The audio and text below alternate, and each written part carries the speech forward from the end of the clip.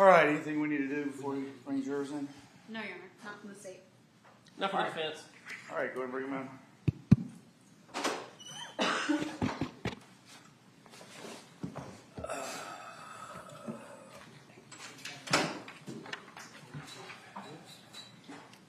I already told her. There's just a few things.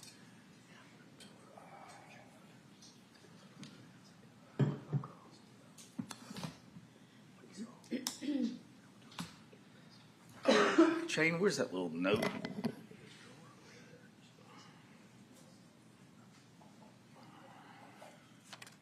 I keep getting the date wrong. One thing we forgot to do was talk to the jury about with all the other stuff going on. So the 17th.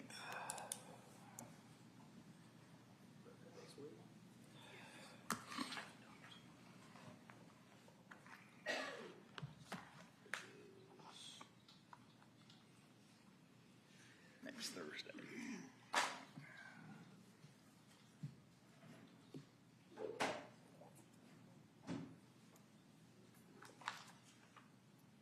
Right, next Thursday.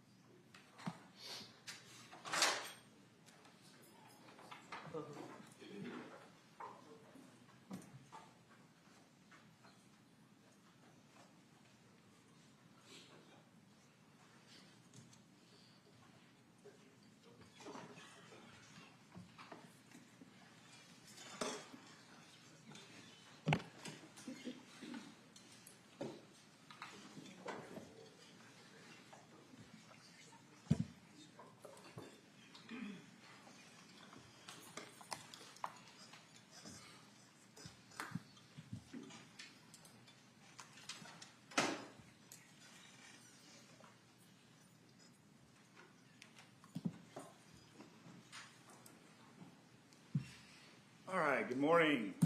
A couple of things to address with y'all before we get started. I was going to speak with y'all specifically and talk a little bit more about the day we're talking about taking extended lunch break, and then with the other things that occurred at the end of the day, we didn't bring y'all, I didn't talk to y'all about it. So next Thursday, the 17th, someone needs to do an appointment. As I said, I need to do an appointment too because I missed mine from my trial last week in the hurricane. So let's plan on at least a 2.5 hour lunch. So from say 11:30 to 2. And if y'all need to make any other kind of appointments, if y'all can get it in that window. I've talked with the attorneys.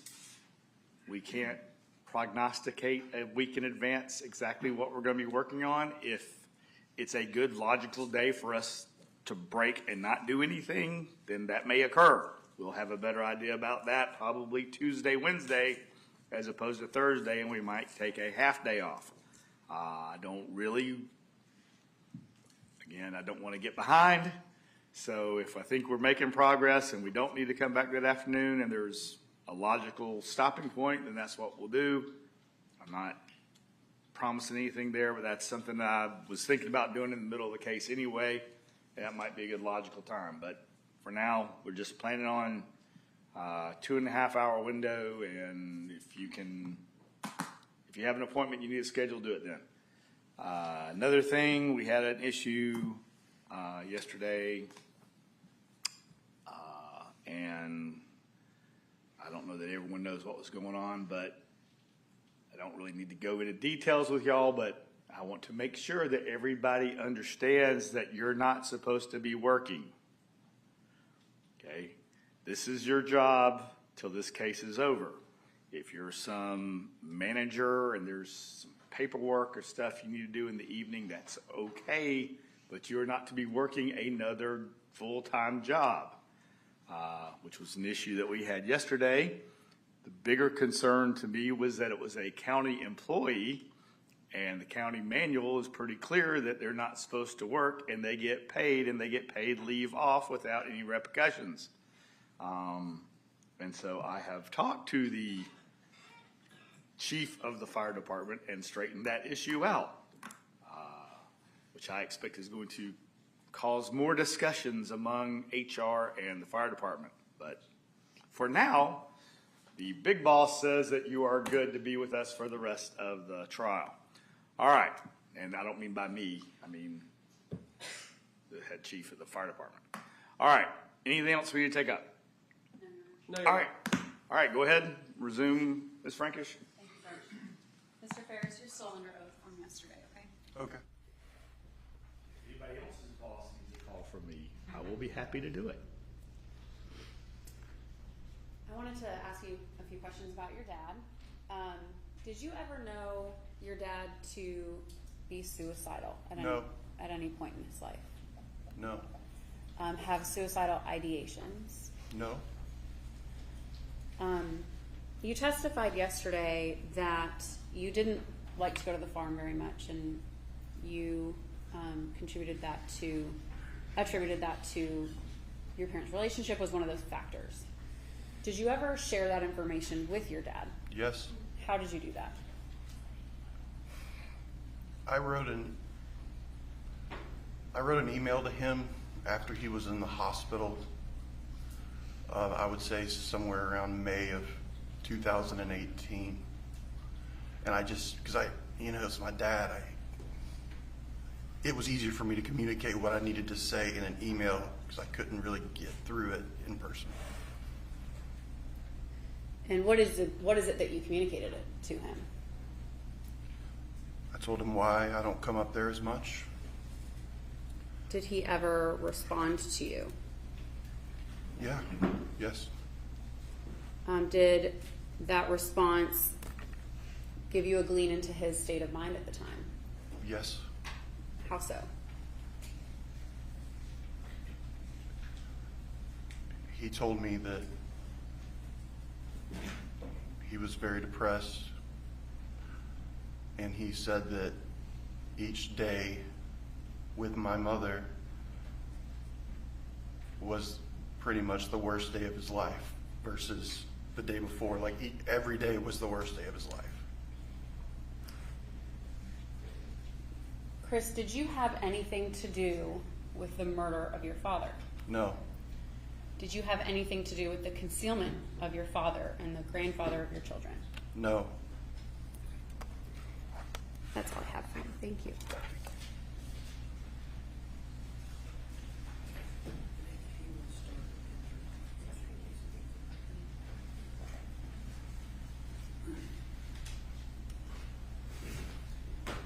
And Your Honor, it might be best to go ahead and turn the TV on. I'm going to kind of go back and forth between the Elmo and the computer. But maybe start with the Elmo.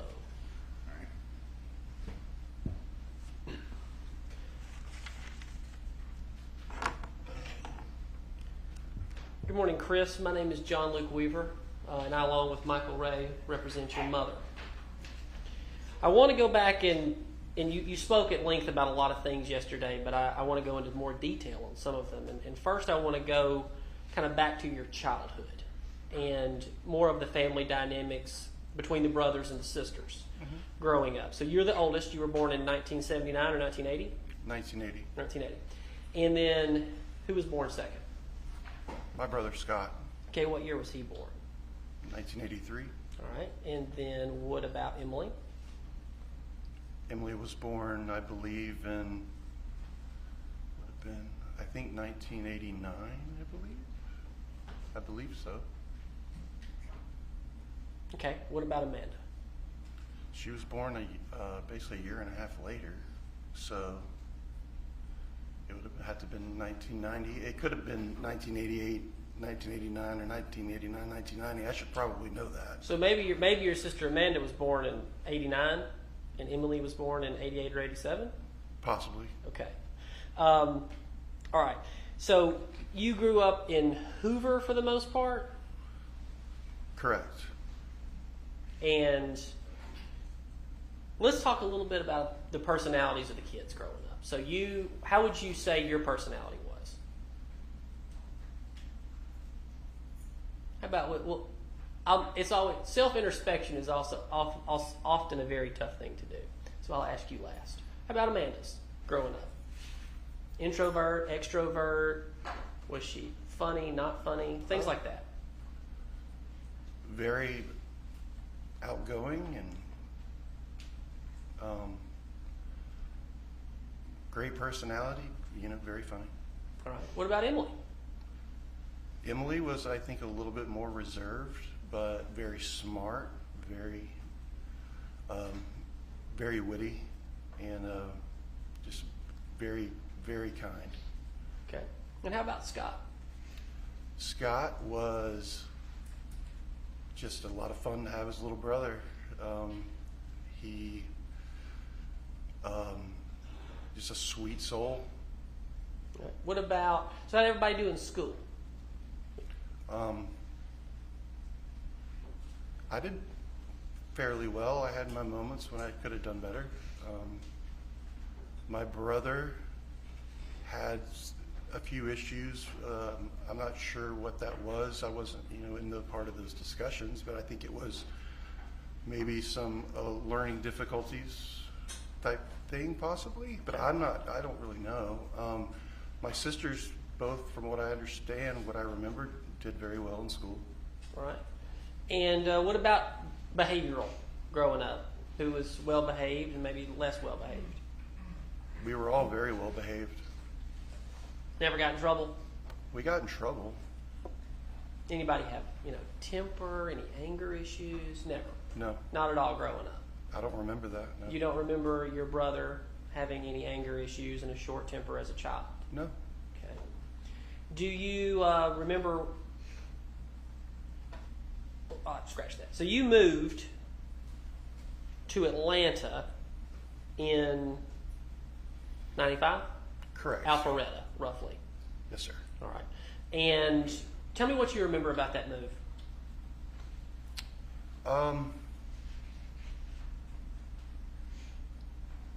I remember it being a little hard on myself. It was in high school. But I was very excited. I loved Atlanta. I loved the Braves. I loved visiting Atlanta. So the move itself was very smooth. It was exciting. We were moving to a new home, and my dad was moving up in his career, and I remember it being a good time. Do you remember anything about why your dad was moving to Atlanta, moving the family to Atlanta? Because of his career. Right, but why? Why was your dad, do you know why your dad was chosen to open the Burn Foreman branch in Atlanta? Did you know any of that from your experience as a teenager? I know my father was a very brilliant attorney and a very smart man and very good at his job. Did he volunteer? In your experience? You don't know? I don't know. And that's fine. Now, talking about your kind of, yesterday you mentioned that everything kind of prior to about 2008 was good with the family. Mm-hmm. I think that's the way you would have described it. So can you tell me, I've heard and maybe understood that holidays were kind of a big deal. Can you explain to me, how you guys would celebrate Christmas? You mentioned a fond memory yesterday of Christmas, but if you could explain to the jury.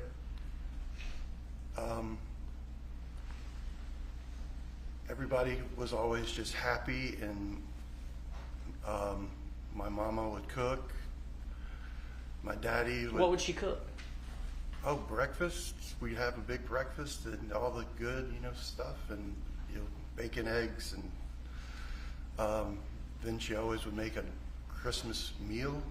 It was very nice, and my father would always have his Bing Crosby on in the morning, and the night before we'd watch Christmas Vacation every year, and it was good times. And this was from the time you were a child all the way until the final Christmas in 2017? Yes. And it's my understanding too that how would your mom decorate the house? Would there be a little or a lot? A lot. Could you explain a little bit? We would not have just one Christmas tree. We would have a few of them. It was always decorated very tasteful. It brought a lot of joy to me personally. Okay.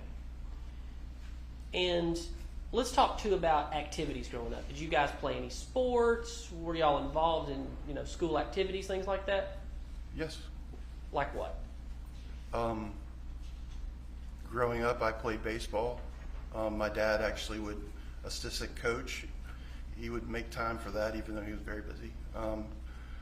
My brother played sports. He played baseball. My brother played a little bit of football in high school until he broke his leg. I know my sisters, Amanda did color guard, I believe. And then I think Emily was, did some work with some athletic programs in high schools. I think she was maybe a manager for like the wrestling team, those things like that. So would the whole family kind of participate, go to the games, your mom included? For my games, yes. Your mom would go to your games? Yes. Scott's games? Yes. Emily and Amanda, anything and everything? Yes. So growing up for you, your mom was always there, yes? Correct, yes. Okay. And growing up, even as a child, you would determine that your relationship with your mother was a loving relationship.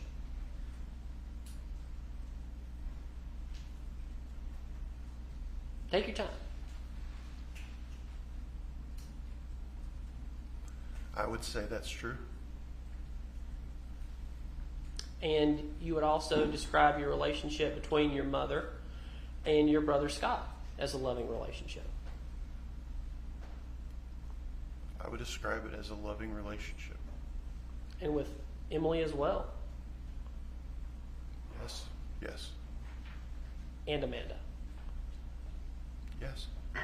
And your father. Yes.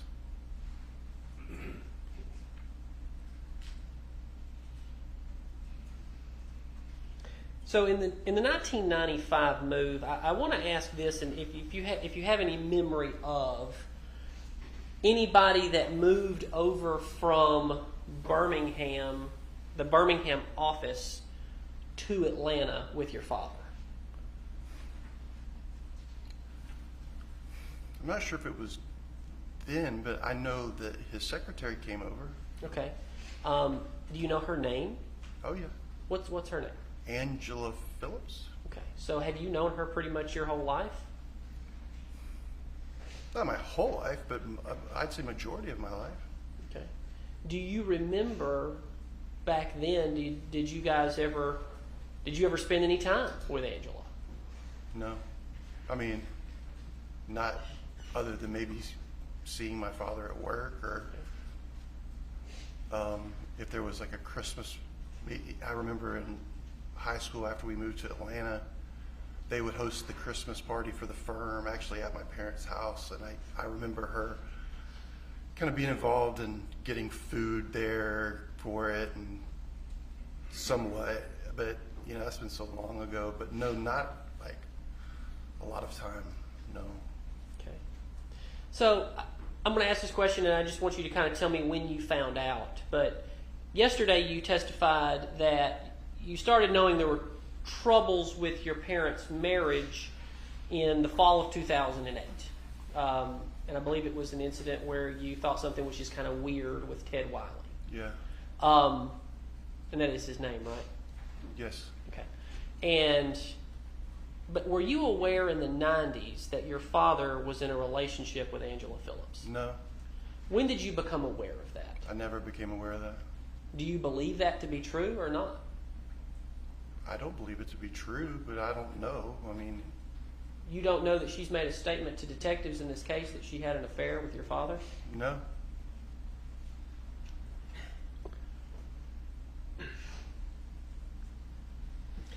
So let's move into kind of the mid-2000s. Let's talk about where everybody, as we've moved into adulthood, you're in your early mid-20s, and then your younger sisters are still kind of in their teens, and your brother, he's also in his mid-20s. Let's talk about where everybody went in their lives. So where did you go, and what kind of work did you move into, and when did you get married? I got married in June 2004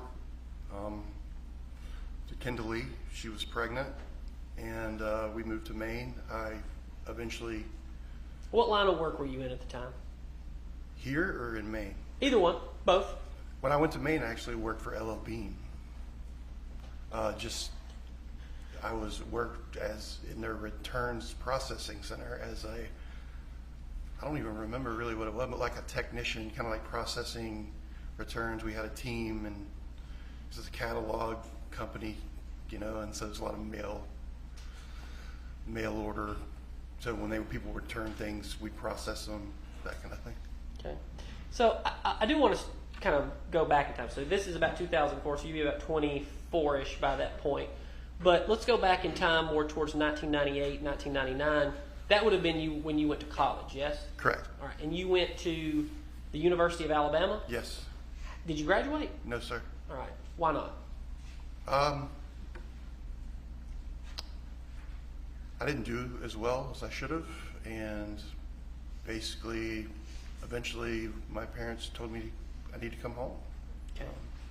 I also... It was your father who told you to come home, yes?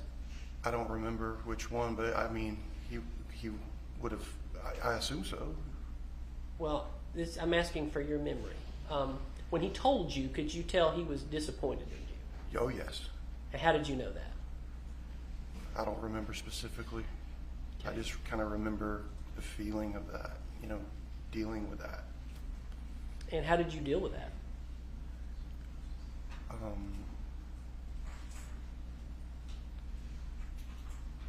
don't know. I know that I wanted to strive to improve myself. That's kind of how I remember dealing with it. When I became a father, and I wanted to, be a good dad like he was, and I thought that would make him proud. Okay. Now, you have an issue with alcohol, yes? Yes. Okay, and you've been to rehab, yes, in Nashville? Well, I went to rehab first in North Georgia, and then continued my treatment in Nashville. Okay. Were you already struggling with addiction back then? No. Okay. So you move up to Maine and work for LL Bean. How long were you up there? Right at 3 years. So from 04 to 07. Mm-hmm. And why did you come back in 07? My wife and I had made the decision to move back to Atlanta. And this is Kendall Lee, not Jenna, correct? Right, Kendall Lee. In the process of that move, we had to sell the house in Maine. Kendall Lee had come down here to go ahead and get the girl. They wanted to enroll them in school. And that was kind of I'd have to say from memory, maybe 6-week period of time when I was in Maine. She was down here, maybe a little less than that. It's hard to remember. During that time, my grandmother actually suffered, I believe, a heart attack and had to have open heart surgery. This was about 2007. Correct. And let me stop you right there real quick, because you brought that up, your grandmother. She had a number of years, and she subsequently passed, correct? Correct. And this is your mother's mother. Mm-hmm. What was her name? Kay Walker. Kay Walker, okay. So Miss Walker, she had a heart attack, had heart surgery in about 2007, 2008.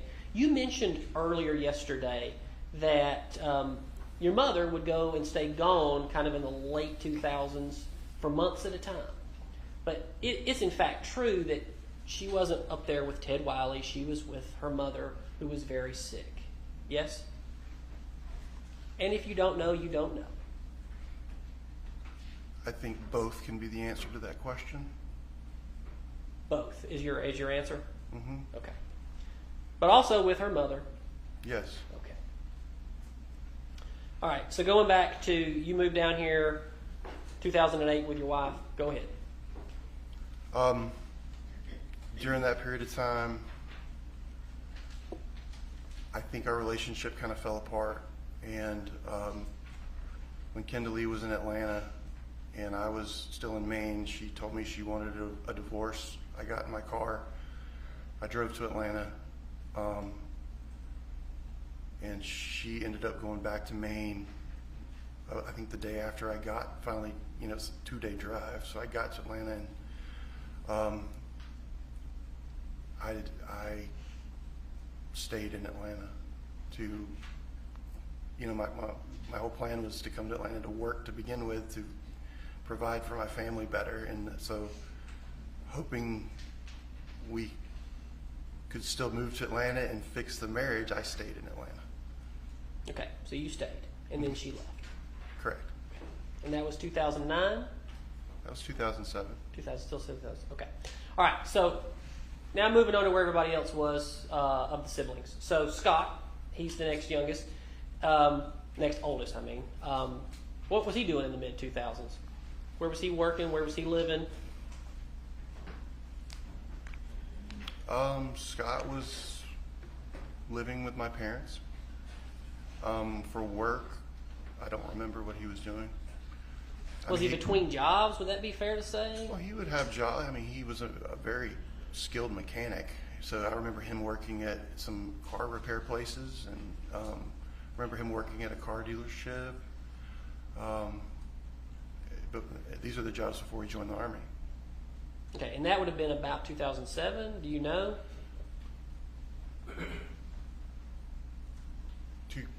I think that was maybe, from what I remember, maybe closer to 2008. Okay. So he would have been about, what, 25 at that point if he was born in 1983? Mm-hmm. Yes. So a little later, going into the military. Yeah. Did your, can you remember, did your father show any disappointment in Scott prior to 2008 as far as not going to college, things like that? No. What about being between jobs? Never said anything to me about it. He didn't say anything to you. Okay. Did Scott ever say anything to you about he felt like a failure or anything like that? No.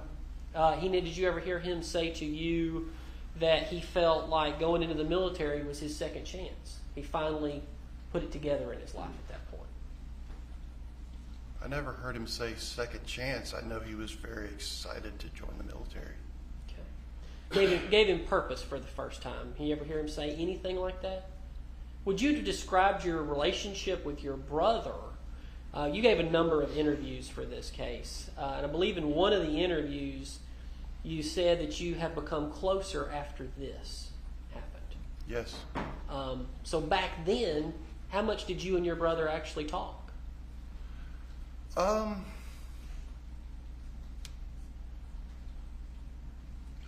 Not a whole lot about personal things. We weren't, I would say, best friends or anything. I loved my brother very much, but I had my life in Maine, and I had kids, and he was still in Atlanta, and there was that distance. It's before social media and all that. So. Okay. All right. So briefly about Amanda and Emily, what were they doing in the 2000s?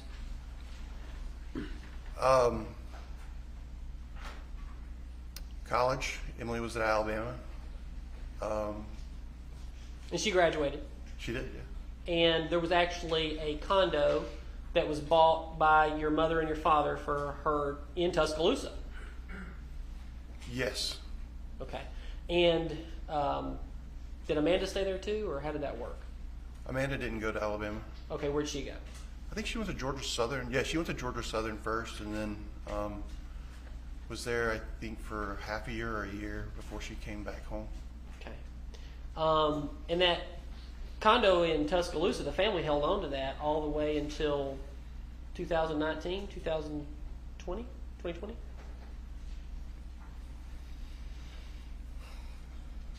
I think it would have been 2019. And that would have been when you were the executor, correct? Mm-hmm.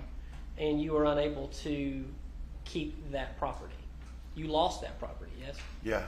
Okay. You weren't able to manage the finances of that property. I had no access to money. All right. Let's go back to Ted Wiley. What you knew him from dating your father's sister. For how long before? Like, say, 2008? I don't know the exact number of years, but it was for a long time. 10 years, 5 years, 3 years? It was over 10 years. Okay. So was there any animosity there between your sister and your mother regarding any allegations of an affair? Between my sister and my mother? Yeah. Not your sister. Your father's sister. I'm sorry, I misspoke. Did you No. ever notice any troubles there? No. Okay. So it was a clean break between Ted Wiley and your aunt? I don't know. Don't know. Okay. So what, if anything, did you ever know about this relationship with Ted Wiley and your mother? What you actually knew? I knew what I saw, what I described in my testimony yesterday. Other than that? My father communicated things to me, and my brother communicated things to me. Scott? Yes. What did Scott tell you?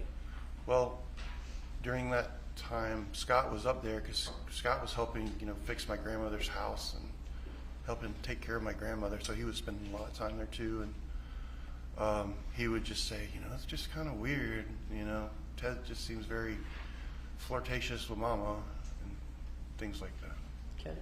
So I want to talk about, it sounds like between 2008, 2010, your parents were going through some marital troubles at that time.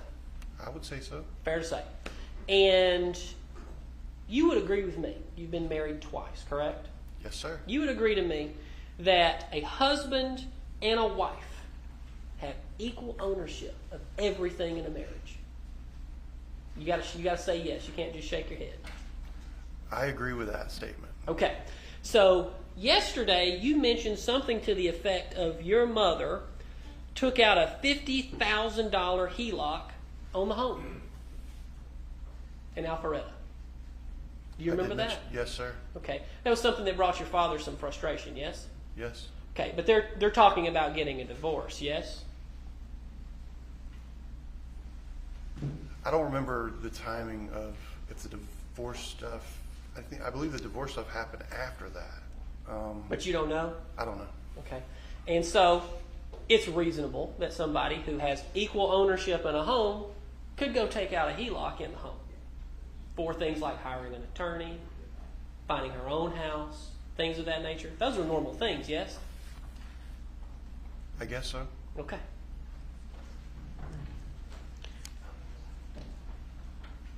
I want to move forward now to 2013. Did you ever hear, there was the troubled times through 2010, but did you ever hear that 2013, Purcell Lane, I'm just going to call it Purcell Lane instead of saying 2155, just Purcell Lane House, that was kind of the restart between your mom and your dad? Did you ever hear that or Scott talk about that?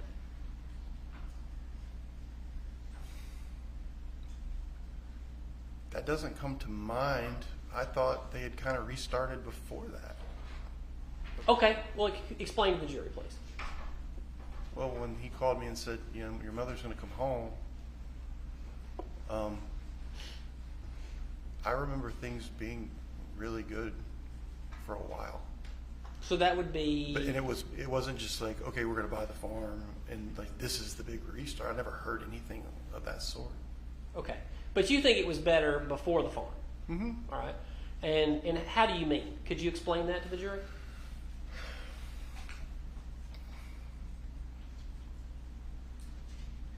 It's been a long time. Well, I understand. Take your time. It's just kind of a feeling. My mom was home. She would do things with my father. She would, they were sleeping in the same bed. They were affectionate. From what I remember, things were good between them during that period of time. So I'm going to say this, and I know things change throughout marriages, especially 38-year marriages. And you're under oath, and you've sworn to God to tell the truth. But you do believe in your heart that your mother loved your father. Yes?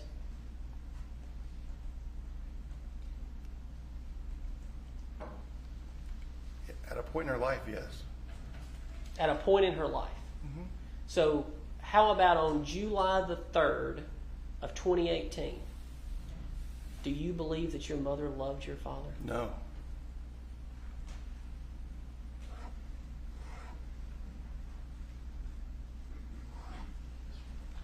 How many times yesterday? You know, your testimony seemed very well put together. And I just want to ask you this. How many times did you practice that testimony? Zero. 0 times? You never went to the district attorney's office and practiced that testimony? Discussed what you would say? I never practiced my testimony, no. I Never. went to the office and we prepared for the trial, but, you know, there was no rehearsal of testimony. So let's go to the 2016 wedding for Emily. Yeah. All right. And she married Chris Payne. Yes. What do you know about Chris Payne? They met while she was in college. He was not in college. He owned a restaurant there, and I met him. It was right before she graduated, and she really loved him very much. All right. And Chris Payne, he had some financial issues too. Do you know about that? Could you explain that to the jury? This was all word of mouth things. I never heard it directly from him or her, but I think it was something along the lines of maybe there was a issue with finances at his restaurant. Possibly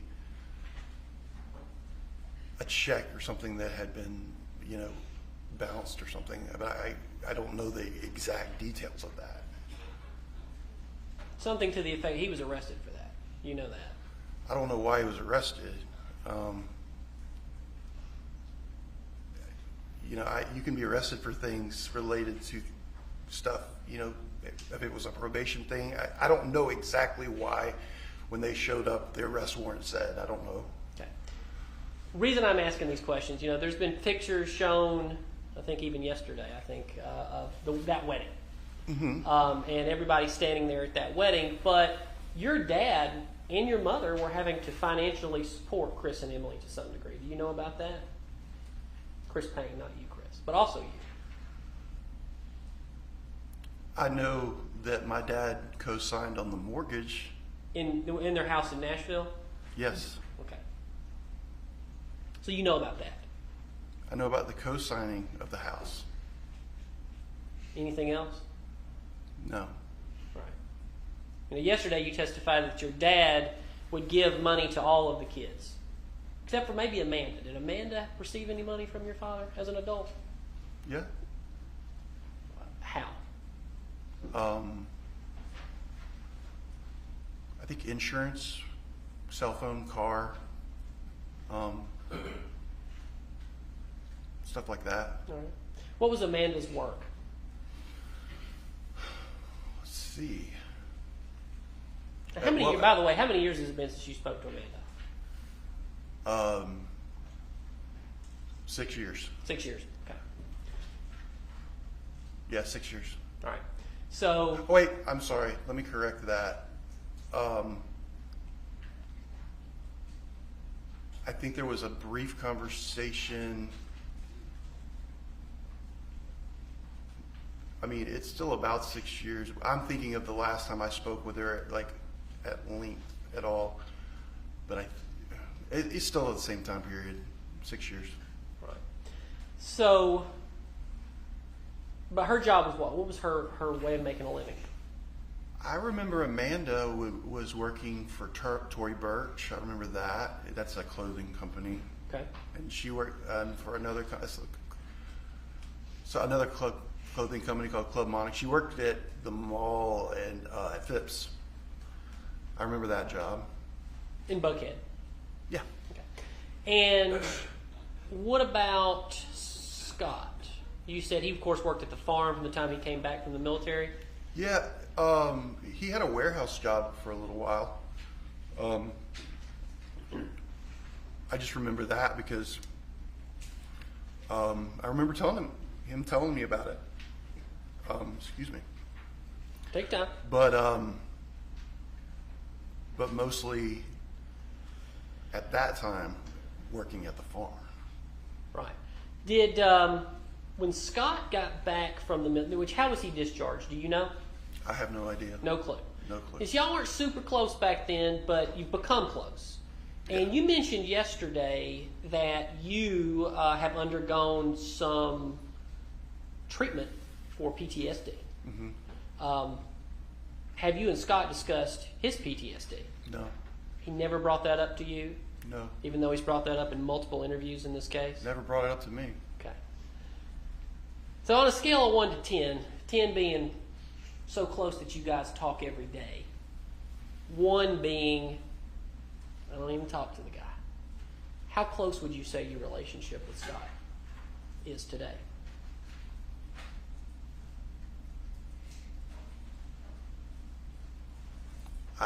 So 10 being like we're talk every day. Talk every day. I'd say about a 7 point. I'd say 7.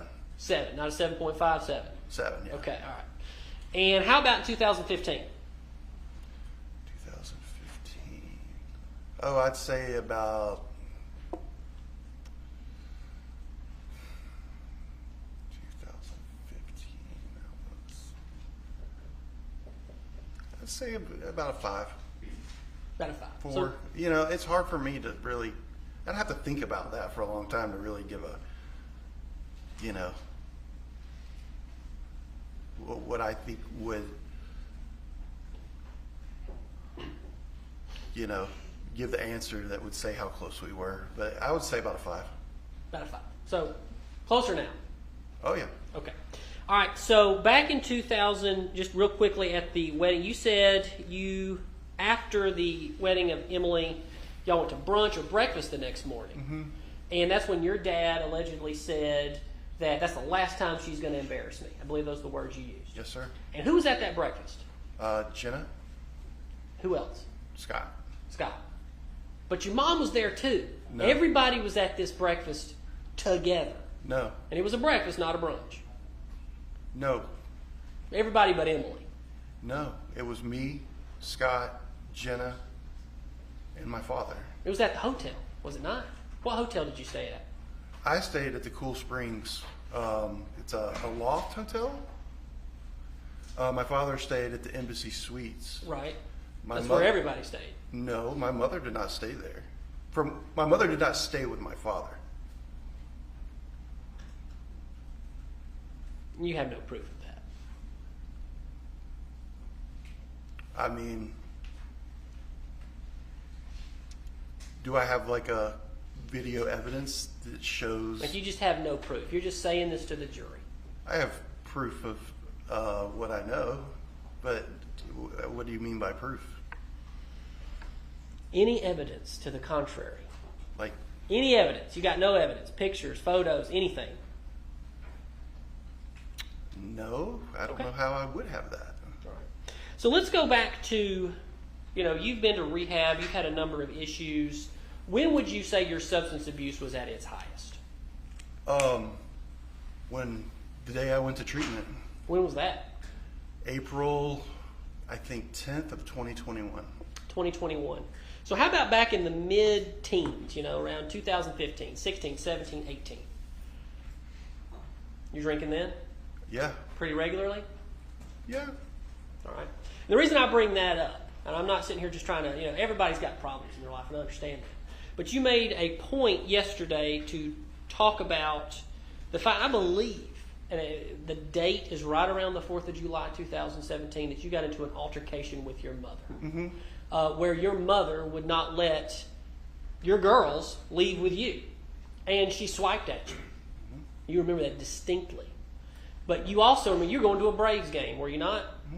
And you'd been drinking that day. No, And you were drunk. No, sir. And your mother was not going to let you leave that house with your kids drunk. That's not true.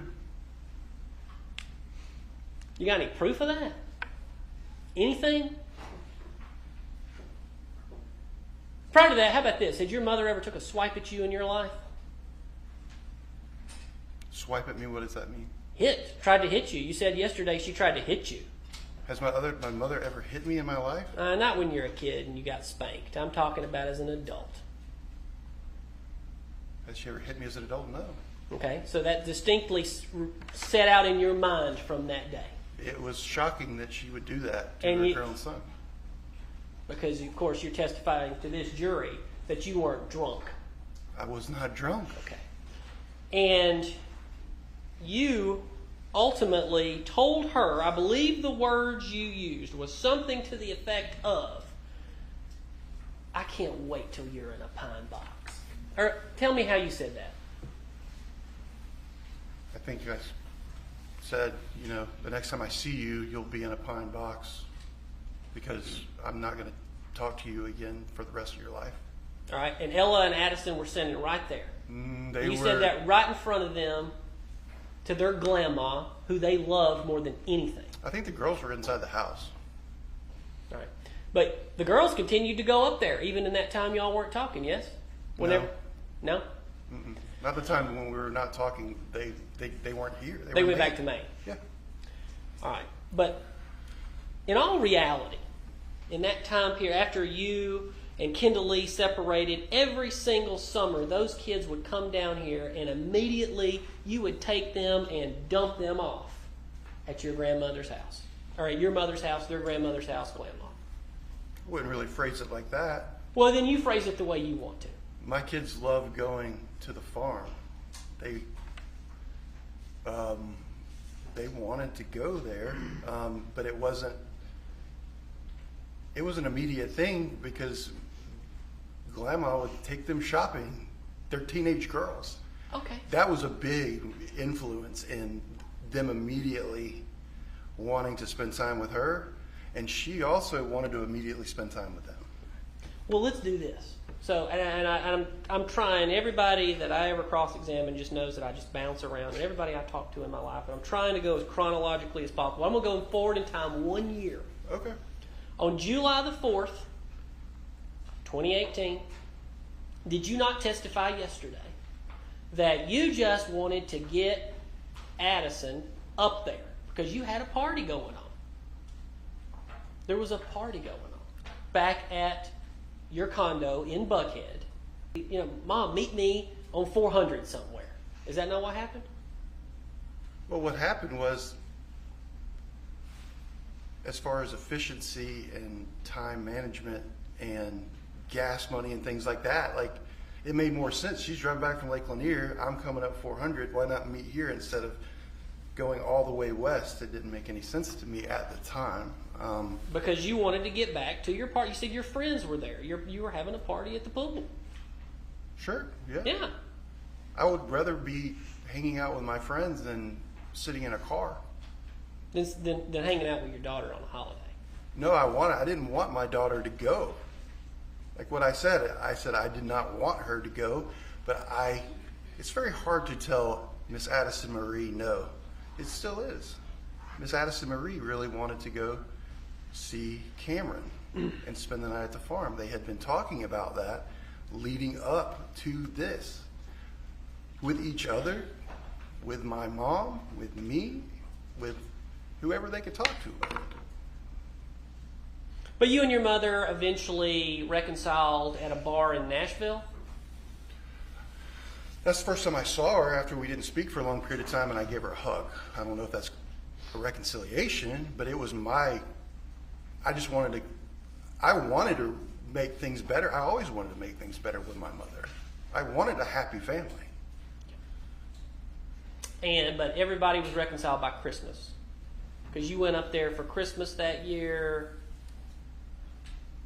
Went 2017. up to the farm? Excuse me, went to the farm for Christmas of 2017. Yeah, oh, yeah.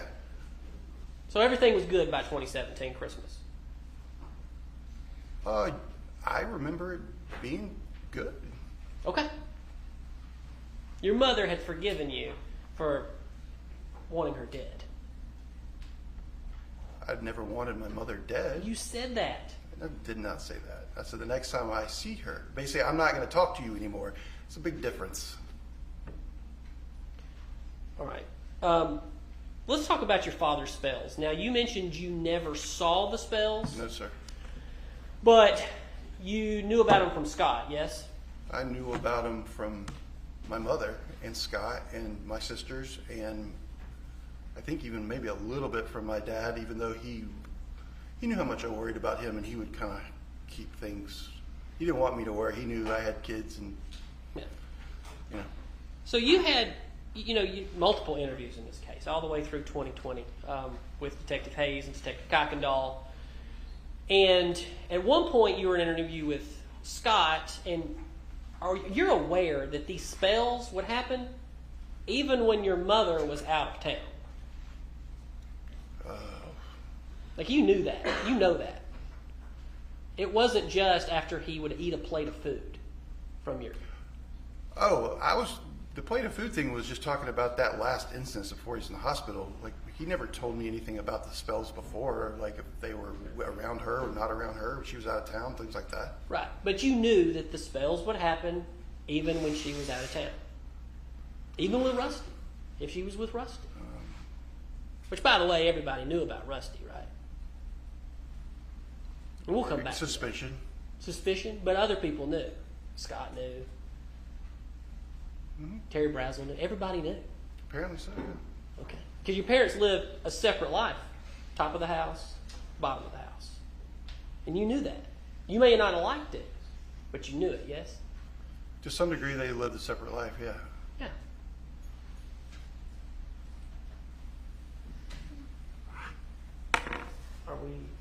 You got any objections? I do want to talk about. Do we need to take the jury out? Okay. That's fine. This is the part where I need to... Well, I just did that because that's all it is. Right. Okay. Judge, he's about to introduce an exhibit. I don't have an issue with the content, but I wanted to bring up a little bit. We should do this outside Yes. the presence of the jury. Thank you, Judge.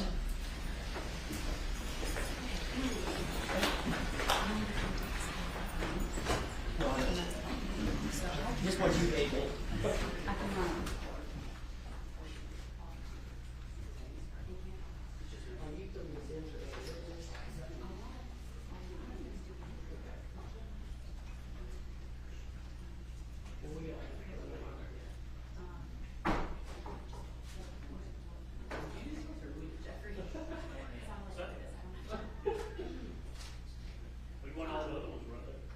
Yeah, there were, but I don't mind.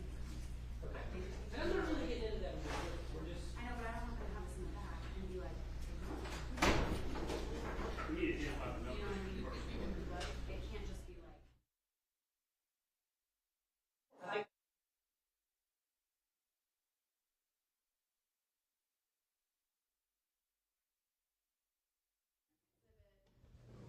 Here's the one that he wants to introduce is essentially a lot. It looks like maybe May through July text messages from Gary Farris's phone. I do not have a problem with the content. The only issue is the format of this report doesn't have contact names, and so the jury will not have context for most of these conversations. It is essentially just phone numbers. We just go off a lot what we got from the state. So, and this is a version of that we got from the state. And for the simple rule, I've got some excerpts from text messages between the two of them. And just for the rule of completeness, we just took that and printed it out to put it in this exhibit. and my issue is there's like, for example, there's a text where it says, quote, gun. It's in a group chat that he's in with work people. Has nothing to do with this case, but we don't need them to make inferences and assumptions. It's just phone numbers. So I have offered to run this as a report, so it has names on it of the contacts. It would just take a minute. Well, we can, if y'all want to we can do that and give that to them later, and you can just ask the questions based Right. upon. Just my excerpt. It was just that was if the court preferred that we go ahead and put the whole thing in now. I wasn't going through the whole thing with this witness. That's But- perfectly fine. If we want to go through with him, what you want to go through with, and then we can run it later. Yeah. I just didn't want this to go back with them because it has no names. Right. That's fine. Okay, go ahead and start that report. I have to Or go. y'all It's can- upstairs. either I mean, y'all the can, extraction is upstairs.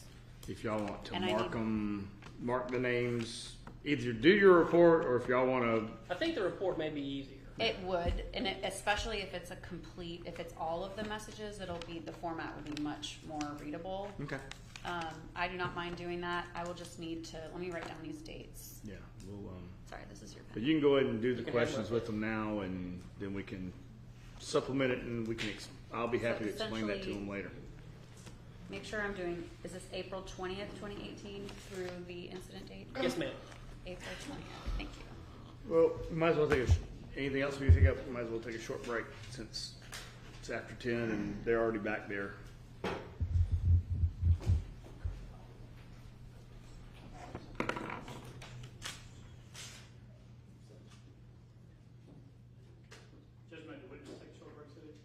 Yeah. You can step down.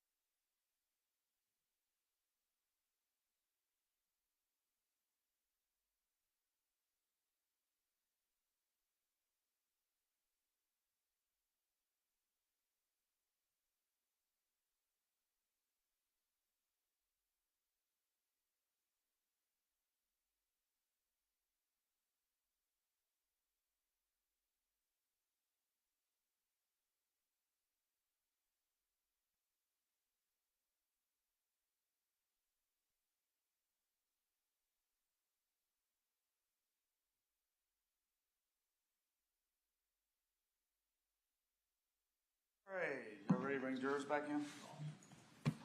Yes, Judge, and I have Alright. no objection to him using those Alright. exhibits. I'm currently running a new one for that.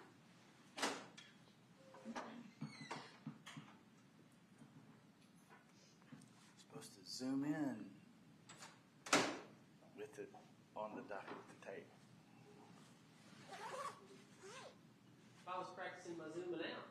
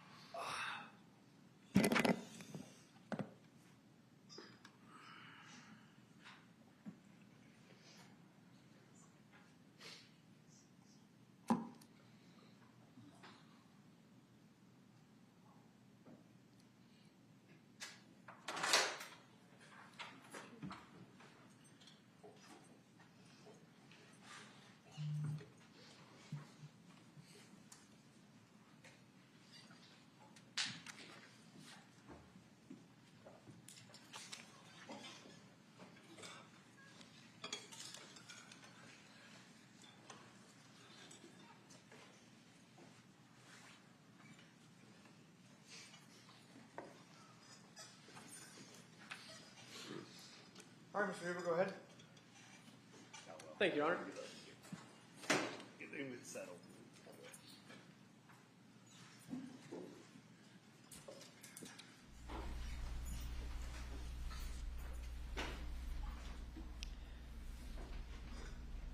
Well, before I get to this exhibit, I did want to go back and ask you about the spells one more time. So your dad was not a healthy guy.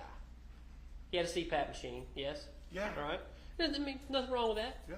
But I'm gonna factor in a few other things. He drank a lot of Mountain Dew. You knew that? Yes, sir. Okay. How many cans a day would you say? I would say at a minimum 2, at least. Okay. More than that, probably, but I don't know how many. And you knew him to be a multiple pack a day Marlboro smoker. Multiple, I don't know, but I would say he smoked frequently. Okay. Well, this jury has seen a picture of a trash can that was full of nothing but Mountain Dew and cigarettes. Sure. Okay. So you wouldn't describe him as the picture of health. No, sir. Okay. So it's reasonable that he could be having some health issues based on these spells. Sure. I mean, that's what I initially thought they were from. Okay. I want to talk to you now about, so kind of generally the summer of 2018 and before we get to the condo trip down in Gulf Shores. Okay. But I want to talk about your access to your father's money. You said yesterday you had a credit card and his credit card number. Yeah. All right. And you said something to the effect of, I had his credit card number and I used it and he'd get mad about it. Mm-hmm. All right. And so I want to show you what is now being marked as Chris 2. Okay. And I would ask to admit that over, no objection. That's Chris 2. All right. And Okay. can you, the phone number, source address, 678-59.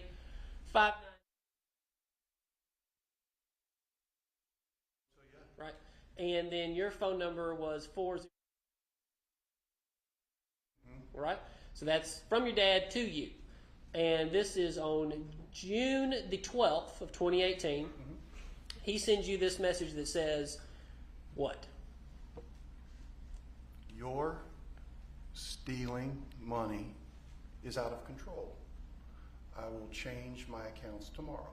Okay. So what happened there? Did you ever talk to him on the phone about that or anything else?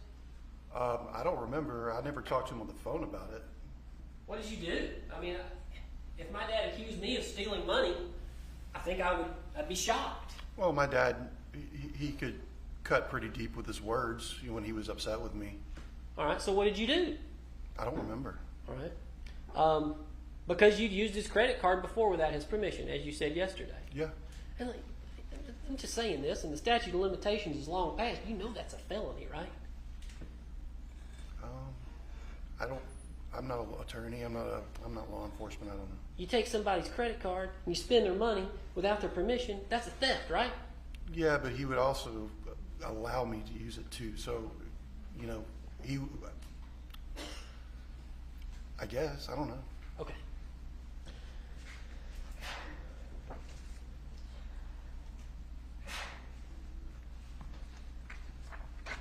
And you have no objection? No. Now I'm going to show you some messages. So as June went on and you kind of talked about the condo trip, and maybe that was something that you were trying to help make up with your dad after this fight about him accusing you of stealing his money. No, that was not the reason. Okay.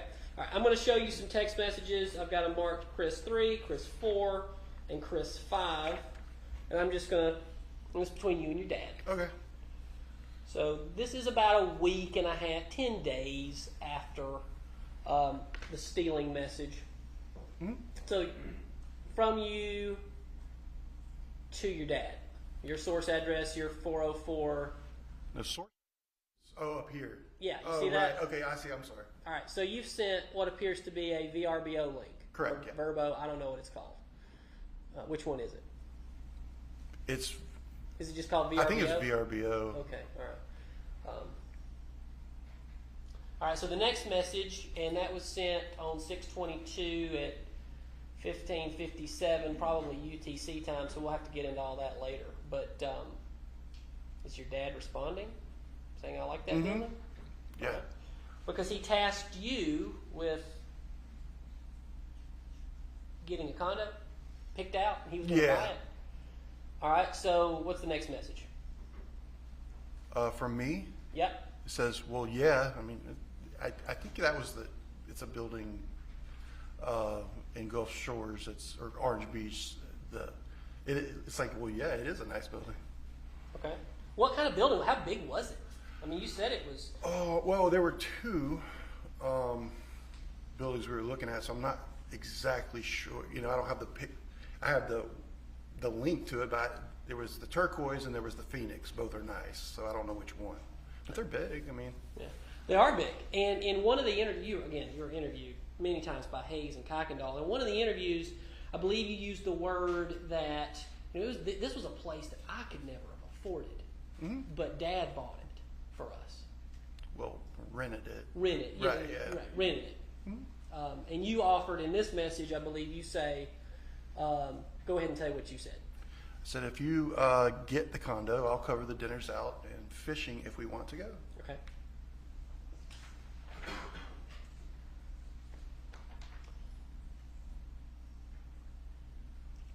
Starting at the top. This one, I believe, maybe it was a picture or something that didn't come through, and it's a blank, so I'll move down. And you say, it's you saying, I can look at other condos? Does that look like? Yeah. Okay. And this, Your Honor, would be Chris 4. Any more thoughts on the beach? That's you to your dad? Yeah. So- Source. Yeah. Okay, so had that kind of conversation gone dark, because this appears to be 6/26, so 4 days after. Like you and your dad hadn't talked about it, he hadn't brought it up to you. Sure.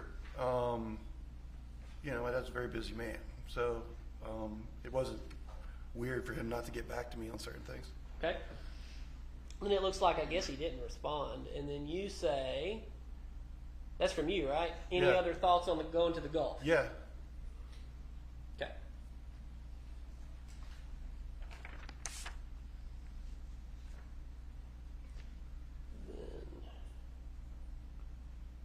This is from your dad to you.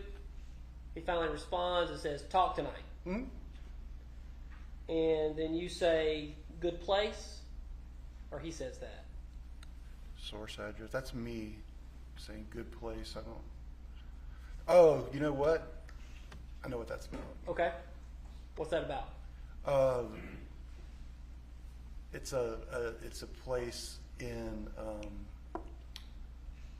It's called Adele's. I don't know if it's still open. It used to be a really good Cajun place in downtown Roswell. I think because I was supposed to go eat with him on his birthday, and then I had to work late and ended up not being able to go. And what was his birthday? It's right there. It's June 27th. Okay. So that was his birthday that day. Yeah. Mm-hmm.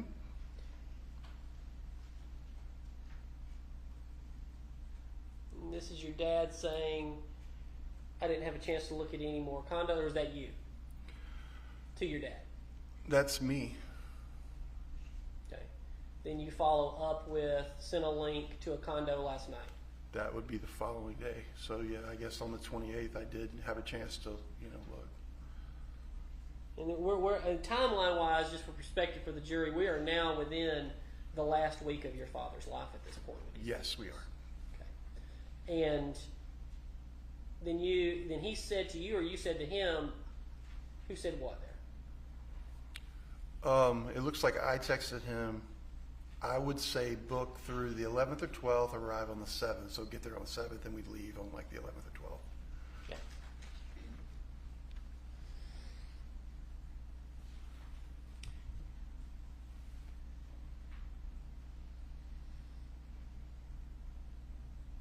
So this is again a message from you to your dad. Could you read it?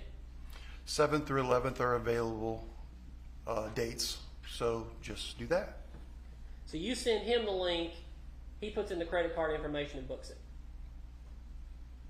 Yes. That's how that went? Uh-huh. Okay. And then he says,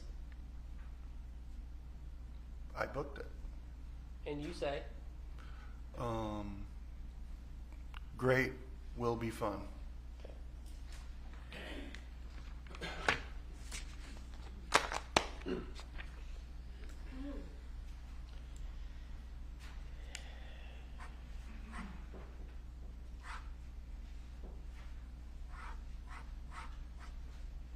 you would, of all the children, you would use your father's money the most, would you not?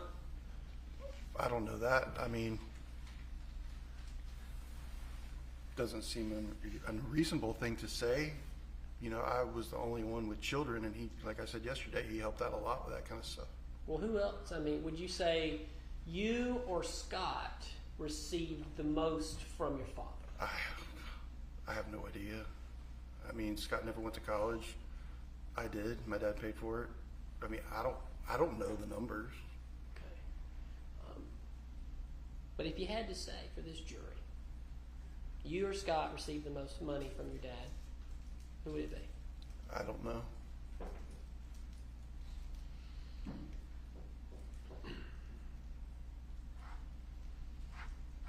All right, let's move to July the 3rd. Well, no, scratch that. Let's back up and go to the birthday weekend. So birthday weekend, everybody's there. Everything's normal, yes? Normal for us, yeah. Yeah, I would say so. Okay. And, you say normal for us. It has been used and alluded to this term of a Ferris wheel. Have you ever heard that phrase? No. The drama of the Ferris wheel. No. You've never heard that? No, sir. Well, you've heard it now. So why was it not normal for you then that weekend? What do you mean? You said it was normal for us, but not normal. Well, my father had communicated to me how upset that my mother was that we were going to the beach. So there was some tension there. He didn't want me to really talk about it because she was very pissed off. Right. Because less than a month before, you had been caught stealing off of their credit card. Wait, can you explain what? Oh, I'll ask it again. So, you make it unreasonable that your mother would be upset that your dad has bought you a trip to go to the beach, but a month before, you were stealing from your parents. So here's my question. Okay.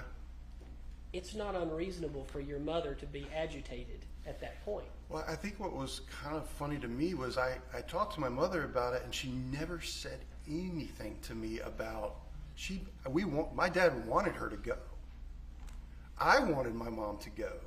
Well, kind of. I wanted my mom to go because my dad wanted my mom to go so badly. He said, we've been through all this. I still love her. And I asked my mother, I said, hey, we're going to just come on, you know. And she's like, well, I've got stuff to do. She never said, no, I'm not going because you stole money from us. She never said that to me. She never said that to you. Right. But that's a reasonable thought.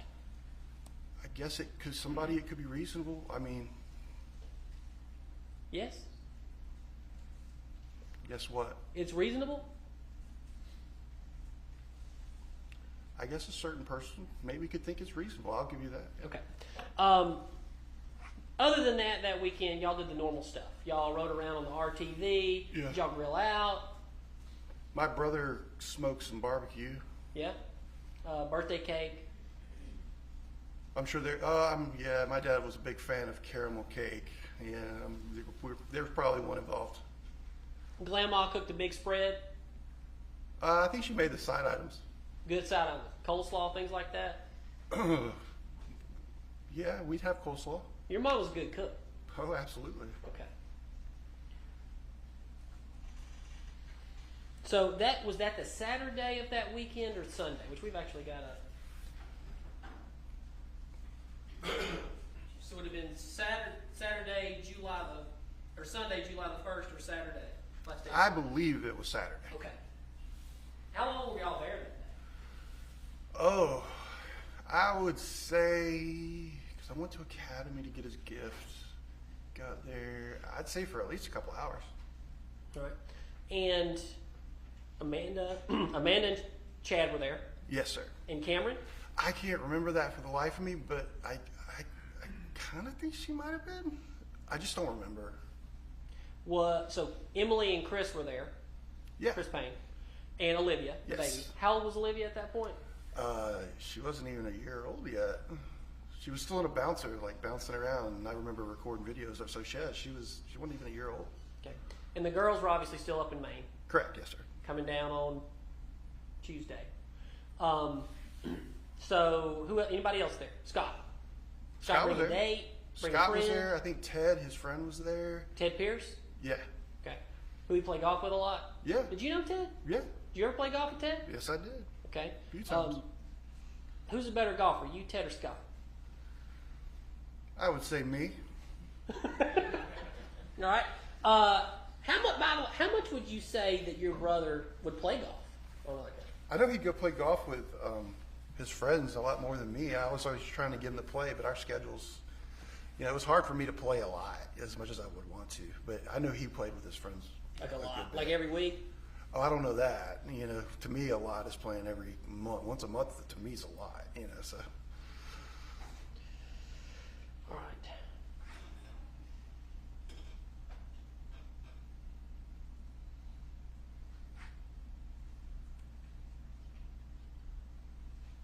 So on the 3rd, which would have been that Tuesday, which I can't even see that myself. So that would have been. So what did you do that Monday on the 2nd? I don't remember. It was a holiday week, so I don't remember if I worked or what. I don't remember. All right. So the 3rd, that was when you went to Hartsville Jackson to pick up your daughters. That is Still correct. Okay. Yes, sir. And what time was that flight? Well, flights that leave Maine usually leave at like 6 a.m. in the morning. Sometimes they get delayed, but they're usually about 6 a.m. 6 a.m.? Yeah. So what time did they get to Atlanta at what time? They would land. I would have to go in through security, depending on. It would probably be between around 9 a.m. Okay. And you basically already said that there was kind of a plan that the girls were going to split up and go into kind of their own, one to hang out with Cameron. Who Sure. was going to hang out with Cameron? That was going to be Addison? Yes. Okay. And then Ella was going to go hang out with Emma. who was Terry Brazel's daughter. Correct. Is Terry Brazel's daughter. Yes, sir. Okay. But over at his ex's house in Cumming. Well, that's where I dropped her off. She was a horse trainer, and Right. they had this facility somewhere over there, and she was all really excited to go. Like, they were gonna have a sleepover at the facility and ride Yeah. horses. Yeah. So you took her up there, I did. like as soon as y'all landed? No. Okay. Where was it? Did Addison drive up there with you to drop her off? Or Yeah. did you leave her with Jenna? No, she rode with me. Jenna was at work that day. Okay. So, refresh, you've been testifying now for a while. Yes, sir. So let's make sure we can get our timelines right. What did you do next after you dropped her off? After I dropped Ella off, Yes. I remember backing out of the driveway and literally picking up the phone and calling my father. All right. And what did your dad say? He said, I said, what are you doing? He said, well, working. I said, oh, cool. I was like, on your way back, do you want to get dinner? 'Cause I thought he meant at the office. He said, oh, no, I'm working at the farm. Right. You know. And that was when they were pulling up. I believe there was the rose bushes, things like that. There were some bushes in the back. I just remember them, not rose bushes, but I think box because they had boxwoods behind Right. the house, and they're my dog I think would actually urinate on them, and that might have been why they died. But I remember something of the conversation about that. But they were So, dead shrubs in the back of the RTV. so he said, but him and your mother were doing yard work that day, which is not unusual, right? Oh, that's not unusual. That's what they did. And they did it together, Farm. right? Maybe. I don't know. He never. Okay. I never saw them doing it together, doing it apart. I just know what I saw that day, and it was him by himself when I pulled up. At that moment. But that was later on. That's about 5:30. Well, I mean, that's maybe 20 minutes after that phone call I had with him. So they're pulling up boxwoods that day, and Addison had texted Grandma, Yeah. and Grandma said she's busy, and they're working in the yard, something to that effect, but come over tomorrow. I'd have to see those text messages. I don't know. You don't know for sure? I know she said I'm busy. I don't know if she said you can come tomorrow. I don't know. Come tomorrow? The part about I'm busy is the part I remember. The other stuff about, oh, you can't come because we're working in the yard, or you can't come, or you can come tomorrow, that part I don't know. The part of I'm busy, I know. So But if you have them, I'd be glad to. how about this? You don't know, and that's a fine answer. But you Oh, don't. no. I know the part about I'm busy because Addison told me. Right? Yeah. But she came over Grandma made it a point the next day. Addison's coming over with Cameron. Made it a point, like on the follow. The next Because day on the 4th. I just want to make sure I'm clear on what Absolutely. you're asking me. You know, did she say on the 3rd? I don't don't know. know. I don't know. All right, but on the 4th, she made sure that Addison was coming over with Cameron. Yeah, she called me and said, "Hey, she still want to have the sleepover." And Addison goes by Addie, right? Yes, sir. Let's just call her Addie. Yeah, that's fine. Make sure she'd come over the next day. She called me on the 4th of July to say, "Hey, does she still want to have the sleepover tonight?" Yeah. I went. Addie's swimming in the pool. I said, "Hey, do you still want to go over there?" "Oh yeah." I took her over there. All right, so then you get up to the your parents' house, the farm. Yeah. About I went to 5? Wendy's to get her dinner. Then I came to the farm. Okay. And because she just wanted to see Grandma real quick. Is that why? Or Big Daddy and Grandma? Addison? Oh, you're talking about on the 3rd. On the 3rd. Oh, I'm sorry. I'm bounced around. Oh, okay. Sorry. My father had just seen Ella in May because Ella had come down. He hadn't seen Addie since Christmas. Since Christmas. And so we're like 15, 20 minutes from, if even that, from the farm. So I was like, hey, had that conversation with him. I wanted her to go see her grandfather. I wanted her grandfather to see her. And my mother too. Right. But I didn't know my mom was there. Right. Because she Yeah. was working. You just don't know. I just didn't know. Didn't. But didn't y'all all walk over as a family that day to the barn to look at the ducks? I drove my truck from the house to the barn. I think either Addie rode in the truck with me or she walked with my mom. My dad drove the RTV. But yeah, we all went from the house to the barn to look at the ducks. But everything seemed perfectly normal that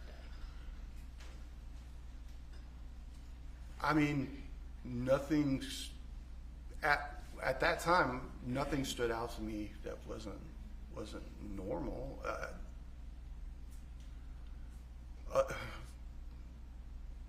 I mean, there was one thing that seemed not normal. Go ahead. Well, anytime my daughters asked my mom to come over there to spend the night or anything, she would jump at the opportunity to have that. And Go ahead. this time she said, no, I'm busy. And that just was that had never happened before. Like, I'd almost have to tell my mom, hey, back off. Like, I want to spend some time with my kids. Like, Because they and would that's great. She loved my children. My children loved her. I loved that, loved that. But working in the yard and it was hot that day, yes? Oh, yeah, it was hot. Hot that day. It's not unreasonable for someone to say, we'll do it tomorrow. I'm doing yard work today. That is not an unreasonable thing to say. It's not. It wouldn't be an unreasonable thing for me to say, This is just your interpretation. Right. After years and everything that's happened. So let's do this. You were never, really no one was ever asked until about 2019, 2020, what your dad was wearing that day. Mm-hmm. What was the last thing? You remember finally somebody asked you, what was your dad wearing? Yeah. What was your dad wearing?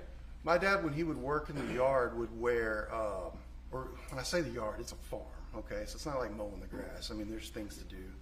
He would wear long pants, almost like cargo pants, like the type you get it like. Not Carhartt, but just cargo? Cargo. Okay. I don't know what brand, but outdoorish wear.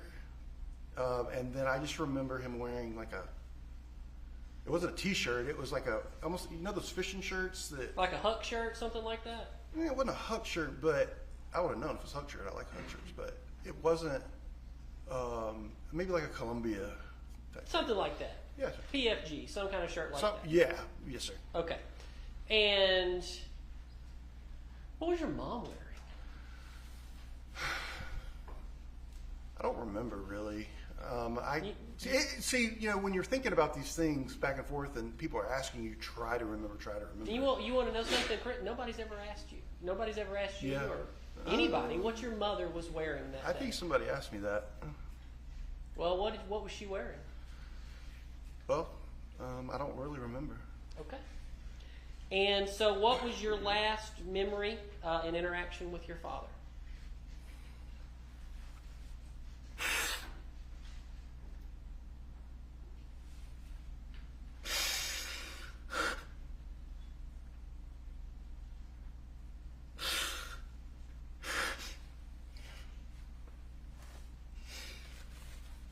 I said, we'll see you.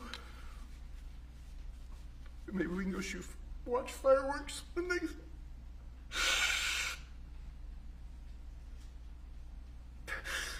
sorry. Take your time.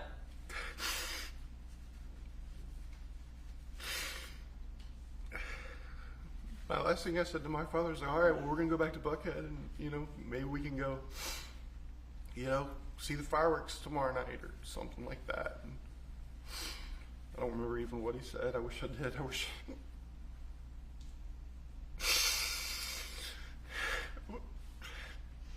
That's all I remember.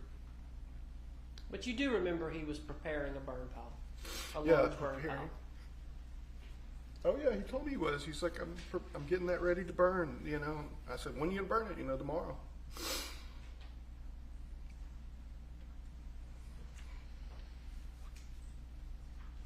That evening you left and you went with Addie to the Poke Bowl. And take your time. I don't know the name of the restaurant, but yeah, I believe yesterday you said it was the Poke Bowl. it's a poke bowl restaurant. Oh, okay. But it could be poke fin, poke what, I don't remember the And you exact paid in name. cash. I either paid or Jenna paid, or Jenna was with us. I might have paid in cash. I don't remember. And are you still married to Jenna? No. So y'all went back to your apartment. Is the Poke Bowl in the same building as the condo? Oh no. Poke bowls at Peachtree Battle and Peachtree Street intersect. The Poke Bowl restaurant was. And then y'all went back, and what happened? After Poke Bowl, I know we went and got ice cream. They have these rolled ice cream places, and I always, like to take my kids to like cool places like that, and where they, freeze it and roll it, and they make it all fancy. So we went and got ice cream. Like Cold Stone Creamery used to be, or maybe still is. Yeah, it's like Sub-Zero. Anyway, yeah. It's not important. But we went and got ice cream, and then we went back to the condo. Okay. And what time did you go to bed? I remember I watched Jaws that night. Jaws 1, 2, or 3? Probably 1, because that's my favorite one. I don't remember what time I went to bed. But you do remember that you went to bed in a room by yourself. Yeah, Jenna, and when the girls would come, they like sleeping next to Jenna. Yeah, so I slept in the guest room. So both girls slept with Jenna? Well, Ella was, remember, Up at Beth's.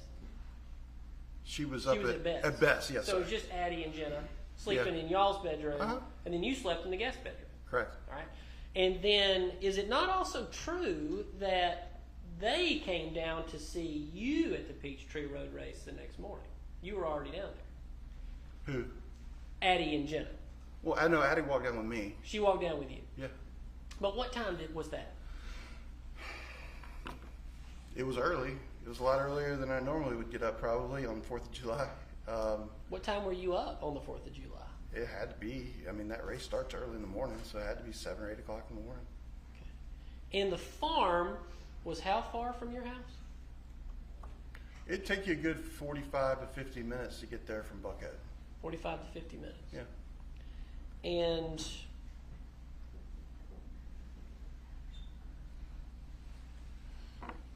okay, so the next morning, so y'all go. Did you watch the whole race?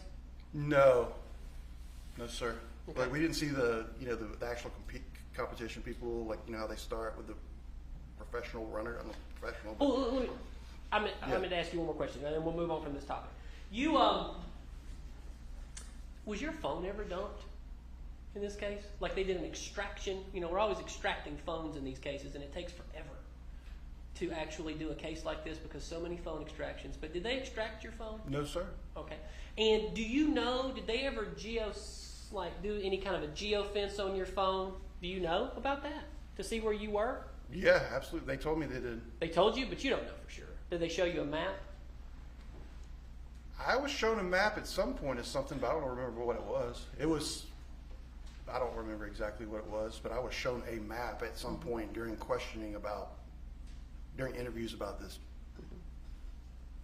whole thing. Okay, because you've been interviewed a lot. 2 or 3 times. Have you ever been considered as a suspect?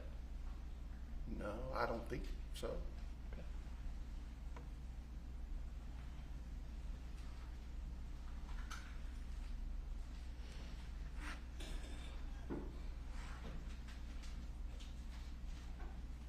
But you were the last person who saw your father alive, outside of your mother, And my daughter. and maybe even Scott. Well, yeah, I mean, yeah. Was your daughter already in the car when you walked away from your dad? Was my daughter? I don't remember. Don't remember. I don't think so. Okay. But maybe, I don't know.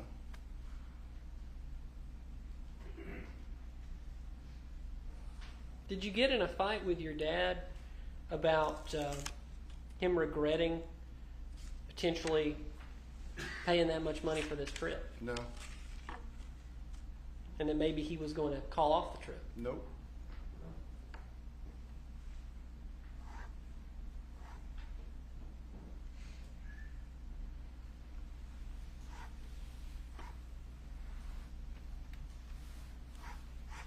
Okay, let's talk about the pool party. When did y'all went to breakfast? You went to Waffle House that day? Or was that on the Are 3rd? you talking about the 4th? The 4th, yeah. We went to Cracker Barrel. Cracker Barrel that day, because you went out to Norcross to give a check to an individual that worked for you in your painting I think business. his name was Julio. Yeah. Okay. So you go out there, and his name was Julio? I think so. I think it was Julio. Okay. Yeah. And then you got back, and what time did the pool party start? Oh, I don't remember. Sometime after noon, you know, like after 12 p.m. But I don't remember exactly what time. All right. And how long were you at the pool party before you took Addie up to the house? Oh, man. A few hours. Maybe 2 or 3 hours at least, 3 or 4. I don't remember. And you knew your mom was up at Lake Lanier Islands with Cameron. And Scott. I mean, Cameron, Chad, and Amanda. All right. But Scott was also over at Lake Lanier, but he was playing. He'd been playing golf that morning. Do you know? I knew he was playing golf because I saw it on Snapchat, and I remember messaging him on Snapchat saying, "God dang, you're playing golf early, aren't you?" Like, what time was he playing golf? It was early.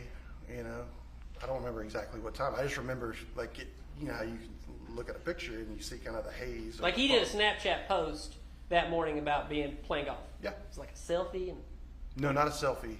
It's just his Snapchat. Okay. Just like of the golf course. Happy 4th of July, maybe a beer or something. I don't know. I don't know about a beer, but yeah, I think the Happy 4th of July thing probably. Okay. Yeah. Seems to ring a bell. All right. So you texted about. So you knew he was there. You knew your mom was up at the lake. Your mom messages you, doesn't agree to meet on 400. You take her up to the house. Addie. She called me. Your mom called you. Mm-hmm. What'd she say? Like I said before, she said, "Hey, does Addie still want to come have the sleepover at the farm?" Obviously, she said yeah. Yeah, I just remember. Walked over. She's in the pool swimming. I said, "Hey, you still want to go up there?" Because You didn't really want to go because you're at the pool party. I didn't want to go just because it was so late in the day. I was like, well, you know, we're already kind of here, you know, and so, but like I said, if she wanted to go, I was going to take her. Okay. I want to ask you a question right now. Okay. So you took your daughter up there, and there she was, and I'm going to very point blank ask you this question. Okay. Don't you think it's a little absurd to think that if your mother gruesomely killed your father and burned him on a burn pile, that she would invite your daughter up to her house? Her granddaughter, whom she loved more than anything. I think it's sick and twisted. So you think, is that what you think? Yeah.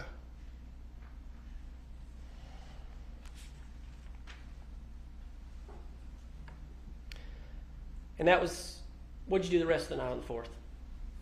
Went home, we shot fireworks, and just hung out with Jenna, and that's it. Okay. So tell me about the 5th. Let's move on to the 5th.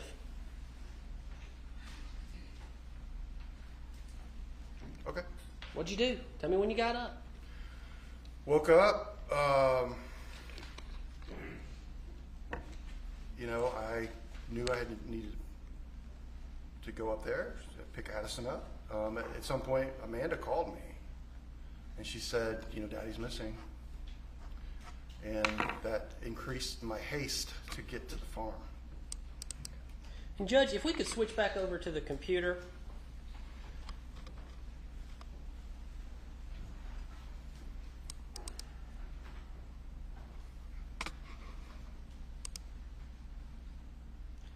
So, and I'm showing you what's previously been marked as Thrasher 51. Can you tell me, you walked up, where did you see Amanda and your mother sitting?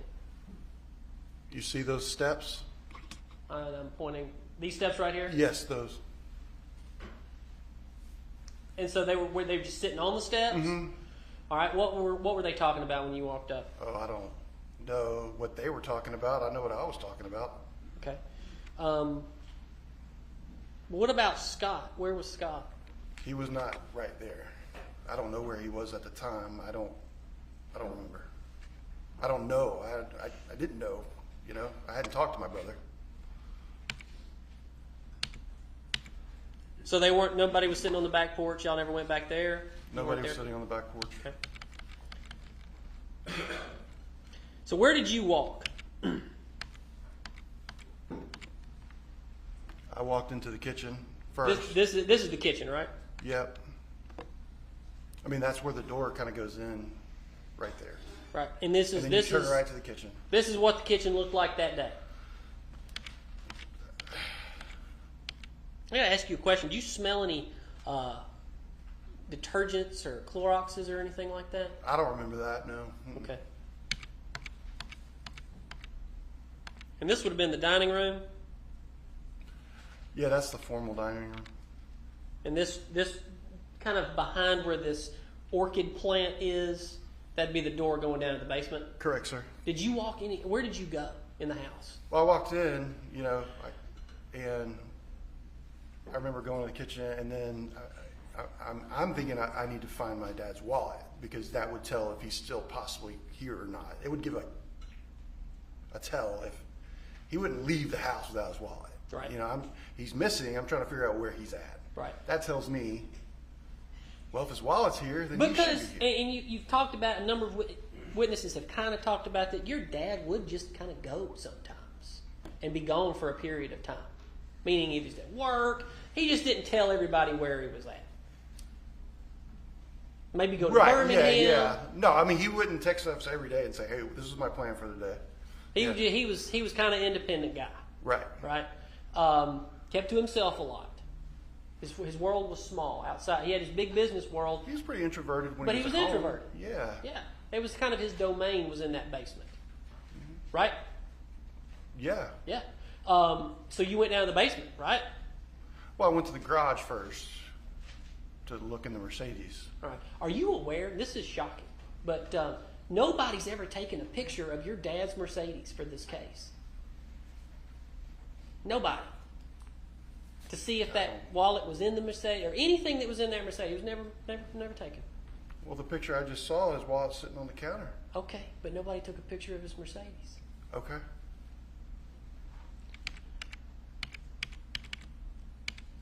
This is your dad's. Was this just kind of a formal library, but nobody actually used it? I don't know. It's very nice. I don't know. I never sat in there. I would sit in there and look at like old yearbooks or just look at. I mean, there's tons of like all my yearbooks are in there. We had a lot of things in there. But I never spent hours sitting in there, or knew anybody who did. So you walk downstairs. I'm trying to get there as soon as I can.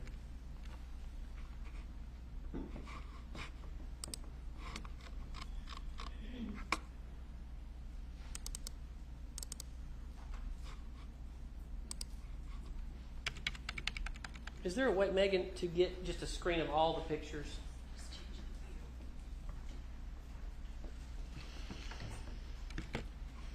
My constant inability to use technology will never cease to amaze. That's what I need. Thank you so much. You. I promise I'm going to take a class someday.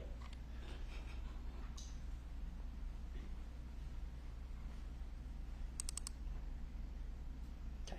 So this is the kind of living room area downstairs, yes? In the basement, correct? In the basement? Yes, sir. Did you go down there? Yes. And as you were walking around down there, did you ever see any blood? No. Did you see a bullet? No. Okay. Now I'm going to ask you this.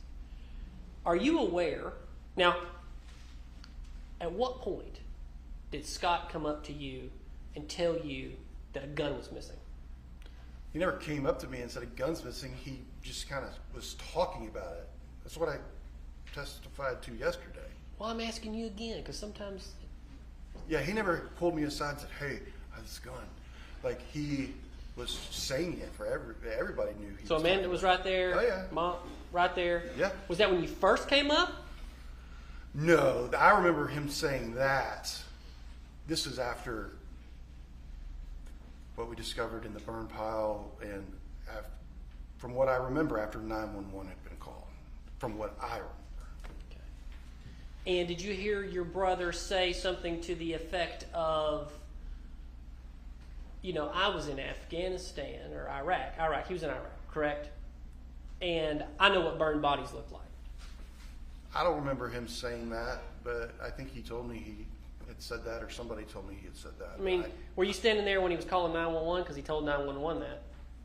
Yeah, no, because he said, when he said, get the girls out of here, I'm calling 911, I got the girls out of there. Right. Yeah, so I didn't hear his actual conversation with 911. So are you aware that your brother Scott says that there was a revolver of some variety in that drawer right there, Yes? that he found it?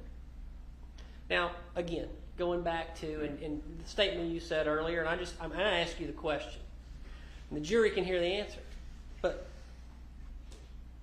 Grandma loves those grandchildren. How ridiculous is it that Grandma would leave a gun in open access for children to have access to? Well, I sure wouldn't do it. But your mom wouldn't either. I don't know that. You know her. I'm her firstborn son. I know her. Did you ever hear the story of the year before when she made sure that when Scott had surreptitiously left the .32 in the barn, that she made sure it was moved up high so that those kids could never touch that gun in a barn? I never heard that story.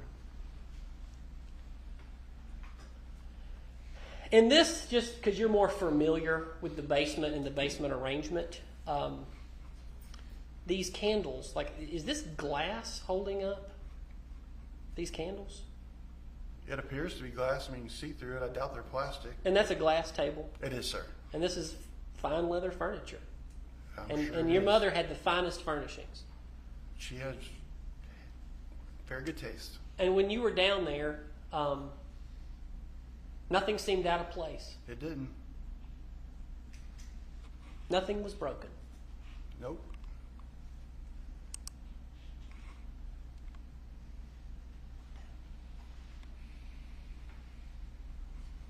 And then back to the dining room.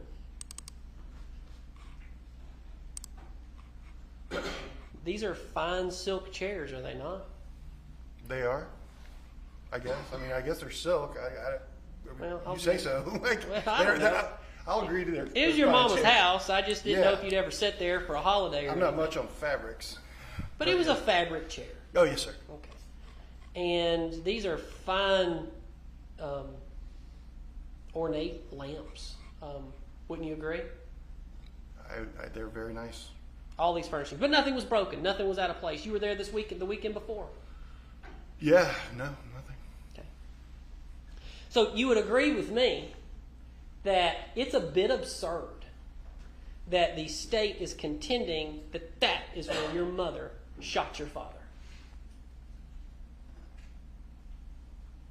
You would agree that's absurd. I don't agree with that. No. But I don't know where she shot my dad. I don't know if she shot my dad. You don't know it. You don't know if. Yeah, you don't know. I didn't see anybody do anything to anybody. But you were the first man on the scene there, one of the first. Yeah. Nothing out of place. Nothing was out of place, sir. Same view in the basement, because that's also where the state is maybe contending where she shot your dad. Nothing out of place. Right. I wasn't looking for bullets. I was looking for my dad's wallet. I was looking for my father. Okay. Did your ex-wife, when did y'all get a divorce, Jenna? Divorce was final in December of 2021. Okay. And are you aware that she did an interview back in 2018, and she ended that phone call very oddly with, "I'm done talking. Can I be done now?" Did you ever know that? Were you in the room when she was talking to Cock and Dog? Nope. Okay. And she never brought up any time ever seeing a gun. Did you find out later that all of a sudden she made up like she saw a gun, or do you know that at all? No. Okay.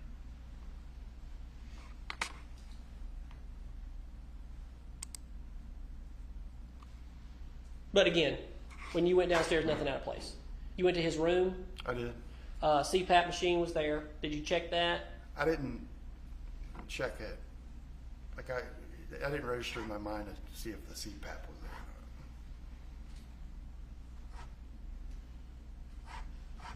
At that time, no.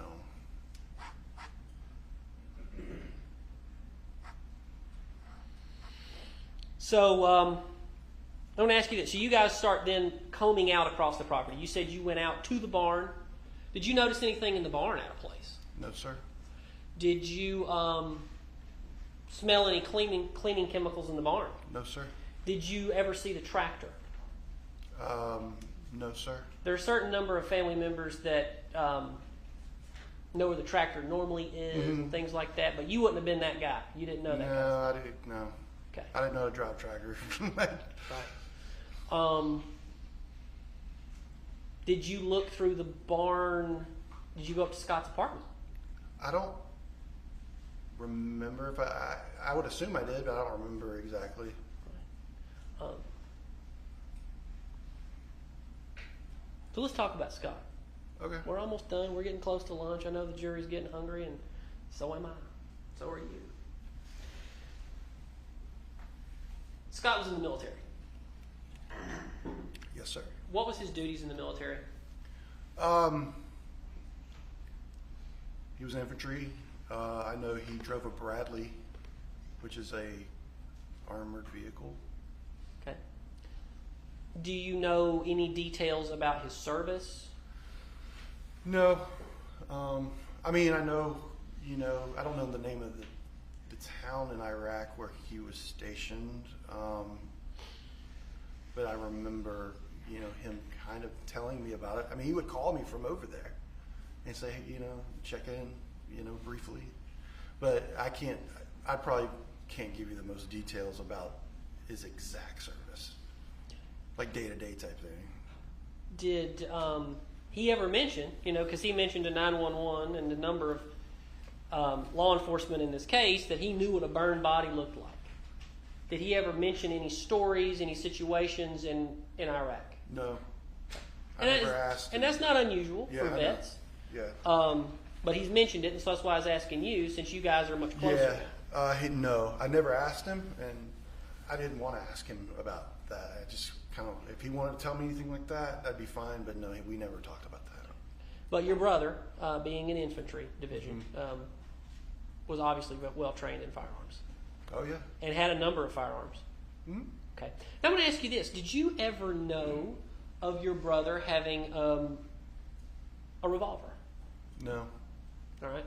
Did you ever know of your brother having a .357 stolen from him while he was living in Columbus? I know his apartment in Columbus got broken into, but I don't know what was stolen. What proof of that do you have? Because I remember I went with my mom down there, and there was something. He told me about it. That's all. He told you about it. He told me about it. That's it. That's it. Did you know that Scott was married? Well, I found that out eventually. So he hid that from the family. He hid it from me, I know. So when did you find out that Scott got married while he was in the military? Sunday. What is that? That 8th? I can't see that Sunday. far. Well, I'll help you. My eyes are about the same. Yeah, let's say I can see a little bit. Sunday the 8th.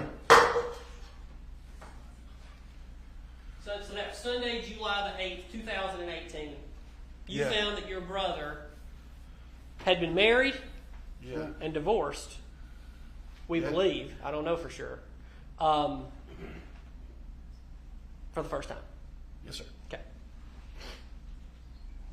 So there were some things you didn't know about your brother, Sure. right? And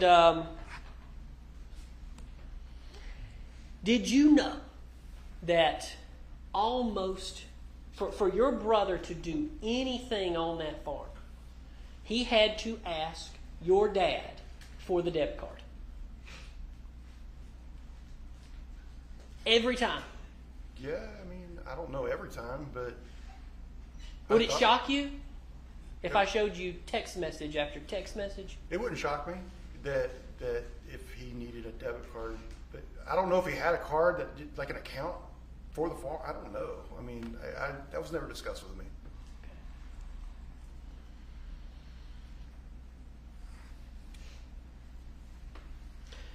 Would it shock you that your brother, Scott, so it was his trail cam out there, Did you ever go see the trail cam? No. When you guys were walking the property, would it shock you that the last picture before the input that says delete is your brother Scott walking away from that trail cam? Would that shock you? No. I mean, why would it shock me? It wouldn't shock you that your brother deleted the trail cam the day you were looking for your father? I mean, I don't know when that happened. If it was before, I don't. No, really I'm talking right about 1 o'clock when you guys have called 911. Right. That he thinks to go to the trail cam and hit delete. Yeah, I don't. That's shocking, isn't it? I don't really know the context of it, how that happened.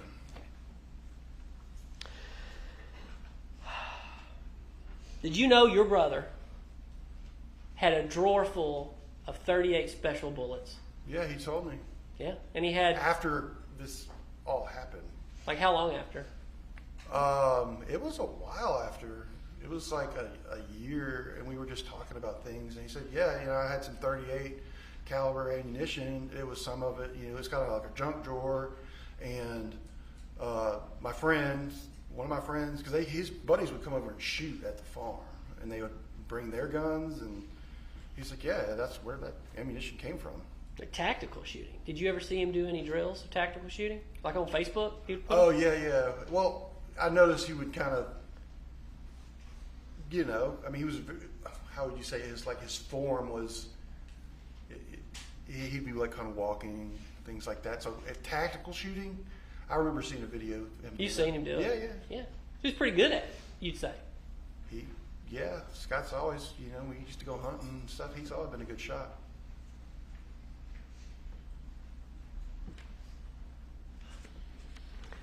In the multiple interviews that you had in this case, I mean, there's things, Chris, I got to tell you, you're a pretty smart guy. You are. And you could see you along the way. You could see you along the way questioning even things that even the police weren't questioning. They asked you, like, how could your mother have moved your dad? And you just, I don't know. I don't think there's any way. Someone must have helped her. Mm-hmm. That's what you said. Do you remember saying that? Oh. I don't remember saying that, but I don't think it's unreasonable that I might have said that. Okay. Well, and I'm not going to convince you. I'm not trying to convince you of this. It's this jury right here that I'm mostly concerned about. Sure, I understand.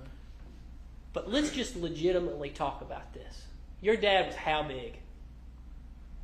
I mean, he's bigger. Because you're tall, but you're skinny. I mean, I'm skinny. That's like a crazy here, but how much my dad was a big man. How much do you weigh? Right now, I weigh 245 pounds. All right. How much did you weigh in 2018? Probably probably about the same. Maybe Okay. 235, maybe, I fluctuate between 230 to 245, 250. Let's talk about your brother. He's bigger than you, right? He's taller than me. Yeah. How much does he weigh? I don't know. I bet, I don't know. I've never talked to him about how much he Y'all weighs. are all big. Y'all are big dudes. Right. Okay. So, but he's probably, if he's taller than you, it's reasonable to say he's between 250 and 300 pounds. Sure. Okay. And your dad was about how tall and how much did he weigh? I would say anywhere, he's my height, around 6'4", and he probably weighed, anywhere from 280 to 300 pounds, I would say. On the heavier side, wouldn't? Yeah. Okay. So you were questioning even Hayes and Kuykendall. How could my mom do this? You don't have an answer to that, do you? Because how much does your mother weigh? Maybe between 100 and 120 pounds, or I don't know how much she weighs now. But at the time, maybe somewhere between that. I don't know. She's a little lady. Never asked her. How tall is your mama? She's a little lady. 5'5". Okay.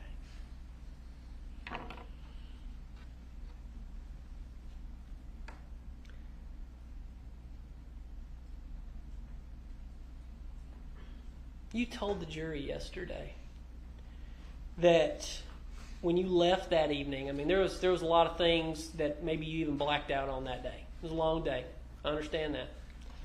But you told the jury yesterday that as you were leaving, you couldn't even get a tank of gas because your checking account had been overdrawn. Yeah. bounced. Not well. I can't remember if it was bounced or if it was like a security holder. I went. It said please see cashier, and I looked. I don't remember exactly what, but yeah, I think I told. I wasn't able to use it. Let's put it that way. And I didn't have a credit card on me. Why did you, as time went on, you became the temporary executor of the estate and you lost it? Why did you lose that? What was that taken from you? I don't think it was necessarily. From what I remember, I don't think it was taken. It was just kind of agreed upon because obviously my sister Amanda and my mother were very much opposed to that of me, and so she had an attorney. Wasn't it? But I don't remember if it was taken from me or if we just all kind of agreed, like, okay, let's just do. Did Barry Bishop or Jeff Rustbridge ever tell you it was because of your inability to manage the assets of the estate? Nobody ever told me that you were losing assets of the estate. No, Barry Bishop and Jeff Rutcher. I mean, we had a conversation that basically said, well, your mother is accusing you of doing these things. And I said, I have no access to the funds of the estate. It's all frozen. Your Honor, if I may have one brief moment.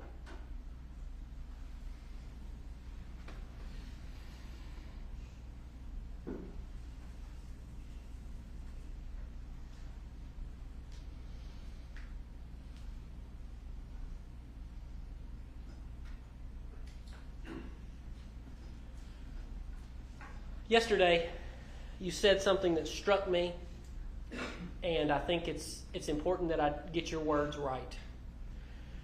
You said something to the effect, Ms. Frankish asked you a question about the finances and your father passing.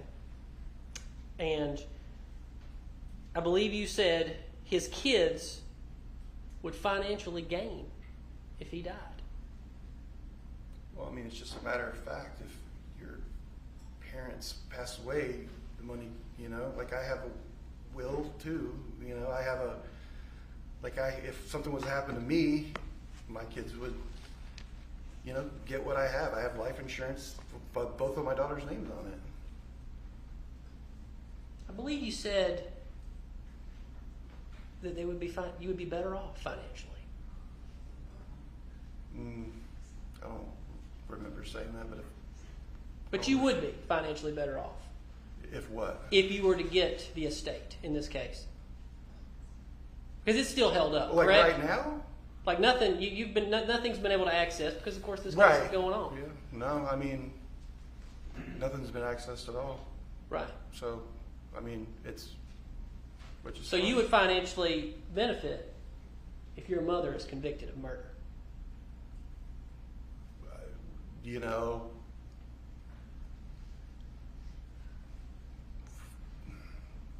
I guess you could say that.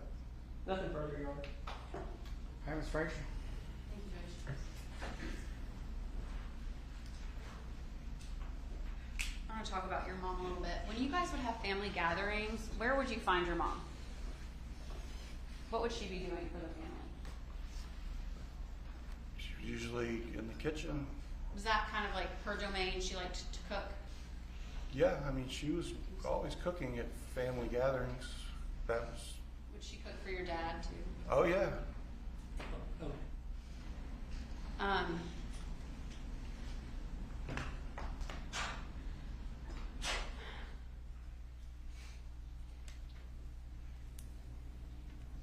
Mr. Weaver brought up guns quite a bit. Do you know anything about guns? A little bit. I had a couple guns I bought in 2020 and 2021. I've gotten to the hobby of shooting. I'd go to the shooting range, and I had a buddy who managed the shooting.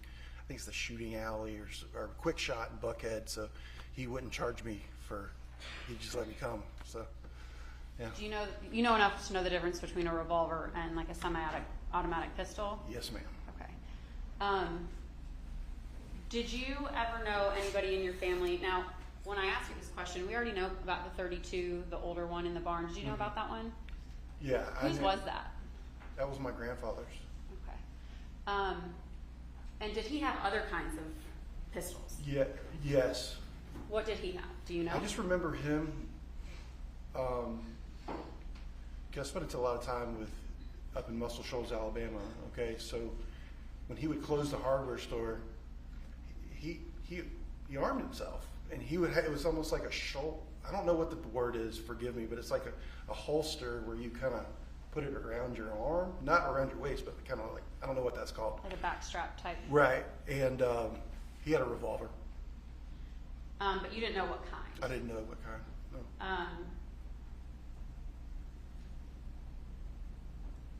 When Scott's guns got stolen, around what year was that?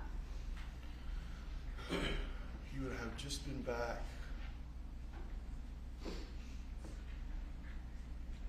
If you can give me just a second to think about it.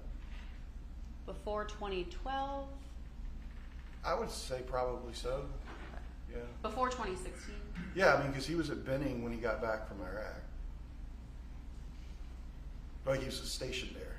You know, he had an apartment there.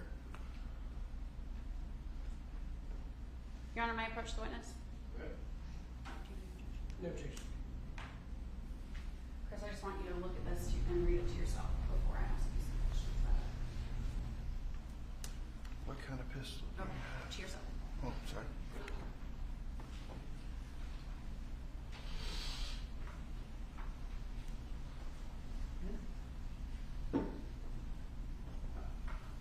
Okay. Does that appear to be a text message between you and your brother Scott? Yes. State moves to enter into evidence C. Farris 1. No objection. If you could, well, I'm going to come back up to you because I don't have another copy of this. If you could read this to the jury for me and read the date and time. On 7/10/2016 at 11:53 a.m., it looks like I texted my brother, "What kind of pistol do you have?" ? On 7/10/2016 at 12 p.m., he texted me, "I don't have one." Or don't have one. There's no I. It's just don't have one. Thank you.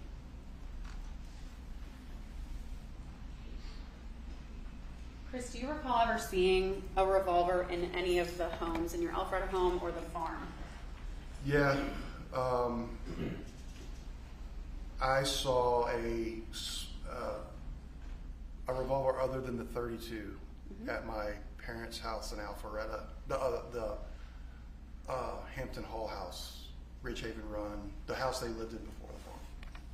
And where did you see that? It was on the counter in the kitchen. Do you know why it was there? I don't know why. I had come over and it was sitting there. And I grabbed it and because it was just sitting out, and I grabbed it and I put it on top of the fridge. It was like a longer burger basket was up there, and I put it up there. Yeah. And was did you say what kind of gun that was? It was a revolver. And have you ever seen it since then? No, sir. No, ma'am. Sorry, me. That's okay. Did you ever ask either of your parents about it? I don't remember.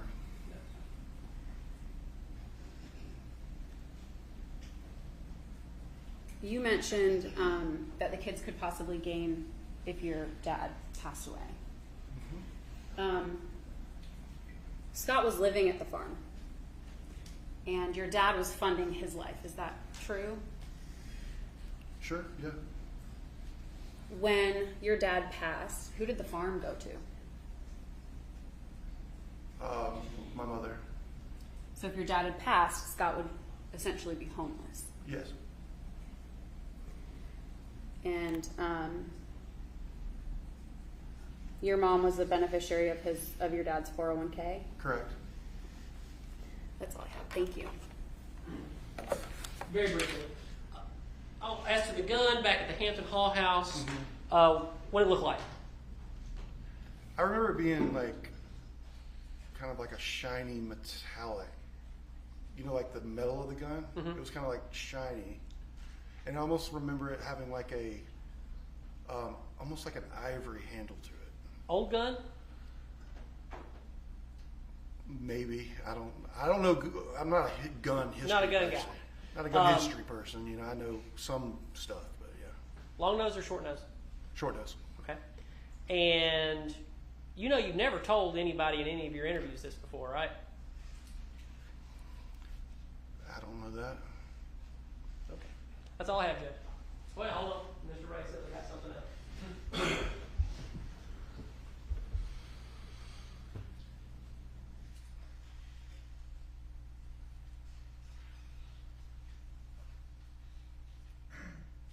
That's all I have. Anything else? No, Judge. I can step down. Thanks. We got a 20-minute witness. We do. Okay, let's bring them all in. I don't know. You know me. Jenna, State House Jenna, formerly Ferris.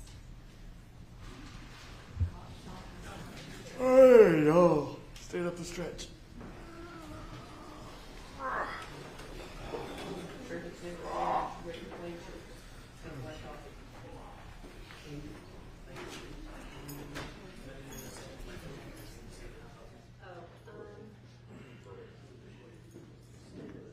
started. I'll just attach it when you know. I've already looked.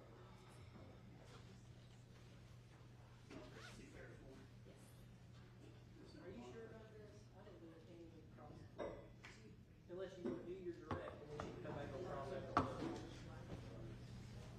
Judge, Mr. Weaver has informed me she may be longer than I'm anticipating. We'll get through your direct, and then Okay. then we can break. And that's fine. I just don't want to hold these guys up to you.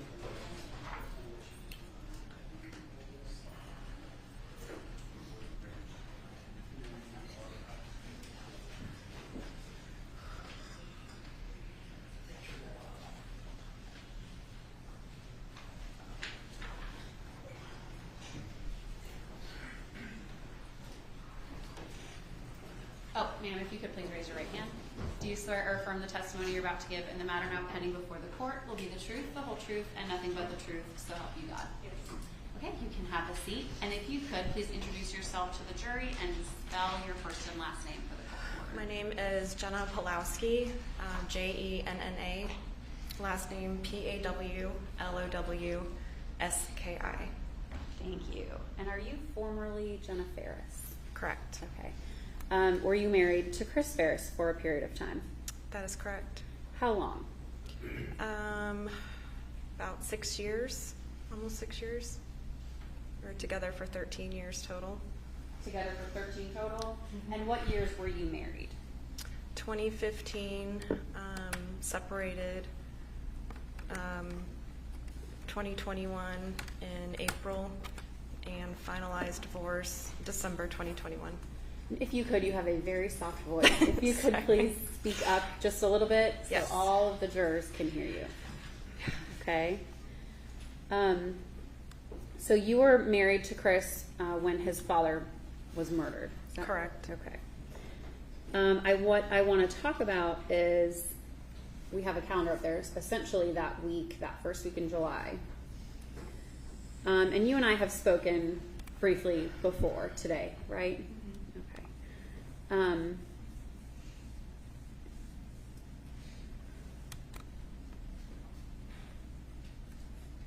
Okay.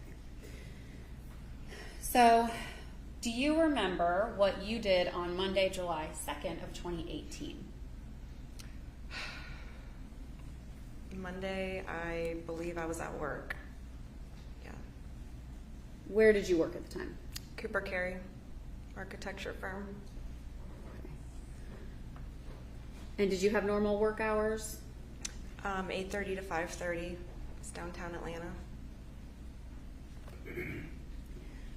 And did the girls plan to come into town, Ella and Addison? Yes. Okay, and did you have a good relationship with them? Yes.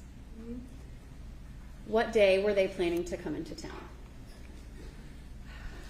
I don't remember the day Okay. exactly.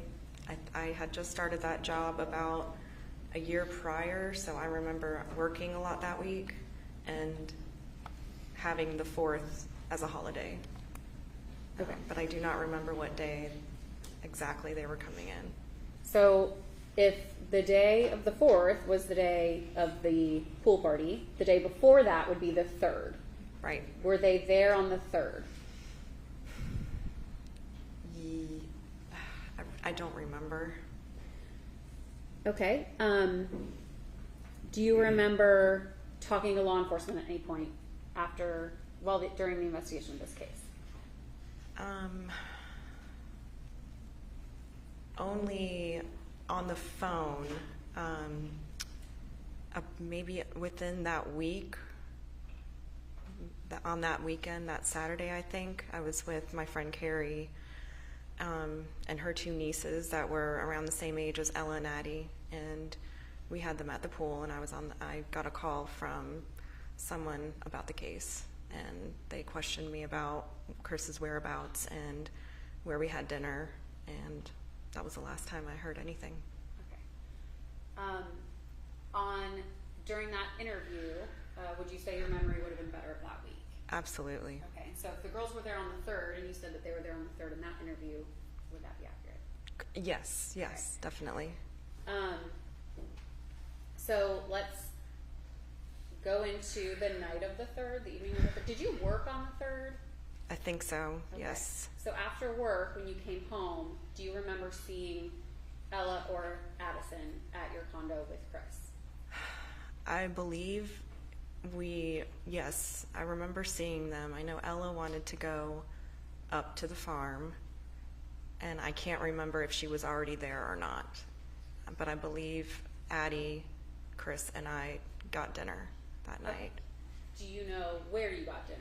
You can just name a city if you don't. It was remember. it was around our condo in Buckhead where we lived. It was Asian. I don't know if it was sushi or some kind of Asian food, I think. I can't remember.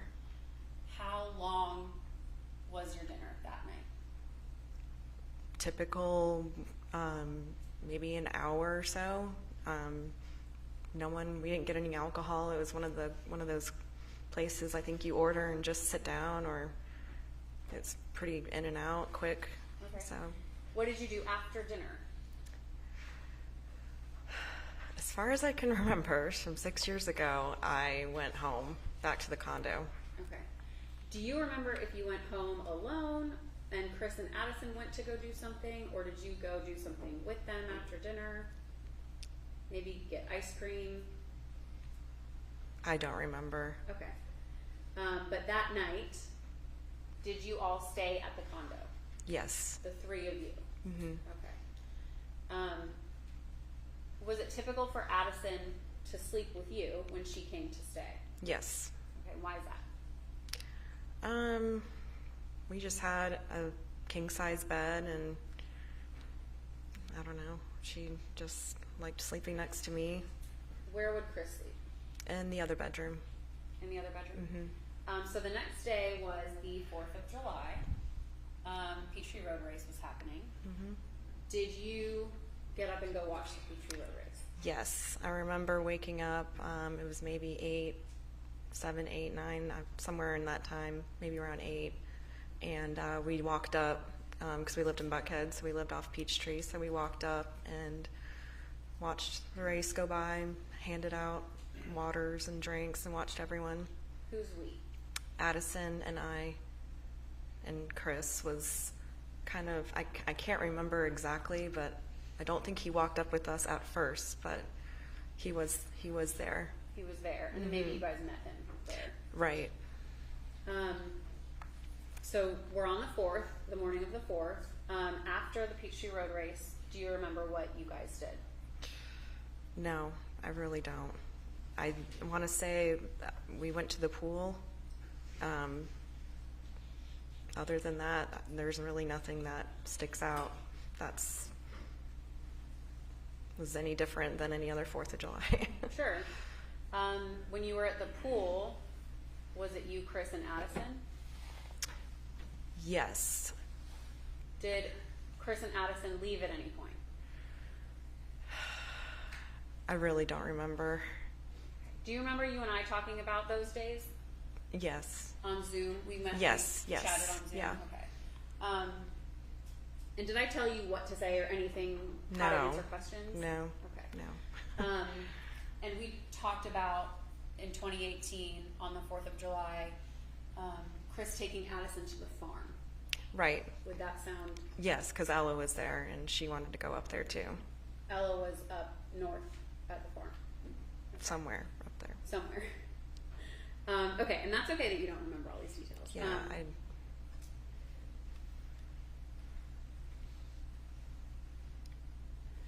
So, do you remember, was it afternoon, evening, nighttime when Chris and Addison went up to the farm? I believe late afternoon, possibly into the evening. How long were they gone? Not long, it was maybe a 45, 50-minute drive from Buckhead up there. So about whatever, double that.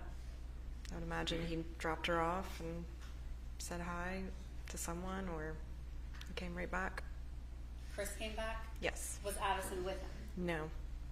So then what did you and Chris do when he came back? We hung out with our neighbors where we lived and just shot off some fireworks. They shot off some fireworks in the parking lot. That was it. Stayed around our condo.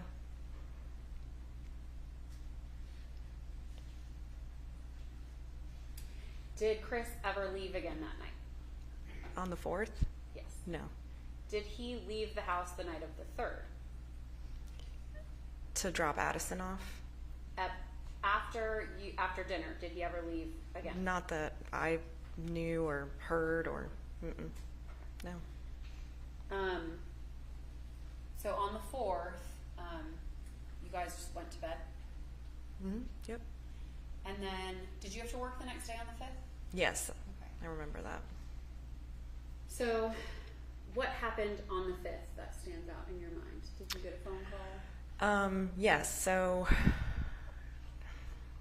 I was at work and it was about 12:30, give or take, and Chris called me and all he said was, "You have to come to the farm right now and get the girls." And what did you do? I said, "Is everything okay?" And all he did was repeat the exact same sentence. And I said, which was, "You have to come to the farm and get the girls." And so I left. I told my boss at the time I had an emergency, I have to go. So drove up there, was extremely worried and crying, and called my mom and told her, wasn't sure what was going on. And I got a text message that said, "My dad is gone." And From who? from Chris, as I was exiting off 400, and I just started crying. And I got to the farm, and there were tons of people everywhere, and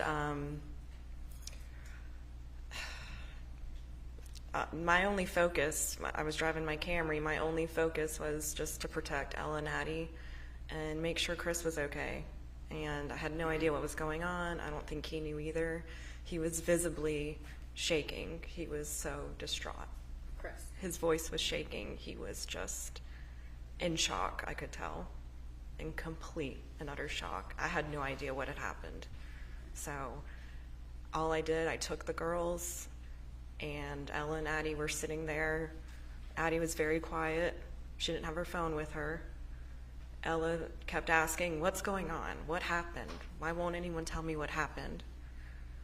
And then that's when Kendall Lee called me, the girl's mother, and talked on the phone with Ella, and explained. She wasn't on speaker, but I still heard her. Said, "Ella, Big Daddy's no longer with us."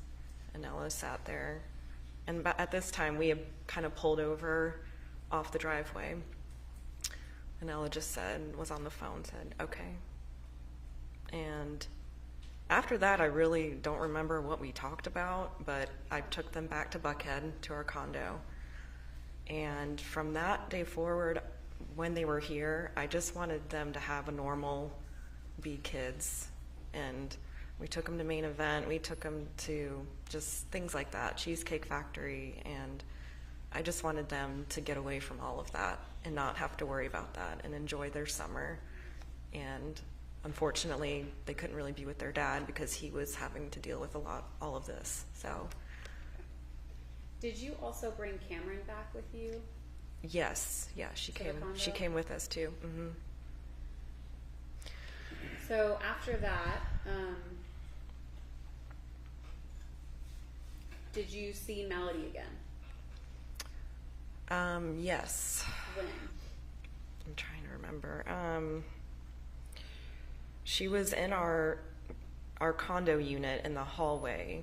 I don't remember why or which day, but she gave me a hug and was hugging the girls, and that's really all I can remember.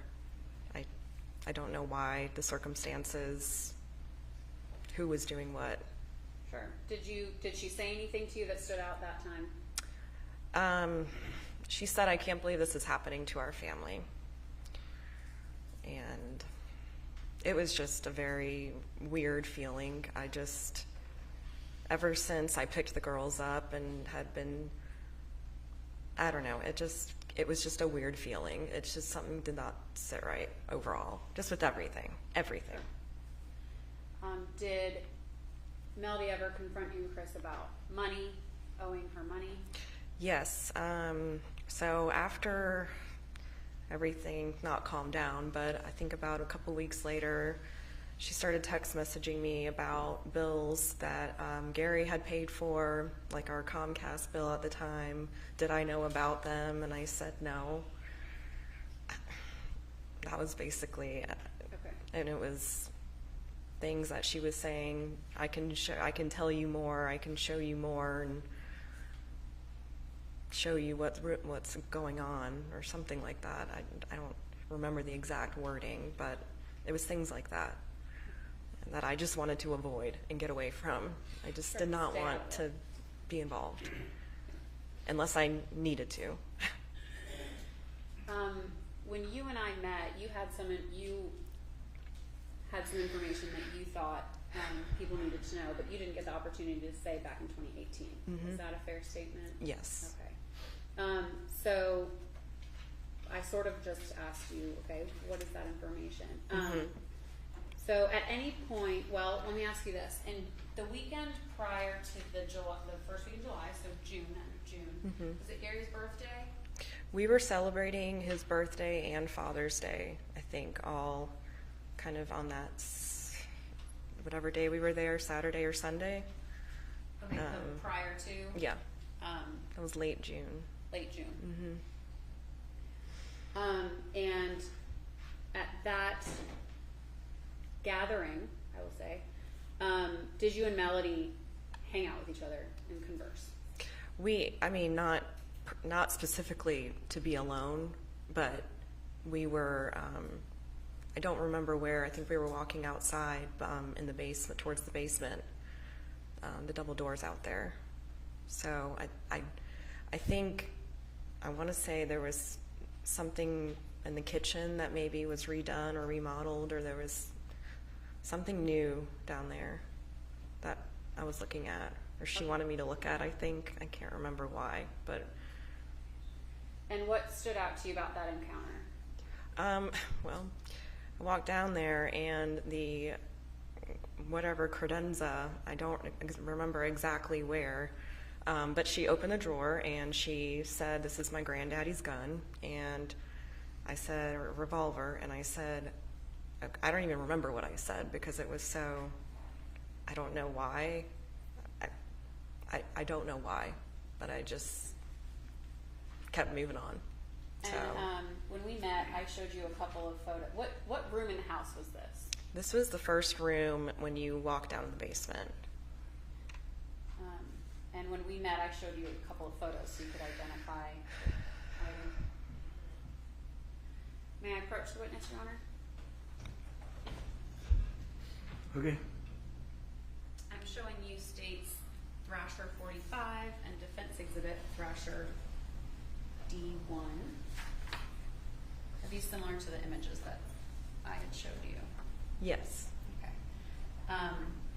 And is that piece of furniture in either of these photos?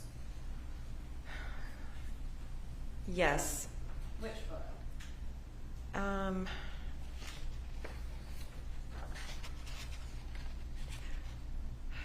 I want to say this first one, the kitchen to the left. Is that Thrasher 45? Yes, Thrasher Okay, and I'm gonna go 45. ahead and publish that one real quick so you can. Okay. Jerry can see it.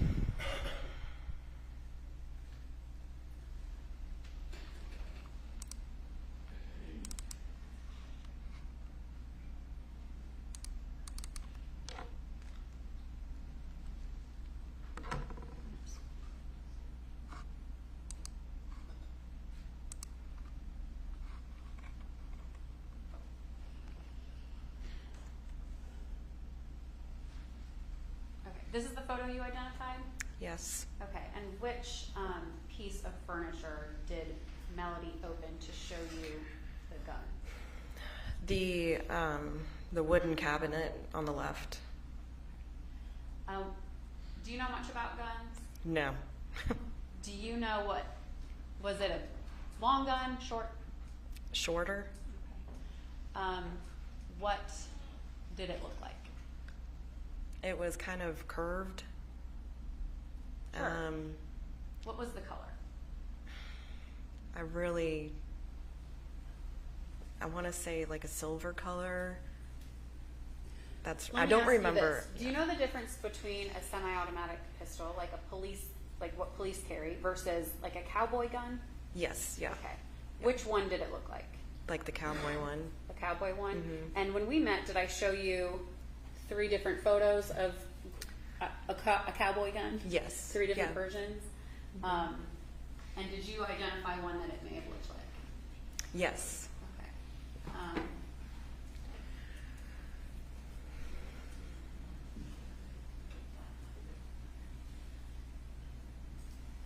At this time,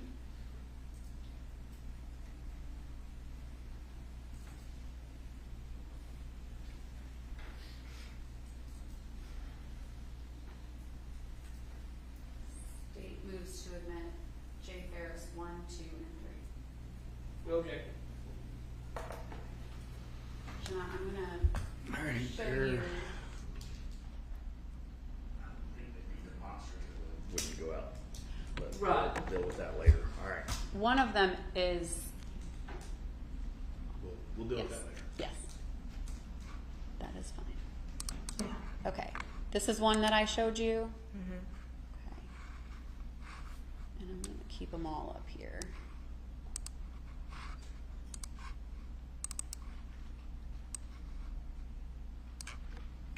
And this is the other one. And then the third. Is that accurate? Yes. Okay, let me see if I can get that third one up here. Okay, and you identified one when we met. Whoops. Here we go. Out of 1, 2, and 3, which one did it look like? I really don't remember which one. So when we met, you had sort of mentioned it looked like J. Farris 2. Would that be accurate? Mm-hmm. Again, do you know much about guns? I really don't. Do all revolvers may look the same to you? I didn't even get a great look, and correct, yes. I really have not ever handled any or been around them, ever. Had you ever seen this gun before? No. Did you ever see it again? No. And law enforcement, you didn't get the opportunity to tell law enforcement about this. Is that fair? No, no. And I was never contacted. Was the family Did you and Chris have conversations about talking to the police or not talking to the police or anything like that? It was just mainly him keeping in touch with the detective, and once he was off the phone, he would just update me on what the news story, or not news story, but what happened, Sure. what was going to happen, what the next steps were, but there wasn't anything that we discussed that wasn't already out there. That's all I have for you. Thank you. Thank you. All right, looks like a good time to break for lunch. Let's go for.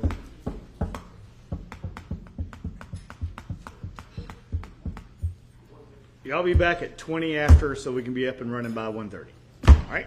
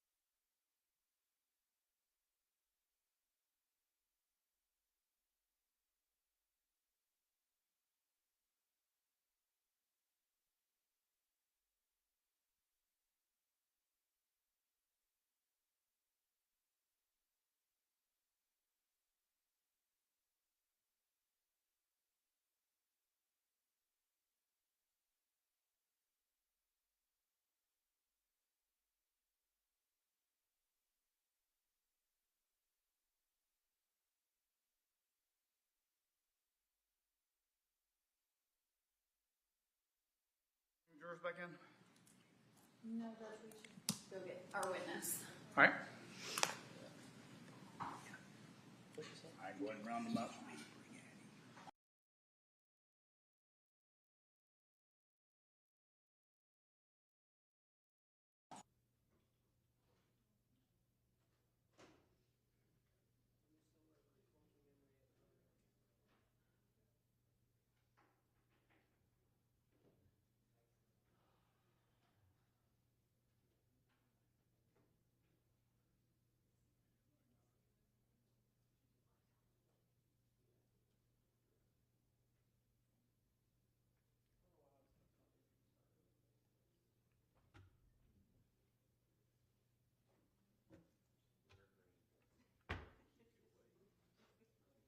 I got some that I have some that Frazier gave me on Monday.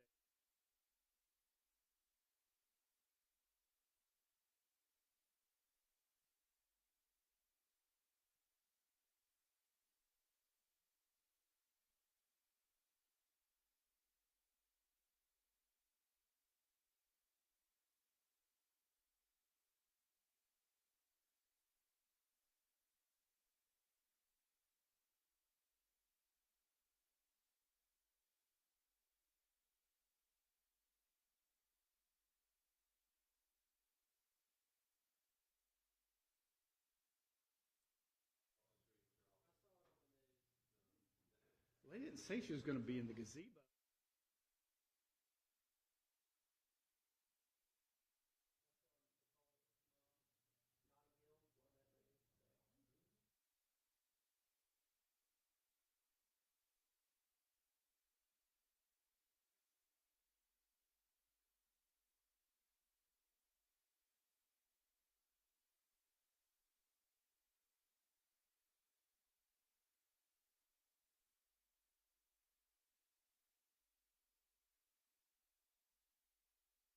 Hey, we ready to proceed?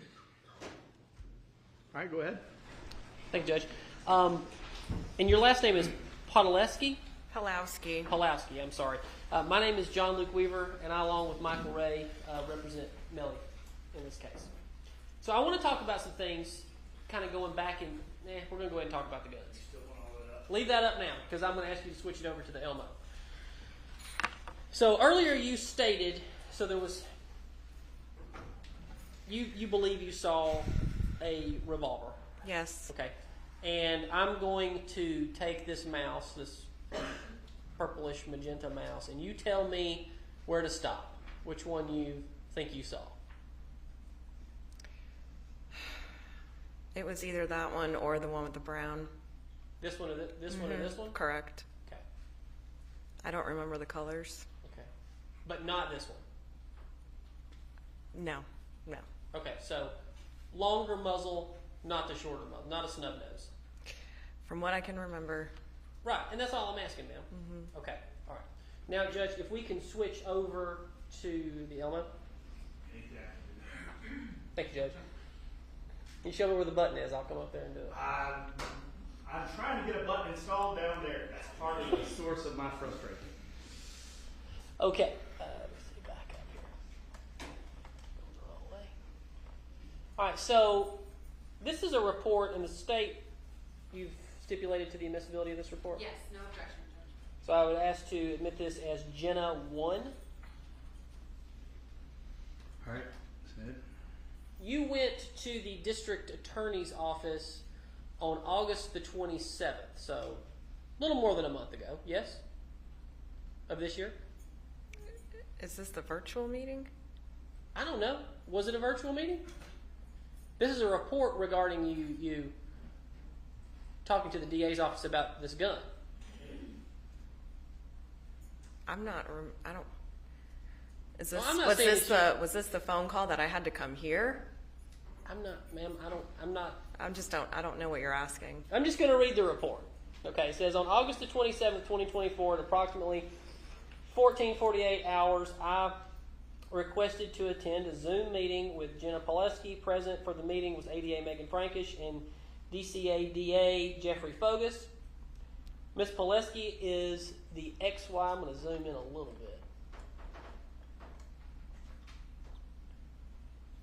Ms. Palowski is the ex-wife of Christopher Farris, the son of Gary and Melody Farris. During the course of the meeting, Ms. Palowski advised of the time when the defendant showed her a gun, specifically a revolver. Once when she was at the home of for either Father's Day or Gary's birthday, both having just occurred in June, the month before Gary's death. She never handled the weapon, and it was merely a quick glance of the weapon when they were in the basement for other reasons. So is that a true statement? Right. So Okay. this was the Zoom meeting that I had with them. Okay. And it says then the following 3 photos were shown to her.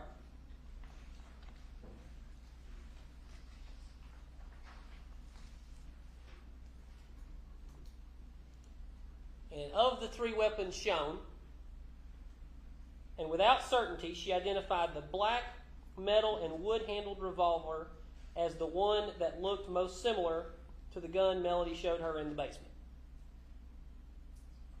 Okay. Okay? And then you noted that there was where the gun was located in the basement, which I believe there was a picture of earlier. A picture of Where you think you found where you were when you saw the gun? in the basement. In the basement. All right. So, do you find it interesting that you never told anybody about a gun in the basement? Nobody ever called me. Nobody ever called you on this case. You never were interviewed? I was interviewed shortly after. Sure. At that time, it was a week after this had happened, and my main focus was taking care of those girls and making sure they were okay and going into good wife mode and being there for my husband at the time. I really didn't think about anything else other than protecting them and being there for them. All right, so you were interviewed. Do you remember that? Over the phone. Over the phone. Do you remember anything about that interview? We talked about where Chris and I and Addie ate dinner. Okay. Do you remember telling them in that interview that you slept with Addie that night and that Chris slept by himself? Yes. Okay. Do you also remember in that interview telling the police that you and Addie met Chris out at the Peachtree Road Race? He texted you. No, I don't remember those details. All right. Your Honor, I've got to play the recording, if that's okay with you. We don't have a transcript of it that I know of. Is testimony that she doesn't remember? That's what she testified to. She doesn't remember. Your Honor, at this time I would admit, how long is the video, Michael? Or the recording? The whole audio recording is 20 minutes. And I think it would be best to play the whole recording. No, not to refresh her recollection of, how much are you wanting to ask her? You got the timestamp on it, boys? For the road race, you're probably looking at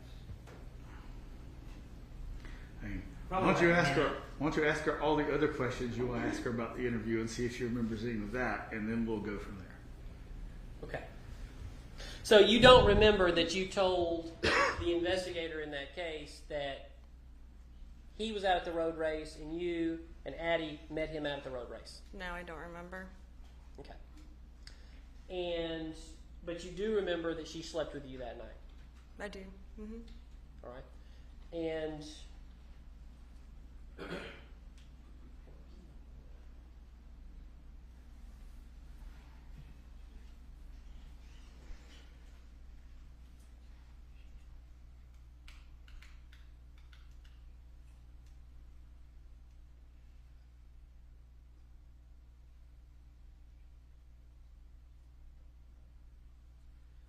but in that interview, you also stated that he couldn't have left. How would you know? How would I know if he left or not? Our Right. house? Yes. I would hear Yes, him. ma'am. I would When you hear were asleep? him. With Addie, I didn't sleep very much. So, yeah, I probably would have heard him. Probably. Yes, the way that our door shut at the time, the condo that we lived in, I would have definitely heard. He's a big guy. He's 6'4". When he would walk around, I could hear him.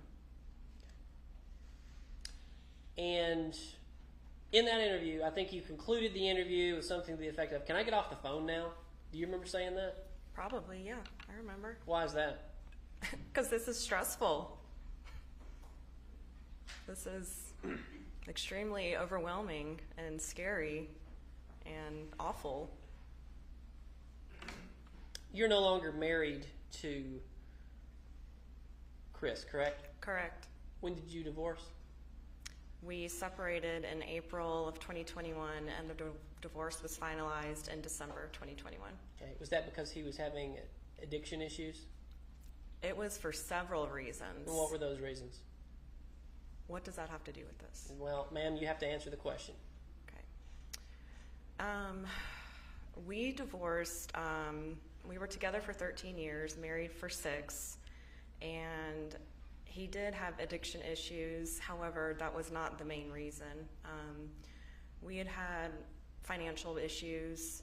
We had to move out of our house. There was a lot of emotional damage done by then, by April, and therefore I felt like that wasn't what I wanted to be a part of, a marriage. I didn't think that's what marriage was, and I decided that I needed to step away and do what's best for me.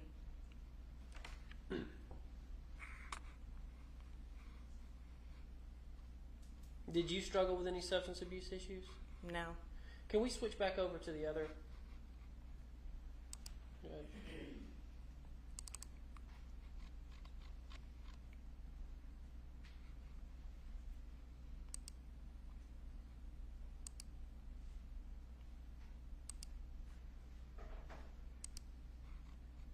I learned a lesson.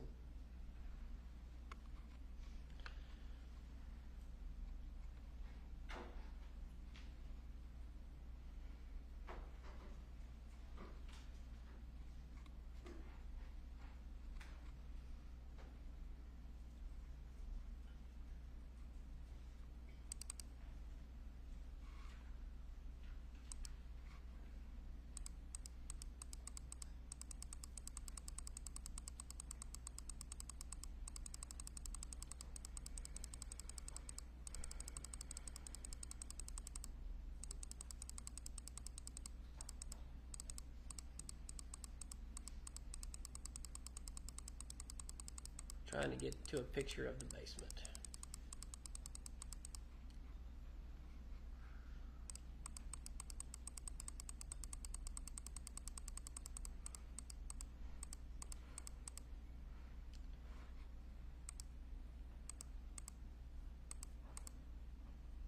So this bar, you're saying this piece of this furniture right here is where you saw the gun. Mm-hmm. Now,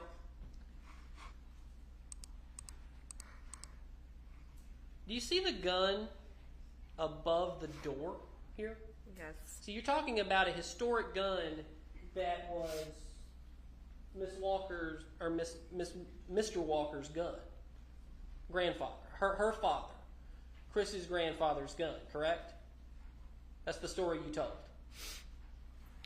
Yes. I mean, you're saying that I'm talking about that gun? Yes, ma'am, I am. That is No. a historic gun owned by Mr. Walker. I've never noticed it, and I don't know. Don't know it. So, don't you find it unusual that you didn't bring this story up to anybody for 6 years until August of 2024? No, because when I divorced my husband, my ex-husband, no one had contacted me about any of this, and I didn't think that my role was important in anything. Did Chris ever promise you any money? Of course, if Melody gets convicted, then he would stand to inherit quite a lot of money. That you would get a lot of money. No. Okay. Did Chris ever tell you that he saw a revolver at his parents' house in 2011, 2012? Not that I remember, no. And that it was a silver revolver? No. A snub-nosed revolver I don't know what that. with a white handle. I don't know what that is. Okay.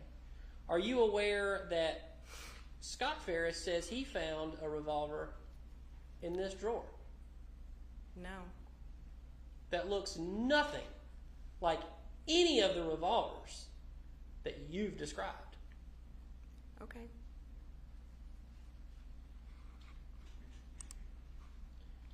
Your Honor, would this be an appropriate time to play the brief snippet? Hey, y'all want to handle it? Y'all want to send the jury out and do that? It won't take, All right. All right, y'all step out.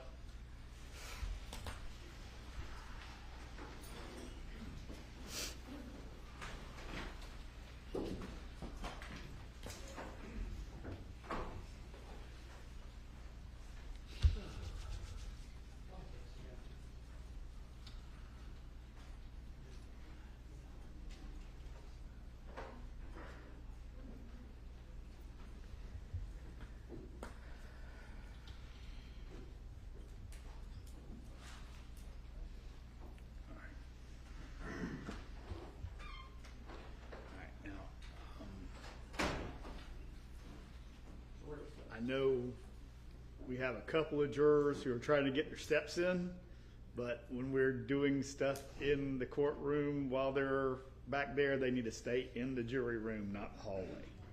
All right. What? If you'll just hit the turn this mic on, I'll spin it on that time. Do what? No, I mean, it needs to Can go. you just there's got to be a USB input that we can put it in. Oh, if you just want, yeah, there's a HDMI cable that you can access, and I can switch it to Mr. Ray's laptop. Well, if you want to try it with the mic, if you can hear it from there, that's fine. I don't care.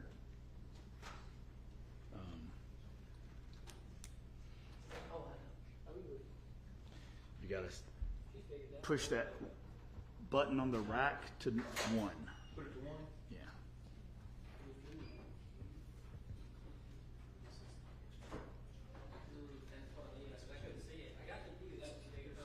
All right. If there's other sections you want to play to her, that's fine. Just, I don't.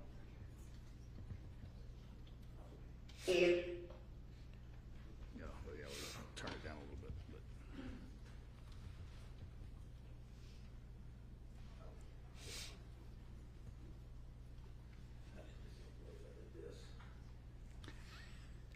Yeah. Oh, now if you have the USB, if you have it on the hard drive, then you can plug the hard drive into the other computer. I had it pulled up to the. Right. Yeah, I get it. I know. Yeah.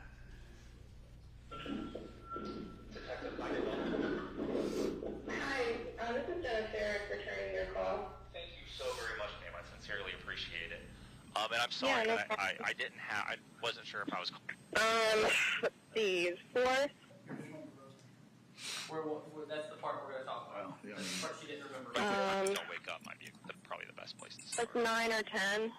About 9 or 10. Chris was up around 9, I would say, possibly earlier, but I didn't wake up till 9 or 10. And he walked up to go watch the Peachtree Road Race because we live right around the corner, down the street from it.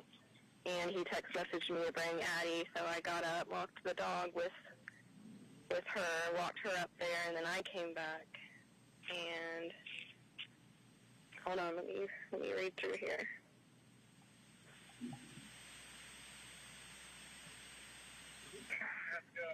Okay.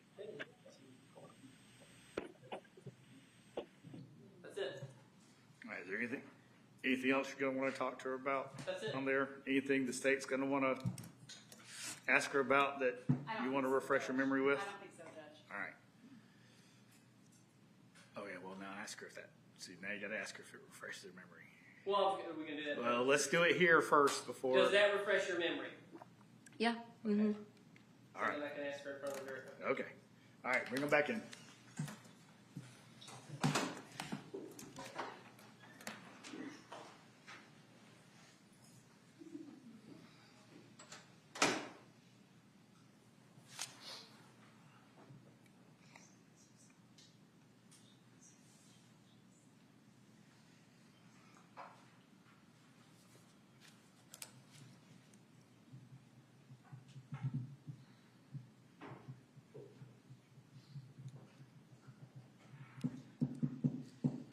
Did anyone go cover the rally and see Miss Roberts in the park? No one did double duty for. Okay, one of you did. Okay. John was over there, I'm sure. There was they opened the Democrat Party headquarters, and so they had her and Stacey Abrams and some other notables in the park.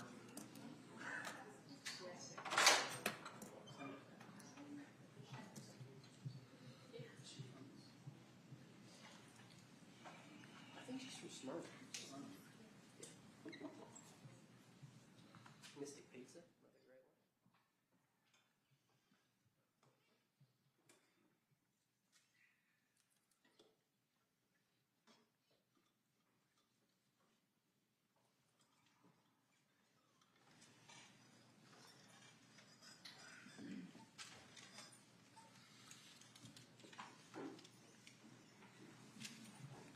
All right, Mr. Weaver, go ahead. Mr. Palowski, we refreshed your memory with a recording that you had with Detective Kuykendall back in July of 2018 on this break. And now I'm going to ask you the question again. Do you remember that Chris was already out at the Peachtree Road Race and that you and Addie came out about 9 or 10? He texted you to come out to the race. So that means he was alone from bedtime all the way up to 9 or 10. He was at our condo. Well, he was also at the race. Do you know what time he went to the race? Probably around 8, I would guess. But you don't know. I don't know exactly. Because you slept in, yes? Correct. All right, so you don't know when he left that apartment that morning. He texted me when he did. He texted you to come out. He testified earlier that he was out there much earlier than 9 or 10. He was out there earlier? Yes, ma'am. I really don't remember the exact timeline.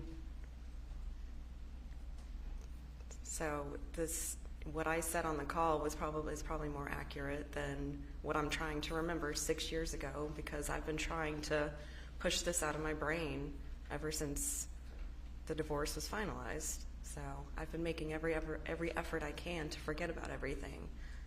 So that's why I'm struggling to really give you an exact time when Chris got up and walked out to the Peachtree Road Race.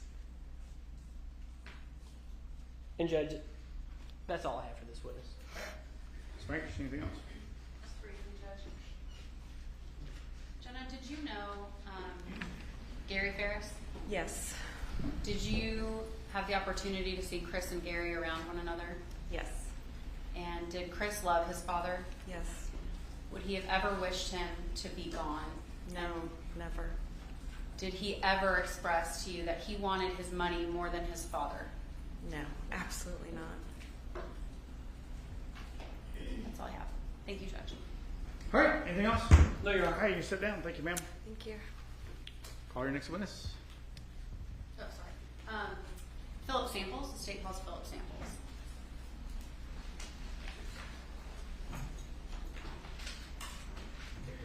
I'll just stretch. You're welcome to get it stretched again, but I'm going to.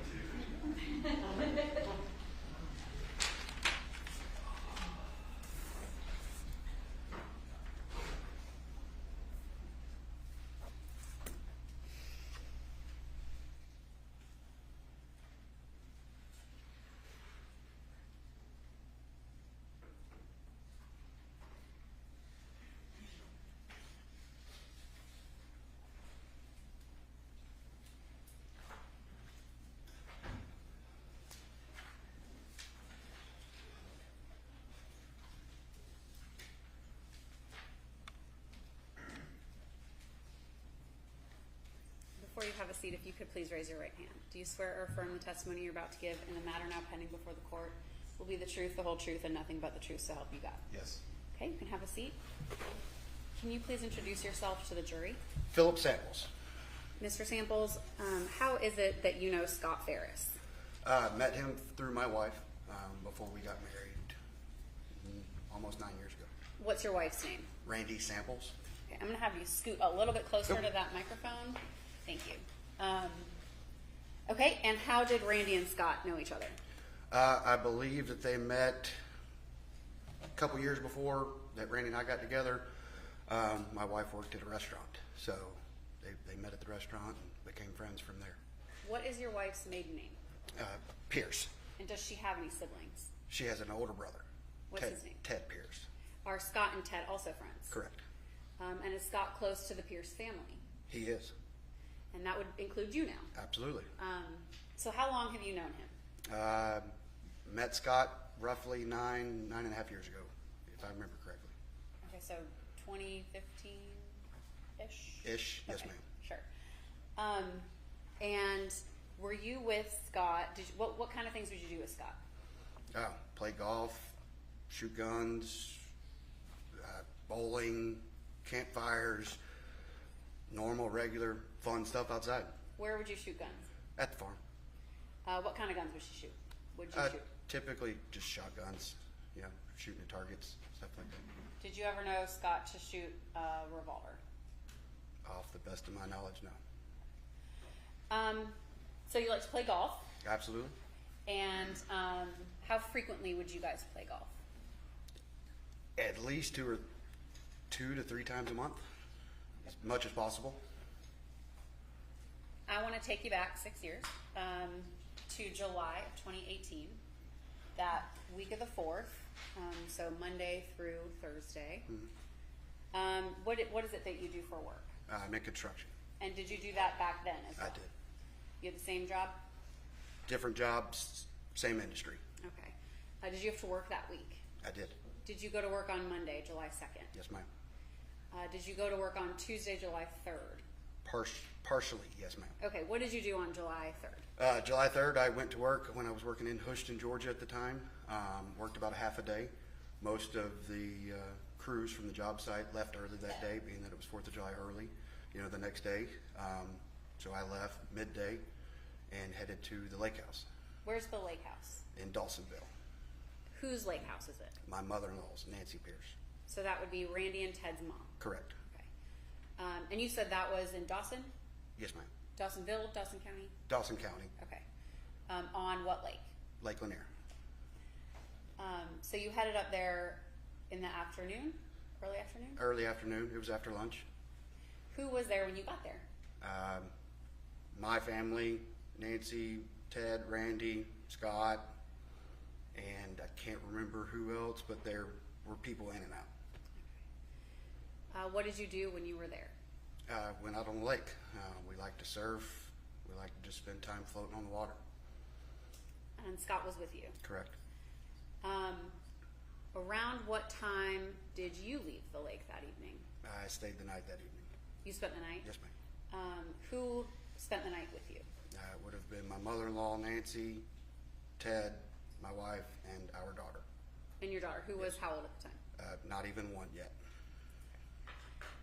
Did Scott spend the night? He did not spend the night. Okay, what time do you remember did he leave? It was late in the evening. I don't remember the exact time, but it was very late. So after 9? Absolutely. After 10? Can't say for sure, but After 11? late. Okay, so maybe after 10. Did he stay past midnight? I don't remember exactly. Okay. What time did you go to sleep that night? Probably much after midnight. Okay. But when you were awake, Scott left? No, he was still there at the time, I believe. Did he leave when you were awake, or did he leave after you went to bed? I believe he left before we went to bed. Okay. So that was the night of the 3rd. Correct. And did you guys have plans for the 4th? We did. Did you have plans with Scott? We did. What were those plans? We had golf at 7 o'clock in the morning on the 4th. Where were you going to golf? Hampton Golf Village Where's that? in Cumming, Georgia. Cumming is a big place, so Okay. can you narrow it down a little bit? Yes, it's just off of Highway 400, right next to Hubbardtown Road, Setting Down, Jotham Down area. So east towards Hall County, Correct. slightly east. Yeah. When you get off 400, you go east. Correct. Okay. And your tea time was 7 o'clock in the morning. 7 a.m.? Yes, ma'am. Who did you go there with? Scott and Ted. Did you ride with Scott? No, ma'am. Okay, who did you ride with? Ted. And when you got there, what time was it? About 6:45. Okay. And who was there when you got there? Scott was there. He was already there. Mm-hmm. Did you communicate with him prior to that morning? Just that we were heading to the golf course. And how did you communicate with him? Called him. Typically, if we play golf early in the morning, we all call each other and make sure we're moving. Okay. How long does it take you to play a round of golf? 18 holes. 18 holes, average 4.5 hours. Did you play 18 on July 4th, 2018? Yes, ma'am. And you were with Scott the whole morning? Correct. What time did you finish? If we teed off at 7, we would have been wrapping up around 11:30. Where did you go after you finished your round of golf? Back to the lake house in Dawsonville. That same lake house? Correct. Your mother-in-law's lake house? Yes. Who went? Scott and Ted. And you? Correct. Who Myself. else was there? My wife was still there with my daughter, and can't remember if anybody else showed up off the top of my head. What did you do when you got there? Back onto the lake, floating, surfing, enjoying the water. And once you were all kind of tired of the water, did you go see fireworks? What did you do that evening? Did you cook out? On the 4th, my wife and I left around 6-ish because we had to get back to the house with our daughter, and I had to work the next day. Okay. Who was there when you left?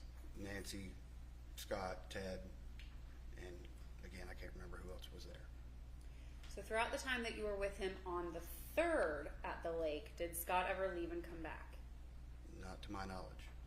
On the 4th, when you were with him from golf from that morning till about 7 a.m. till when you left the lake house first around dinner time between 6 and 7, did he ever leave and come back? Not to my knowledge. Those are all the questions I have for you. Thank you.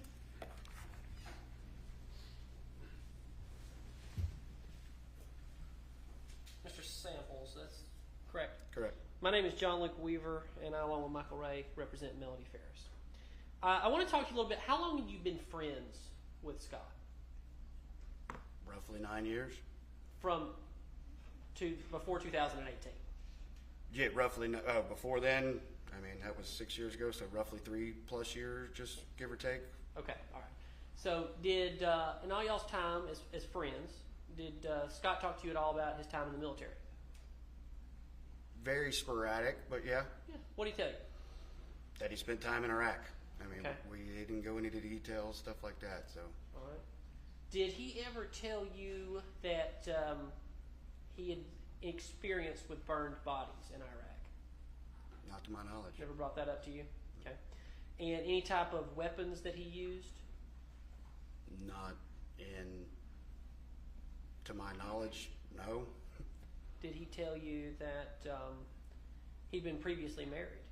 I did know that, yes. Okay. How did he tell you that? I believe just in conversation one night, sitting down with my soon-to-be wife and Scott, just it got brought up in conversation. And that they were divorced. Mm-hmm. And what did you know back then about his life? Like how he made a living? What was he doing? He worked on the farm. He worked on the farm? Mm-hmm. Did you think he was getting a paycheck, or how do you think he was making money? Didn't ask, none of my business. Okay. Were you aware that on the morning of the 4th, which is when you guys played golf, early tee time because it's hot in summertime, you got to start early, right? Mm-hmm. Okay. So y'all get there at 7, maybe even a little before, but are you aware that he had, for his round of golf, he had to use his father's credit card? Did you know that? I did not. Didn't see it? I don't pay attention to what people use. Okay. And y'all played golf, and well, let's back up. Let's go to the 3rd. That day, when did y'all play golf on the 3rd? I didn't play golf on the 3rd. All right. When did you run into Scott on the 3rd? After I got to the lake house from work. Okay. He was already there. Yes, sir. And what, if anything, what was his demeanor like that evening? Standard Scott. What is standard Scott? Happy to be around his friends. Happy to be enjoying the lake. Okay. So y'all were. How much did you see him drink that night? Not Couple much. beers. Couple beers. Any whiskey, any bourbon, Crown Royal, anything like that? Not off my top of my knowledge, no. No shots. You don't remember him taking any shots? If he did, I don't remember it. Did y'all ever do that when y'all were at the lake? I do, yes. Well, okay. But y'all been known to do that. Yes. But you did see him drinking alcohol the night of the 3rd. Yes. Right. And you don't remember a specific time when he left? I do not. Right. The next morning when you get out to play golf with him, what was his demeanor like? Same as we always was, happy to play golf. I mean, when we woke up to play golf and we met, we always were a little sluggish in the morning, and he was just the same as the rest of us. So he was a little sluggish, just like you guys? Tired. You could tell he was tired. No, just same as the rest of us. Right. So, which was tired? You said sluggish. Yeah, we're 6:45 in the morning. We're all sluggish.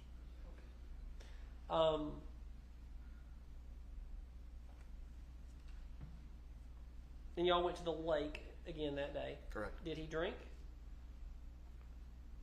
Best of my knowledge, I don't remember. Now, you went, you testified earlier that you guys had been out on the farm shooting.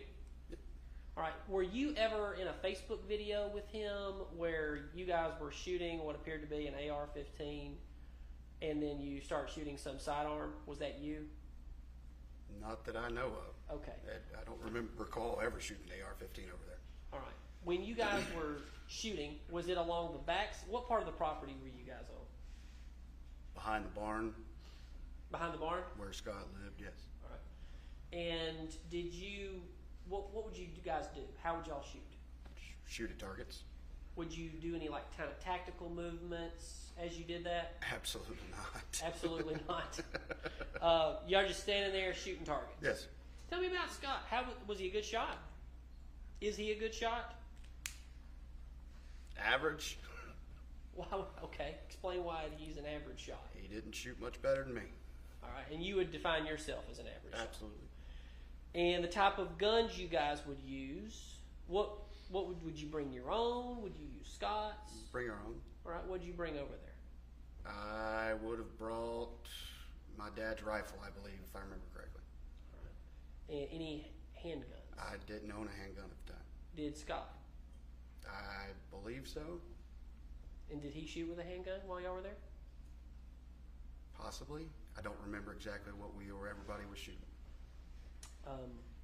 Was there a lot of people over there shooting while you were doing this? Or just you and Scott? No, 10 people or so. 10 people or have so? a campfire during, at night. Let's shoot and hang out, eat. How often would y'all do that? It was sporadic, every couple months or so, once a month, just depending on what everybody's schedules was. And everybody back then, y'all were in y'all's mid-30s? Yes, sir. Because now everybody's kind of early 40s, but back then mid-30s, mid to late 30s. Roughly. So y'all get together every couple of months, go out to the barn, shoot, drink, have a bonfire, things like that. We only shot once while I was there. The rest of the time it was all riding horses, campfire, cooking out, spending time with each other. Your Honor, if I may have a moment.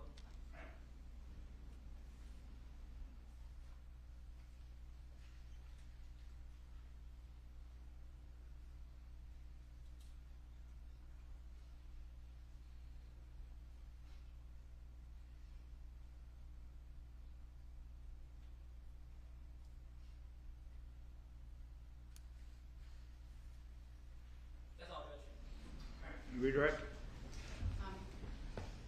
That's okay.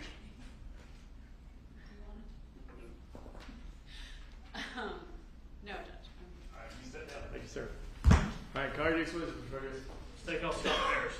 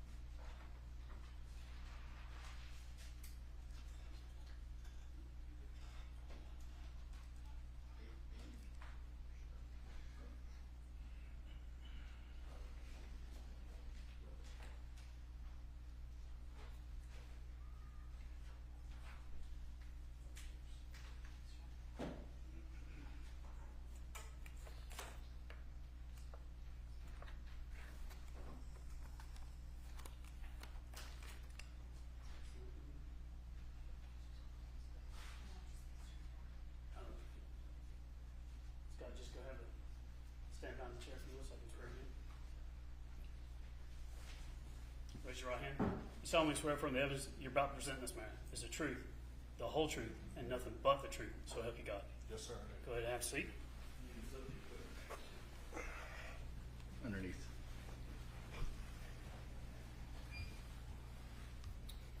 Scott, state your full name for the record. Scott Walker Farris, How old are you today? 41 years old. And you know why you're here today? Yes, sir, I do.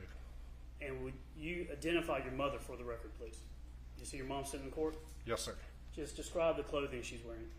She's wearing a gray jacket with a black shirt, glasses on her head, pearl necklace. What I want to do is I want to go back and kind of introduce you to the jury. So let's go back and I want to talk about your childhood. If I asked you where are you from, what's your answer? I was born in Muscle Shoals, Florence, Alabama was the hospital. Lived there short period of time, and then we moved to Tuscaloosa, Alabama, where my dad went to law school. Okay. Let me ask you about that. We're going to break it down and go through it. How old were you? What were your memories? What age do you remember law school with your dad? I was very little. I remember going to the law school. I remember when my dad graduated and seeing him jump over like a big mud puddle in his cap and gown. There's very, very little I remember of actually being in Tuscaloosa because I was so young. But how old again were you when you were there? Probably 5-ish, around in there. And how old was your brother Chris? Well, he's 3 years older than me, so he would have been around 8, 9 years old. Do you remember doing anything with your dad at law school? Did y'all play together or do anything when you were there? Don't remember any. I remember going fishing with him. There was either a pond or a lake or river close by in the townhome that we lived in. Do you have a memory of your when your dad was in law school, of him studying or coming back and studying or anything like that? Or what are the memories that you have of your dad while he was in law school? I don't really remember any of that. I remember more in Birmingham when I believe he was he taught law school or helped out with a law professor, and helping him grade tests. I do remember that. How'd you do that? Well, back then it was like, when I was in high school, when you took, SATs or anything, it was fill in the bubbles, and, he would give me a kind of a cardboard cutout, and I'd lay it over, and anything that didn't have a pencil mark, I'd just take a highlighter and hit it. So that was my way of helping him out. He was grading tests? Oh yeah, he was incredibly book smart. How old were you when you were helping your dad do this? We were living in Birmingham, so I was in elementary school, so I don't remember my exact age, but definitely between 5 and 10 years old, roughly. And what were age of your siblings at this time when you were in Alabama? Or it was you and Chris? All 4 of us would have been born, well, except for, I believe Amanda was born in Tuscaloosa, and Emily. No, sorry, Amanda was born in Birmingham. Emily was born in Tuscaloosa, I think. Emily is 5 years behind me, and then Amanda is 18 months roughly behind Emily. All right, so let's go through the kids. Who's the oldest in the family? Chris is. And how much older is he than you? 5 years. And Sorry, 3 years. 3 years? And then it's you? And then who's after you, below you? Emily. Okay, and what's the age difference between you and Emily? About a 5-year difference. And then Amanda's the youngest? Yes, sir. Who you were the closest with? Were you closer to your sisters or to your brother, or who did you line up with? I was more protective of, Emily was closer to me, so I was protective of her, but... How about Chris? Was he closer to one of the sisters? Chris was kind of more of on Amanda. I was Emily. Chris and I did a lot of things together as kids. We were very involved in baseball. Sports? Yes. Did you play anything else besides baseball? At the time, no. What kind of things did you do for hobbies and things when you were young? A lot of fishing. And how about your sisters? What type of things would they do? Played with Barbies. As you've gone through this entire event, the murder of your father, is there a division among the kids now? Chris, Emily, and I, we're all together. Amanda had turned on us. Did things get stressful, tense after the death of your father? Oh yes, I mean, our whole world got wrecked. Do you talk to your sister Amanda much anymore? No, I do not. How about your other siblings? Yes, I talk to them at a minimum once a week, roughly. Growing up, how close were you? How close were the four to each other? I mean, as we got older, we all kind of started doing our own things. You know, Chris, you know, he was older than me, so, you know, with him being in high school and all, he's not going to hang out, you know, as much with me, the little brother. He's got his own friends and all, and, you know, Emily and I mean, we really didn't go do things together. It was kind of a normal childhood, just brother and sister type deal. When it comes to your dad, as you're growing up through high school, did he work a lot? Yes, he did. Would you describe your father was he a workaholic? Yes, I would. Did he love his work? He absolutely did. If you could describe whether or not he was an introverted or extroverted person, what was he like? What do you mean? Was he quiet, kind of isolated to himself, or was he the life of the party and would hang out with people? So if there was something going on, if we all went out to dinner and stuff, he definitely sparked up conversations with everybody, you know, crack jokes and everything like that, but he didn't go out all the time. I mean, if there was only going to be two places he was going to be at, home or the office working. But whenever we went out, and like when we used to go on dove hunting trips, a dove shoot and all, he would get around and talk with people and have a good time. Do you like to hunt? Yes, sir, I do. What type of things do you hunt? Pretty much anything I can. But here in the state of Georgia, I mainly do deer hunting and dove hunting. What type of hunting did your dad like to do? Bird hunting. Do you do a lot? A lot of bird hunting, yes. And what kind of guns would you use when you do bird hunting? Shotguns. Do you have a particular gun that he would like to use or anything, or y'all would use? I mean, he's had several shotguns. You know, he started out with 12 gauge shotgun, and then he got a over and under silver pigeon. That's when he started getting more into quail hunting with clients.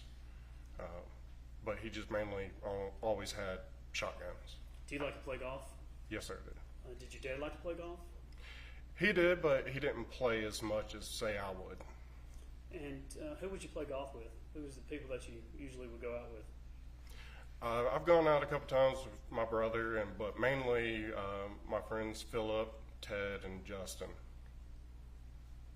What kind of education background do you have? Graduated high school.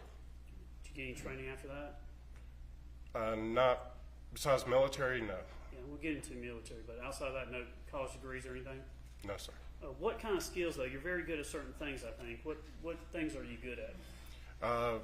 Mechanical. I've always been working with my hands. Fixing things, repairing mowers, even washing machines and stuff like that. I've always been pretty good at diagnosing stuff and repairing it. Are you more of a reader, or do you do something like hands-on? More hands-on.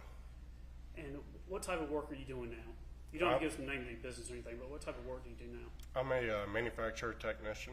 Okay, what's that mean? The company we work for, we package, we mix ingredients and package workout supplements like pre-workouts, protein shakes.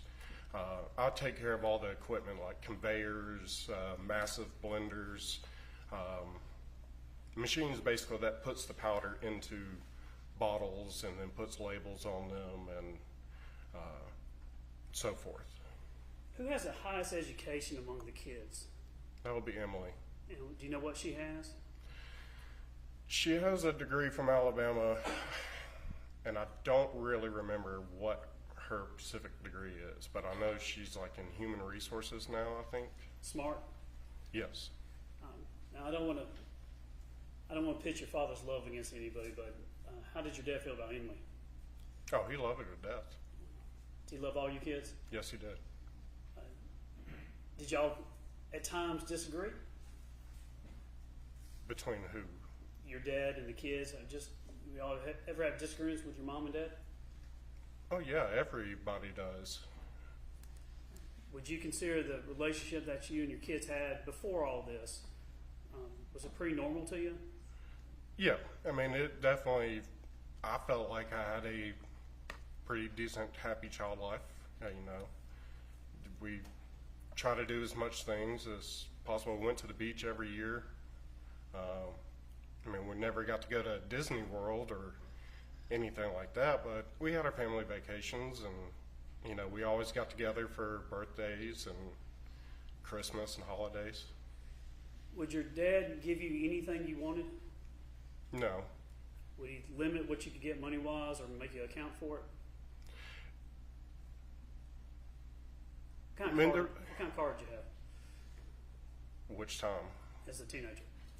As a teenager, I had my first vehicle was an old 91 Silverado, regular cab, no extended cab, nothing.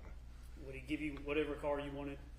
He bought my first vehicle, and he gave me a price limit. And I believe it had to be $10,000 or less. How about with your brothers and sisters? Was he the same way? Chris was, yes. He was pretty much the same way. They gave a price limit. Emily, he kind of flexed more on. And then Amanda, she got a brand new one. So as it went down, it got more generous? Yeah. Now, when you were in Alabama, do you remember moving from there to Georgia? Yes, sir, I do. How old were you when that happened? Well, I just completed elementary school, and I was going to be starting middle school here. So is that 7th grade, or what grade is that? 8th grade? 6th grade, I would have started here. How did you feel about coming to the Atlanta, Georgia area? I wasn't happy. I had friends. Do you remember the whole move as a family? Yes, I do. And where did y'all end up moving to? What was the first house in Alpharetta is what I refer to it as, but where was the first house? At Hampton Hall neighborhood. Describe this home. What was it like? To me, I thought it was, you know, the biggest house I've ever seen. I mean, growing up, we either lived in a townhouse or an apartment. Our first big house was in Birmingham. I mean, thinking back now, it's, you know, probably no bigger than the house I live in now. But when we moved there, I thought this was, you know, very nice house, very large. What stands out about the house for you? What do you remember? That I finally got my own bedroom. So I shared a bedroom with Chris up until we moved to Atlanta. Financially, your father, was he doing better as he came from Alabama to Georgia? Yes.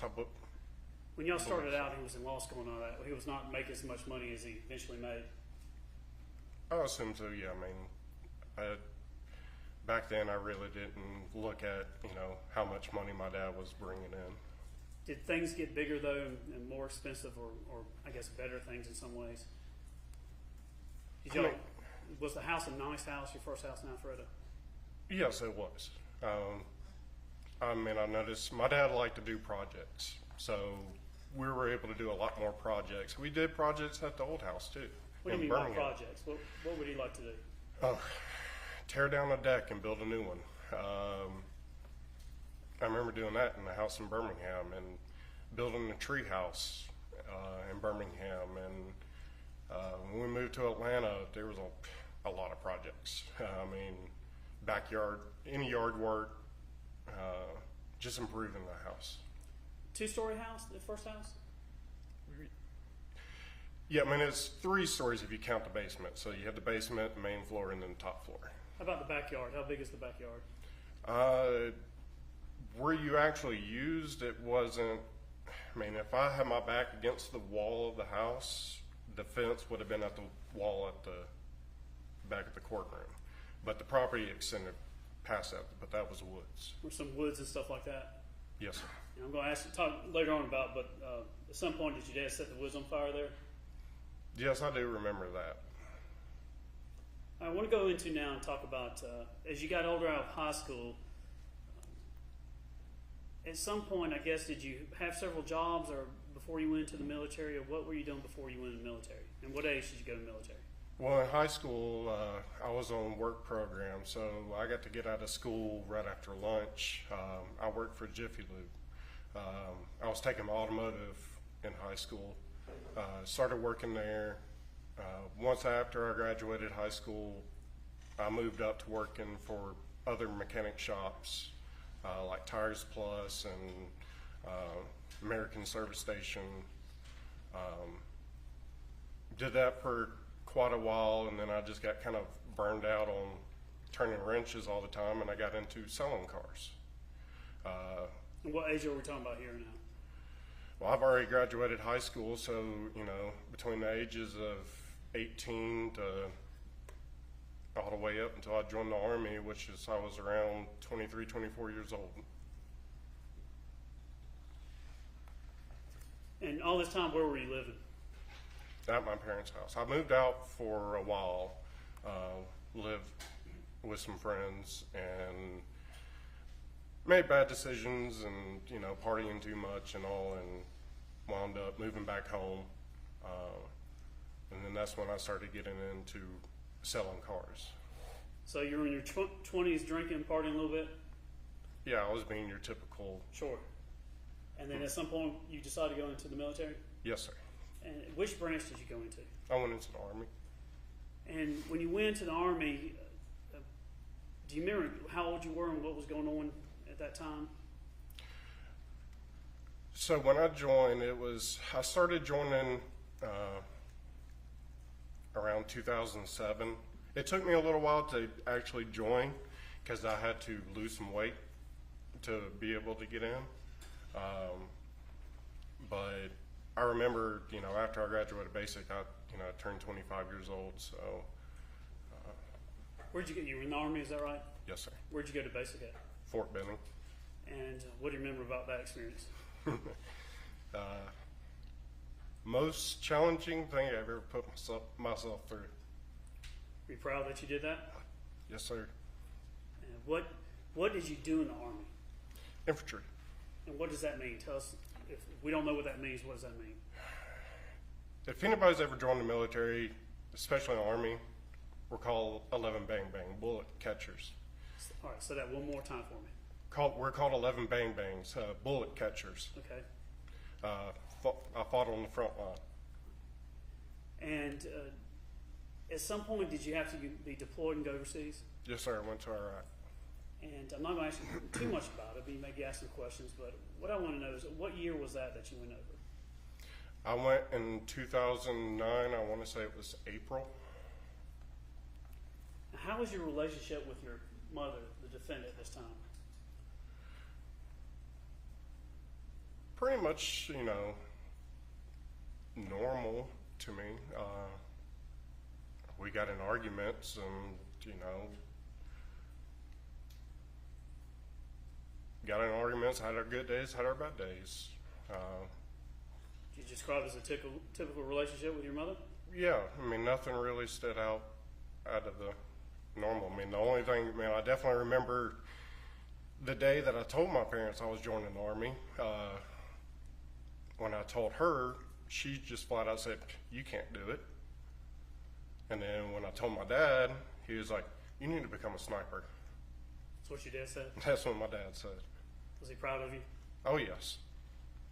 He was a history buff, and biggest history he liked was war history. So I do remember him telling me that he planned on joining the Air Force prior to my brother becoming pregnant with my brother. What do you want to do in the Air Force? That I don't remember. But it was the Air Force. Yes, sir. My grandfather, his dad, was in the Air Force. Now, when you had to fly, I guess, and go overseas, you probably went to an airport or something like that. Did your mom come see you off? Yes, she did. And did your dad? Yes, sir. Do you remember that moment? Yes, sir. And how was she with you at that time? Was she proud of you when she sent you off? Oh, yes. What were her emotions like then when you were going off? She was crying. I mean, she acted like, a mother would be. How about your dad? That was the second time I've ever seen my dad cry.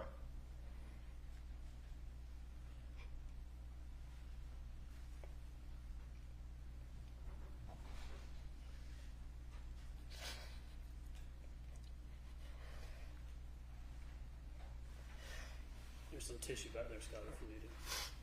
Sorry about that. It's all right. There's some tissue right behind you there if you need some. All right. But yeah, I remember it very well. They both dropped me off at the Atlanta airport. I left the Atlanta airport and went back out to Fort Bliss, El Paso, Texas. What year was that you went over? 2009. And how long were you overseas? Just shy of the 1 year mark. I believe it was 10 and a half months I was over there. Did you see some hard things while you were there? Yes, sir. When you came back home, did you get out of the military? When you came back home, were you still in the military for a while? From being overseas? Iraq? Uh-huh. No, I actually re-enlisted while I was over in Iraq. And at the time, they gave out options. You could either go to, say, Ranger School or Airborne School, or you could choose duty station. I chose to go the route of choosing duty station, so I selected to go to Fort Benning, which I got stationed with 3rd ID. And how long, when you came back, did you stay in the military? I was released, my official last date was in 2013. 2013. Do you remember, was that before moving into the Purcell Lane property? Yes, sir. And when you're in the military, infantry, they teach you how to shoot? Yes, sir. They Teach did. you how to shoot rifles? Yes, sir. What type of rifles did you carry when you were in the military? The M4. And teach you how to shoot pistols? Very, very seldom. You didn't get a pistol as a sidearm as an infantry? No, sir. Mainly just the M4? So in the military, in the Army, the only people who had pistols were officers and MPs. But the rest of us, we had either M4s or you were a saw gunner, which that's what I was on that deployment. Saw gunners. It was a machine gun that I was able to carry around with me all the time. Does that have anything to do with your size? Possibly. I mean, they weren't going to give someone my size that gun? I mean, you could carry it around. You wouldn't enjoy it. I didn't enjoy carrying that gun around with me all the time. How big are you? Currently, I'm 6'6", about 285 pounds. And what size was your dad? I outgrew him and my brother by 1 or 2 inches, and my dad was anywhere from, I'd say, 290 to 300 pounds. So at the time of his death, around 300? Yes, sir. Was he a little bit short, just a little bit shorter than you? Yes. And when you were in the military and you got the training that you received, at some point did you just decide to get out and go do something else?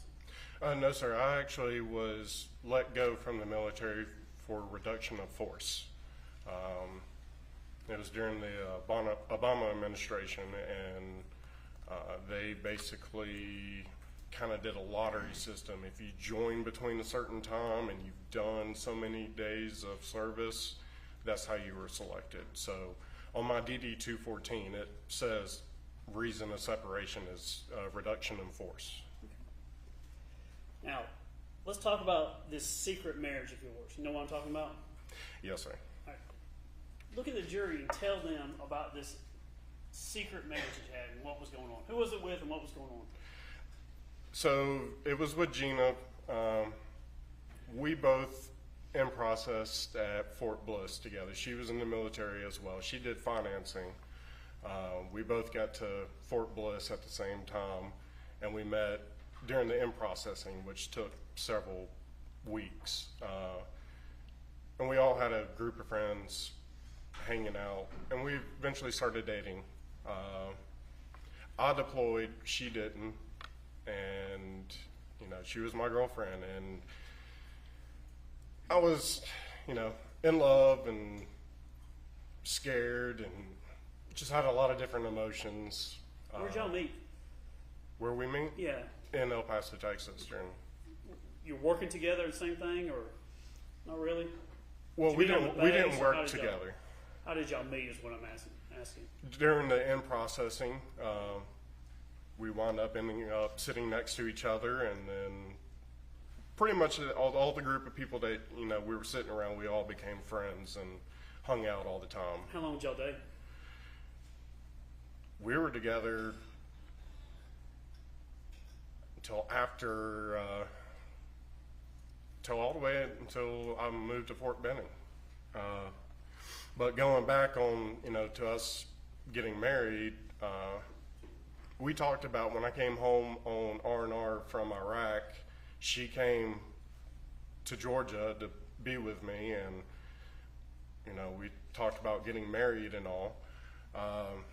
I never got down on one knee and proposed to her, anything, but at the time of the wars, 2 states did a proxy marriage. You had a single proxy, I believe, state of Texas, and then a double proxy in the state of Montana. So basically all you had to do was just fill out paperwork, get it notarized, pay the fees, mail it off, and you were legally married.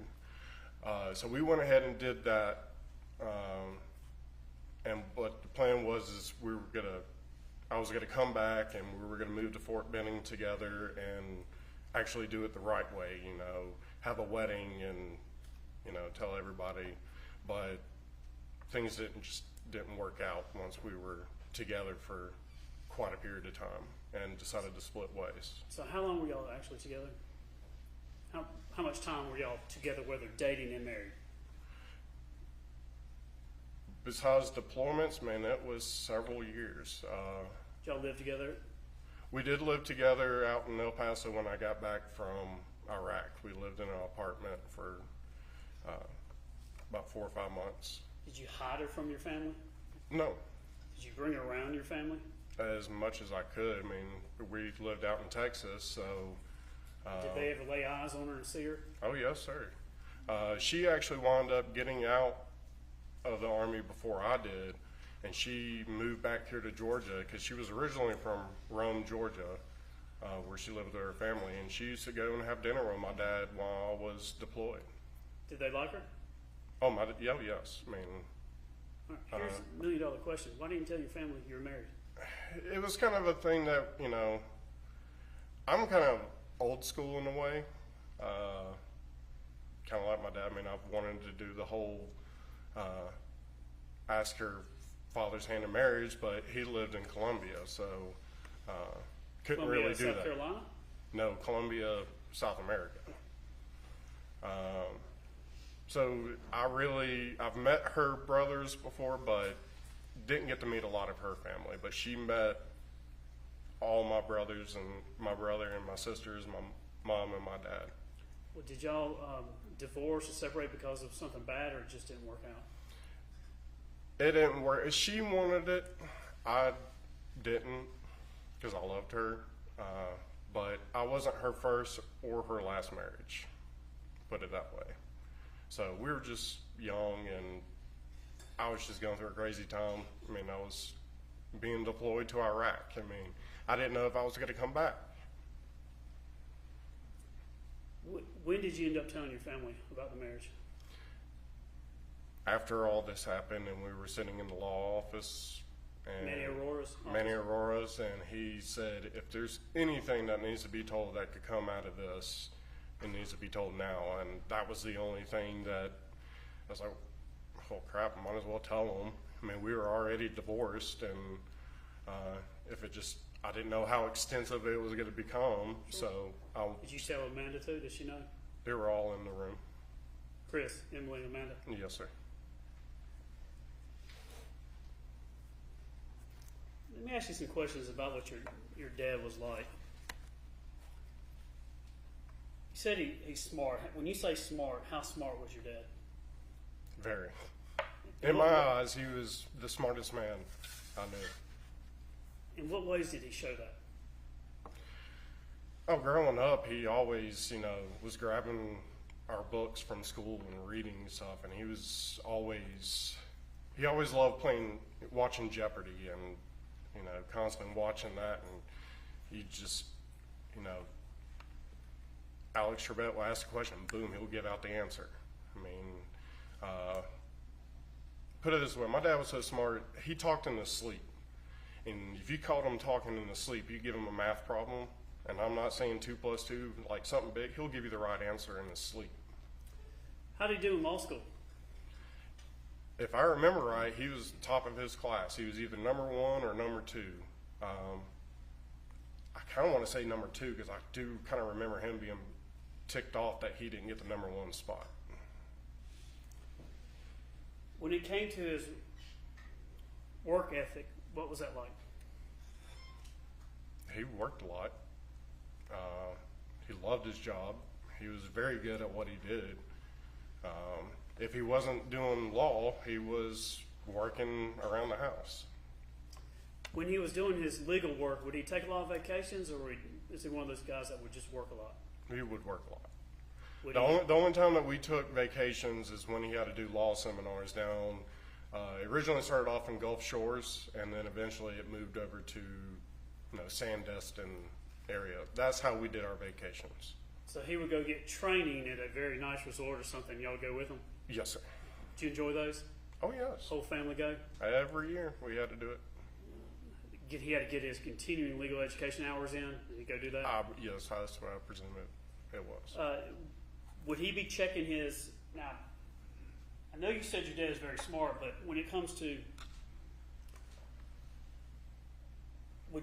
When you talk to your dad, or the kids would talk with your dad, when they talk with Gary, would it be odd for them to text or email him to have a conversation or solve a problem with him?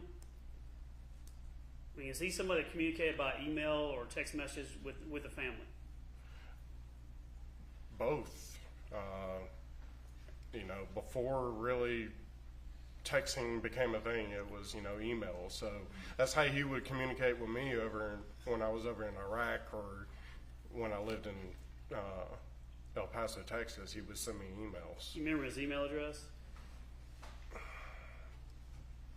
I want to say it was gferris@bird.com, I think it was, something along those lines.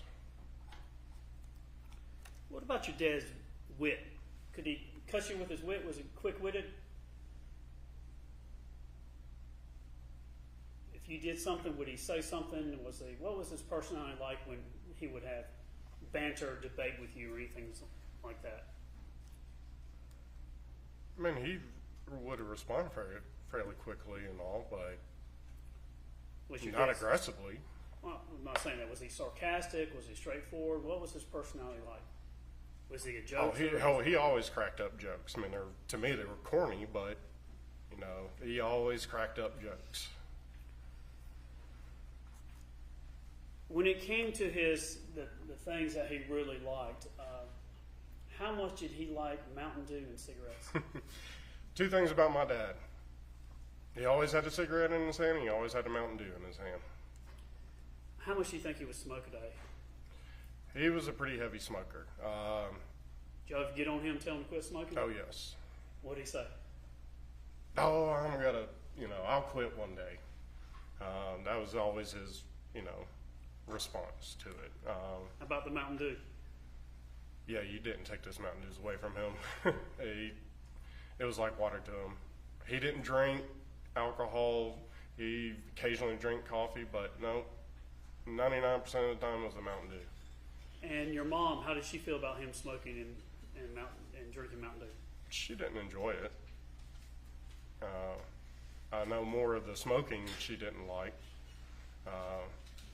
Mountain Dews, I know as he got older and the health got worse, she tried to start buying caffeine-free Mountain Dews, and he wasn't a fan of them. So Where would he keep the Mountain Dew?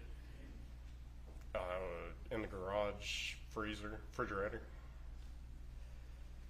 Now, is it true that he wouldn't even go to ball games anymore because they wouldn't let you smoke and things like that?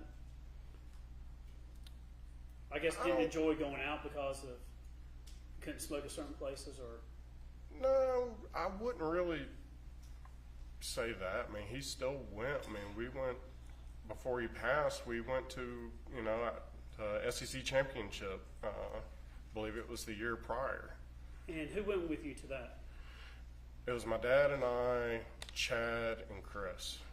When you say Chad, I know who you're saying. Who is Chad? Chad is Amanda's now husband. Chad Bruce. Yes. And I think he started dating your sister Amanda. Is that how he came into the family?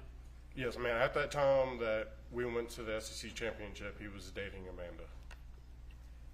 At the time of your dad's death, would you say he had a lot of friends he would hang out with, or was he more close at home and homebody?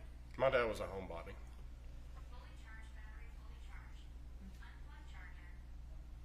This must be the time. Dude, I was about to ask you, can we take a break? Let's get a little bit. Okay. All kind of close to there we go. Would he have, to your knowledge, would he have friends though? Or is he more just kind of around the family? He was more around the family. Every once in a while, he would go skeet shooting. I don't know if they were with clients or work friends, I would say. I mean, I really don't, he wasn't friends with like the neighbor down the road and go play golf with him. It was always either somebody from the law firm or somebody he's done work for. When he would get home at night, he'd get out of the car. Would he go look at the pasture, just walk out there, have a cigarette, or what was he like when he got back? So my dad was very routine. You can read him like a book. He always, depending on traffic, there was a certain time frame he would always come home, and he would immediately come in, pull into the garage, grab a Mountain Dew, and go change clothes. And once he changed clothes, it varied. He could have gone. He would have either gone up to the, sat in the driveway and looked around and had a cigarette and stuff, or he would go straight down to the office and start working. Now, the type of law practice that your father did, was it corporate law? Yes, sir. He wasn't doing divorce law? No, sir. He wasn't doing criminal defense law? No, sir. He wasn't doing anything, I don't want to say exciting. He wasn't doing anything dangerous? No. He worked in an office in Atlanta? Yes, sir. To your knowledge, did your dad have any enemies whatsoever at the time of his death? No. Did you ever see anybody that had a beef with him or a problem with him or anything like that? Absolutely not. Did you even see around the time of his death that anybody outside the family that he had even disagreements or arguments with, or any something like a road rage or something like that? No. Could you think of anybody outside your family that wanted to do your father harm? No. Did he have concerns about someone doing harm to him that you saw at that time? Not to my knowledge, no. Your dad's health, he would have some things called spells. Tell the jury what that was. So, best way I can describe it was he would get very weak. He talked very thick tongue, like his tongue was swollen up, and some people would think he was drunk, the way he kind of slurred, but he just got very exhausted and wanted to go lay down. And when he would have them, that's what he did. He would go and lay down, either on the couch or go lay in bed, and he would sleep for a couple hours. When did these spells start occurring?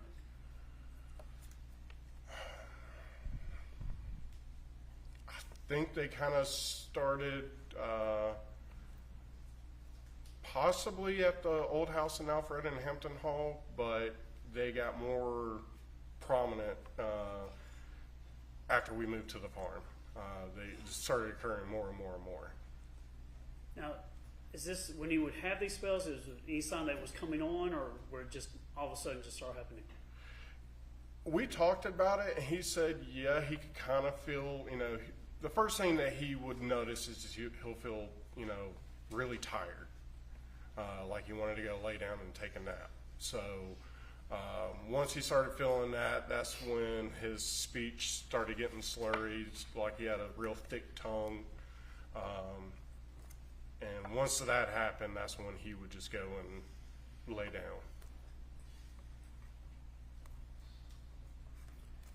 And when he would lay down, did he miss work because of these spells or anything that you know of? Well, you mean, yeah, he was sleeping, but how the frequency? How often would these spells come on, and how long would they last? Is what I'm trying to get at. He'll have, it'll happen like one day a week. I really don't remember him having like 1 or 2 spells a week. So he'll have about, he'll have one day during the week, and then 2 or 3 weeks down the road, he'll have another one. Was it to a degree that it dramatically interrupted his life and things he was doing? Or was it not that? I remember one time we were working on the farm. I think it was when we were building the fence, and he said, I feel like I got a spell coming on. And he will go and sit on the RTV, and I'll just kind of look over there and check on him. And I remember that day, I was like, are you feeling all right? And he was like, yeah, I need to go lay down. I'm like, okay. I was like, I'll, come over there and check on you. Outside of that, did he, I think you told law enforcement he didn't even have kidney stones or anything like that. Is there anything else about his health that you saw that was an issue at the time, around the time of his death? I know, well, before his death, there was one night, Melody called me up and said, get over to the house, your father's acting very strange. I was like, what do you mean? He's like, he's seeing like I think she said like seeing palm trees and stuff like that. He's just talking weird. And so I immediately jumped off my couch and left the barn and went over to the house. And yeah, I've never seen my father like that. He was kind of talking like a child would. And we wound up taking his blood pressure, and she bought a blood sugar thing, whatever. She pricked his finger and tested that. I don't remember what it came back as a reading, but I called a friend that was a nurse and asked her, what should we do? And when I told her the reading, she was like, get him to emergency room now. And we took him to the emergency room. When was that? I don't remember the exact date, but it was definitely within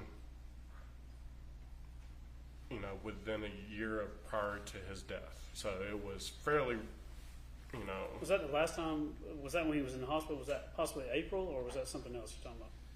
That was probably it then, because it was within that same year of 2018. It was just prior to his death, within a few months, I would say, but I really don't remember the exact date. Did your dad want to stay in the hospital? No. What did he do? Well, so, we get to I remember we got him into the Sequoia. I drove, and we pull up to the emergency door there. Where'd y'all go? We went to, I guess that's Northside Hospital in Forsyth, right. Exit 14. Pulled up to the emergency door, and I looked at Melody, and I was like, okay, take him in. She's like, no, you take him in. I'm like, no, I got to park the vehicle. Take him in. He's your husband. You know more of his medical history than I do. So, take him in. So she took him in. And then he was still very lethargic, I guess, would say. He was, but he was starting to get better. And by the time, doctor finally came in and all, he was kind of back to his normal self. And then they said they wanted to keep him in the hospital and kind of keep track of everything. And he stayed. They want to keep him just to observe him or Yes. run tests, or what was it? Yeah, they were trying to figure out, because, you know, we brought up about him having spells and all this stuff, and he's been to the doctor. He went to his physician all the time. They thought it was a vitamin B deficiency and maybe a testosterone problem, or nobody could figure out what was causing these spells. And this was a bad one. I mean, I was worried for the way he was acting. So he stayed in the hospital, I want to say 1 or 2 nights, but he was back to his normal self before they even moved him upstairs. And did he check himself out of the hospital and come back home? Yes. Did you see him have any other symptoms after that, or No, I did not. did he have to have surgery? No. Do you have to have any procedures? Not that I remember, no. Outside of just going to the hospital, nothing really from that? No, not that I can remember. Did he bleed at all during this? No. Did you see any blood coming from his throat or his mouth? No. Did you ever see your dad around this time or any this time cough and spit blood up? No, sir. Did you ever find bloody rags or Kleenexes, or the idea that there was some type of blood, or your dad's had some type of throat cancer or problems, anything with his throat? No, no.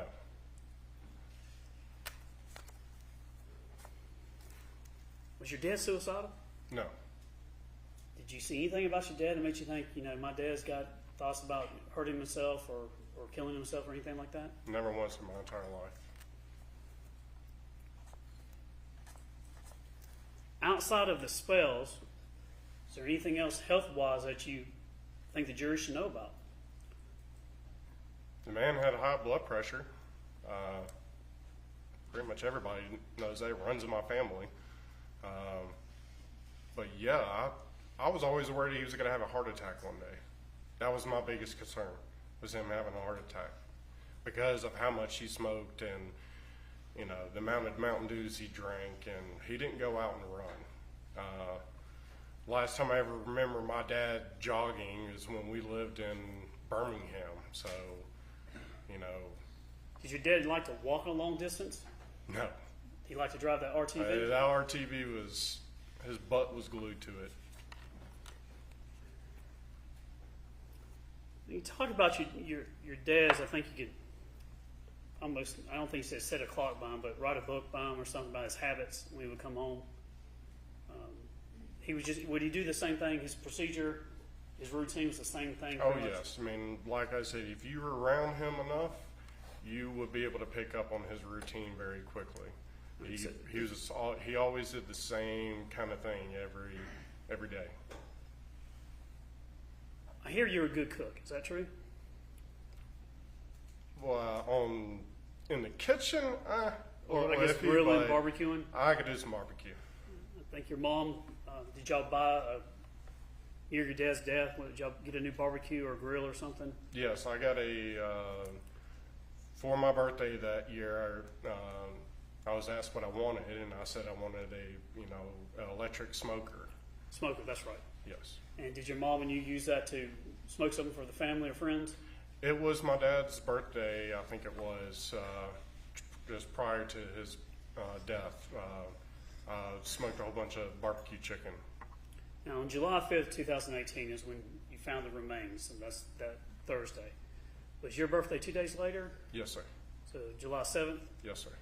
And when was your dad's birthday? Was it in June, the end of June? June 27th is his birthday. All right, so you have some cooking skills, grilling skills, things like that. How about your dad? Not so much. I don't ever really remember my dad grilling. He did I do remember when he did it when we were younger, but once I got old enough to start cooking on the grill, I was the one who did it. Now, was your mom a good cook? Very. And did she do most of the cooking in the house? Yes, sir. When your dad wanted something to eat, food, whether it's breakfast, lunch, or dinner, who would cook it? When? What was his routine? If he got home so do this for me. He gets home at night. About what time does he get home, and what's he do till he goes to bed? What was his routine? Well, I mean, when I'm asking when, I mean, at the farm or back at the old house? At the house and the farm. At the farm? His routine around the time of his death. That's what I'm interested in. Okay. So he'll be home roughly 6, 7 o'clock, like I said, depending on traffic. And cooking dinner-wise, if Melody was in town, she would fix something. But towards the later part of, closer to his death, she was not home a lot. She was constantly going up to Tennessee. And then I would be the one that would either have to fix dinner or go get us something to eat. When your dad would come home in the house, you've got in Purcell, 2155 Purcell Lane. If I said what floor in the house would be his domain where he would hang out, which one would that be? No, it'd be the basement. And if he wanted to get something to eat, how would he get in the house? He didn't go anywhere, and the defendant would your mother would cook him food. How would he do that? Would he? He'll come up to the kitchen and eat it at the kitchen island. Would he eat upstairs? Yes, sir. He wouldn't take it back downstairs and eat, or he'd eat? The only thing he would have taken downstairs to eat was dessert, key lime pie. He liked dessert? Oh, he loved his key lime pie. So he'd come upstairs, eat dinner? Yes. If you were sitting in the kitchen, where in the kitchen would he sit? I know there was a table kind of outside of it, but where in the kitchen would he sit and eat? So in the kitchen, we had a very large island, and there was 3 or 4 bar stools, and he would sit at one of those bar stools.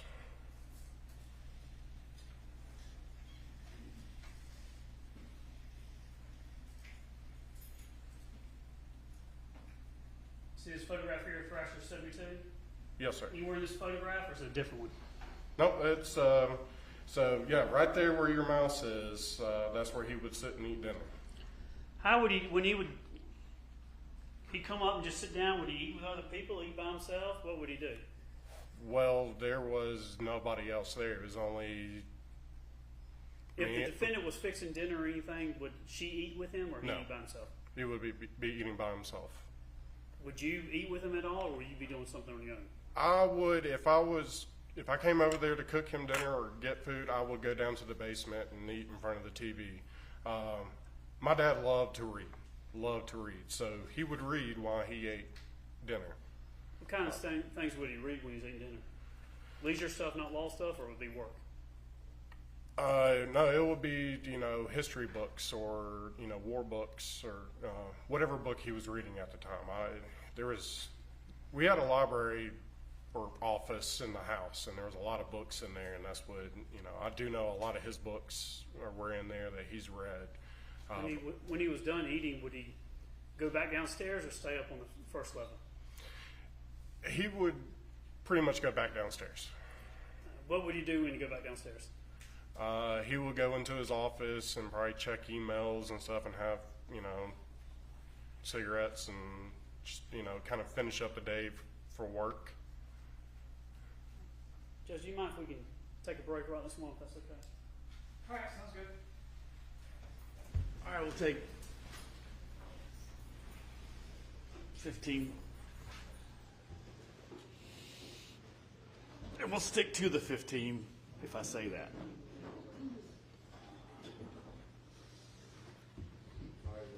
You can sit down.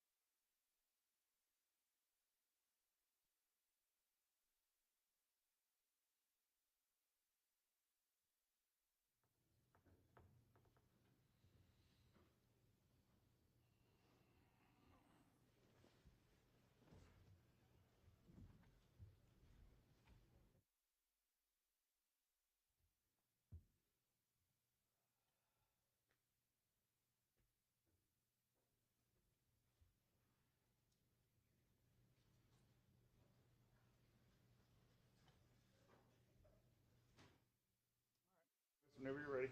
Thank you. Please report, Scott. Remind you, you're still under oath, okay? Yes, sir. All right, we were talking about your dad's habits, his routine. I think we were talking about your dad would check his emails. Is that something he would do constantly? Was he always checking work emails and things like that? Yes, sir. Vacations, it didn't matter, was your dad working? Oh, yes. When he would go downstairs, so eat dinner, go upstairs, eat dinner, come back downstairs, work a little bit. Did he ever go into that movie theater room or the home theater room? It was either there or the other TV down in the basement. He would sit and watch TV. What kind of shows and things would he watch? Was it random stuff, YouTube, or something else? What would he do? Either the History Channel or he liked old TV shows like old westerns and Andy Griffith, MASH. Those are the shows. And I know he liked the TV show The Office. He liked watching that as well too. And would he be kind of by himself when he would do that? Yes. Now, where did you live on the property? I lived above the barn in an apartment. Okay, so not in the house No. with your mom and dad. After he would, was it pretty much this is his routine? Every night he comes home, dinner, go downstairs, work a little bit, go watch TV, go to bed? Pretty much. The only time that it would change would be, on a Friday he would come home and start doing some kind of project, doing some kind of work on the farm. And where would he sleep? He slept in the bedroom down in the basement. Every night? Yes, sir. Would he sleep? Would he lock his door? No, he would not. When your mom, where would she sleep? She would have slept in the master bedroom. Would she ever use something to brace or lock her door? I didn't see her do it, but I saw one sitting behind the door of the bedroom. Saw what was it? Describe for the jury. If I remember right, it was kind of like a prop bar. It had a flat surface on one side and kind of a fork on the other. It was white, I want to say, but it was, you put it up under the door handle. The doorknob itself? Yeah, so it was kind of like a state-of-the-art version of propping a chair up underneath it for keeping somebody from opening the door. How would your dad sleep, and what kind of clothing? He always slept naked. I'm sorry? He always slept naked in the nude. That's just what he did? Yeah.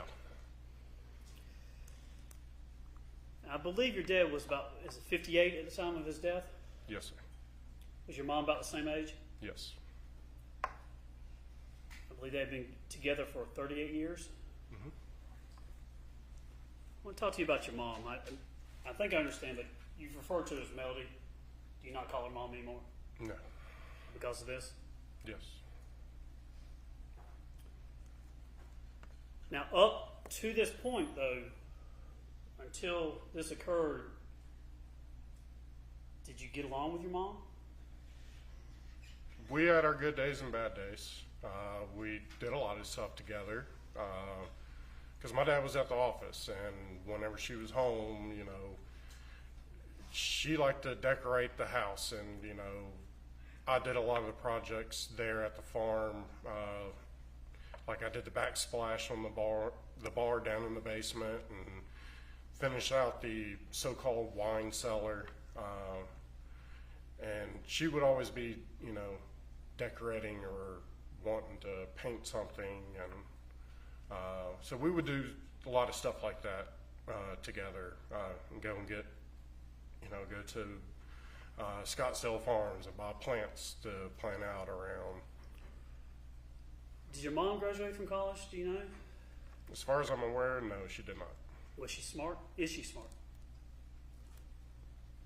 Not like my dad, but she's not dumb. Common sense? Oh, yes. She hardworking? She work outside? Oh, yes, man. All the time we worked in the yard. She hands-on? Yes. Would she get in there and do projects with y'all? Or with you? It depends on what project. She didn't help my dad and I do the stone wall between the house and the pond, but she got out there and planted plants and, shoveled mulch around. Did she get her hands dirty? Yes. Could she get things done if she wanted to? Yes. Would you consider her strong-willed or weak-willed? Strong-willed. Does she have opinions? Oh, yes. Is she afraid or shy to share those opinions? No. Would she have opinions about you? Yeah, I'm sure. About her other children? Oh, definitely. Chris, she kind of favored Emily and definitely Amanda. How about your dad? My dad was harder on my brother and I. He was a sucker for my sisters. You know, they're his baby girls. My dad was old school. He, you know, I remember growing up, if I needed $5, I needed to tell him 5 reasons why I needed it. So.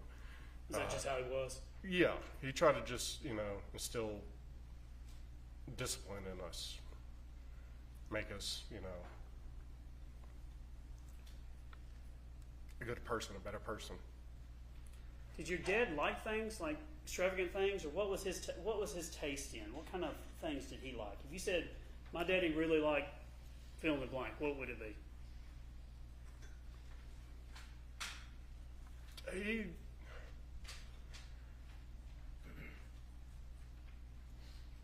It's kind of tough. I mean, he always wanted to take care of other people first. He always put everybody else first. He made sure Melody had what she would want to have, and all of us. I mean, he always made it a point to make sure, you know, we all had the best Christmas as possible. And he wasn't really, you know, he drove a Suburban. He drove it until over 200,000 miles, and it was me who convinced him, go buy yourself a Mercedes. I mean, you deserve it. I mean, he wasn't a flashy person, so it's kind of hard to say. What kind of Mercedes did he have? It was an E-Class. Tell me what that means. I don't know what that means. E-Class is kind of your mid-size sedan. He looked at the S-Class, which is the big, fully sized Mercedes, and he was just like, it's just too much car. I don't need that. How much of those cars cost that he had? Well, his, I mean, brand new, that was, at that time, probably would have been maybe $60,000, $70,000 car. What kind of car did your mom have? Well, she drove Infiniti G35 for the longest time, and then she drove the Toyota Sequoia. What kind of car did you, or vehicle did you have? At which point I've had. Around the time your dad's death. I was driving the so-called farm truck, which was a Chevy 2500 diesel, non-dually. It was just a regular back axle. That we didn't have the wide tire ones. That was your dad's truck. You purchased it. Yeah, he purchased it, and it was titled for a farm truck for tax write-off, but it was I drove that vehicle. Your vehicle / the work truck? Yes. If I said, what kind of things does your mom like around the time of your death, or the death of your father? Just fill in the blank. What things did she like? What were her things? What do you mean, and what she liked? She have expensive things like furniture. What was her things that she really? Everything she had was like top of the line, Tory Burch or Chanel or, all high-end clothing. It was. She liked Christmas trees? Oh yes. Around Christmas time, would she decorate the house? Yes, she would. Tell the jury how she would decorate the house and how many Christmas trees y'all would have. What? 1, 2, 3. There was about 4 or 5 Christmas trees. She did all the inside stuff. She was very good at it. I will say the Christmas trees we had were something you would see in like a Southern Living magazine. She liked to collect the Christopher Racco ornaments, which is a very sought after ornament because they're hand blown, hand painted. Say that again? I didn't catch that. They're called Christopher Racco ornaments. Okay. Take it they're expensive? They vary in price. They can range from $10 a piece to several $100s a piece. It just depends because he changed his ornaments every year. That's why they were collectors. She do things like that? Oh yeah, she very enjoyed it very much. Did she have parties for the law office or go to parties for the law office? I remember, you know, when I was in like middle school and maybe early parts of high school, my dad would have firm Christmas parties at the house. So there would be a lot of people over there, and that kind of ended before I graduated high school. Did your dad take care of your mom when it comes to things that he provide nice things for? All the time, yes. Like, did she have fur coats, mink coats, whatever you call it? Did she have nice clothing? Yes. Did she have nice jewelry? Yes. She had nice dishes and things like that in the house? Yes. Clothing? Yes. She liked to shop? Oh, yes. Did you give her money so she could shop? Yes. Well, she had, you know, pretty much our entire life, she always had full access to the bank account. It was just the last 2 or 3 years prior to his death that it got restricted. Things kind of...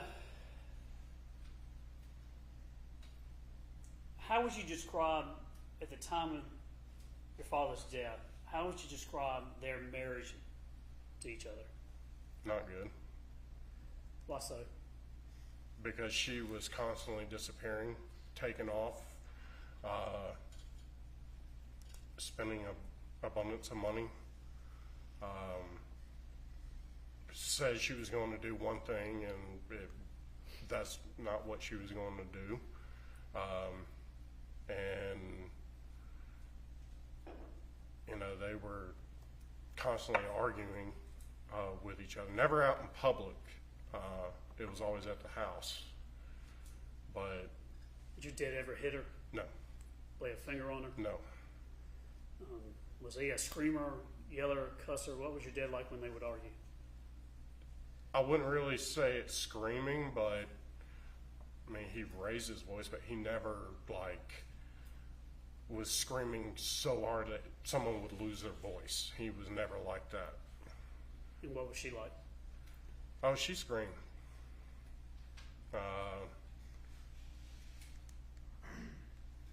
She definitely, you know, expressed her feelings in a way, I guess I would say. She was... What do you mean? She definitely would scream and cuss and, you know, show aggression.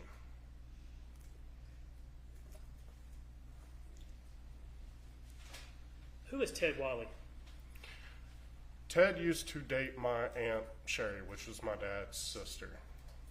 Your dad has how many brothers and sisters? Or had, I'm sorry. My dad has an older sister, Patricia, then my dad, and then my Uncle John, and my Aunt Sherry. So what was Ted related? How was he related or involved with the family? So was Sherry? Ted was dating Sherry. And what time was this, and about how old were you when this was going on? If I remember right, they started dating roughly maybe when Amanda was born. So they were together for a very long time. Pretty much all of ours childhood. How many years do you think they were together? Are you talking about 5, 10, 15, 20, whatever? Oh, yeah, definitely north of 15, I would say. And did you see him often? Every Christmas and Thanksgiving. And at some point, did you notice something, or did you learn of something going on between him and your mom? Yes. So when my grandmother, Melody's mother, Kay Walker, when she had a heart attack and had to have open heart surgery, I basically went with her and I helped stay with my grandmother in the hospital, especially when she was in the ICU. When was this? What year are we talking about? This is 2005 or 6. So, you know, I was up there for quite a period of time. I ended up, you know, quitting my job at Regal Nissan to, you know, help out, you know, with this situation, because my dad was still, you know, working. And So how long a time would your mom and you be separated from your dad? we would stay up there for several weeks. It depended on what condition my grandmother was in and all. But for the beginning of it, we pretty much did not leave from being up there. It's once she got out of, you know, the ICU and got moved into a more private room, that's when we kind of, you know, didn't have to be up there as much. So this is taking care of your mother's mom? Yes. Maternal mother, grandmother. Yes. And the defendant was there to help her mom, and you were with her? Yes. How did Ted come into the picture? So, you know, Sherry and Ted, they live there in Muscle Shoals, Florence area and all. So, you know, whenever we would go out to eat, you know, we a lot of times went to eat with them. We always went to Logan Roadhouse or somewhere like that. And then after a couple months, I remember the night we went to Logan's Roadhouse, and Ted came up and grabbed my mother's rear end like somebody would be doing who's in a relationship, like a full-blown relationship. And that right there triggered. And from there on, she started disappearing. She would leave, say, "Oh, I'm going to run to the store," and not come back until either very, very early in the morning or till the next day, and leave me stranded with no vehicle. Did you talk about this to your brothers and sisters? Did they know, or just you? I think I've probably told Chris. Don't really remember if I told Emily or Amanda. I did get my dad. I told him, I was like, she keeps running off of Ted. And, you know, they keep going and doing things together and leaving me stranded at the hospital or the house with no vehicle. Would your dad help take care of your mother's mom, your grandmother, her mom? Would your dad do anything financially or anything to help her? If I remember right, I know he kind of helped. I want to say my grandparents had like a mortgage on the house for some kind of project, something with the foundation or something. I think he kind of took control of paying for that. I don't know if it was my grandmother's money or his money, but he kind of, you know, took controls of the, you know, finance side of the mortgage. Did you ever know anything about a $50,000 home equity loan or something like that involving Ted Wiley? No. Did your parents, because of Ted or anything, did they ever separate or have an issue that you saw? From what I remembered, it was, by this time I was in the process of joining the Army. I went through basic training, and I was deployed to Iraq within 4 months of coming out of basic training. So I was over in El Paso, Texas, not here. And I do remember I deployed, and I remember getting an email from my dad, and he, you know, stated that he was going to be filing for divorce. I responded with, do what you got to do, but I really don't want to be, I don't need to know anything else. I got too much going on over here. And that was over Ted? Yes. What year was that? That either had to be 2009 or 2010, so I was deployed to Iraq. And after you got that email, did your dad ever say anything else to you about what was going on? No, sir.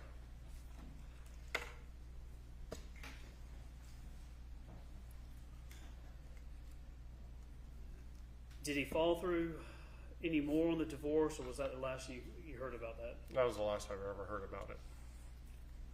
And then you came home? Yes.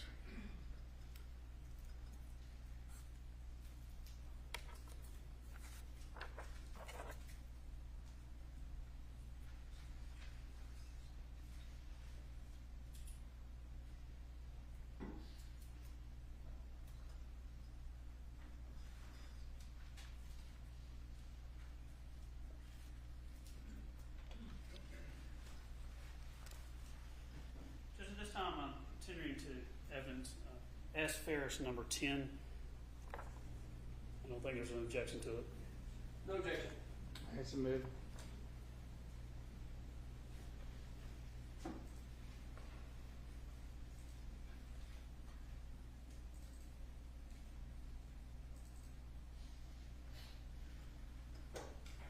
Scott, you should have in front of you a monitor. Is it working?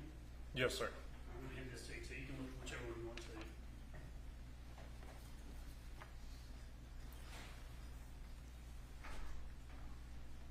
This is State's Exhibit S. Ferris 10. We're taking your name and using numbers with that. But can you tell us what, at the top it has an email there. Can you read that email for us? The Gary4250@gmail.com. And what is the company that sent this? That would be from Bank of America. And if you could just read out loud what it says. Hi Gary, credit transaction was made above your chosen alert limit. Amount $165.82. Credit card, Bank of America, Visa, Platinum Plus, ending in 1727. Where at Scottsdale Farms and Company, Alpharetta, Georgia. Type retail. Transaction date July 1st, 2018. Did your dad have several credit cards and things like that? Yes, he did. Did he have the ability that he would get notice if anything was, I think, over $20 or something like that? As far as I'm aware, any kind of transactions, he would get some kind of notification. And if he was notified, would he ever ask you about what you're doing with the money or what was going on? Yes. How quick would he be on that? Like, if he got a notice, how quickly could you get a phone call or text message? It varied. It could be within 5 minutes, or it could have been later on that evening. Now, this one in particular, do you know what that card was or who had it?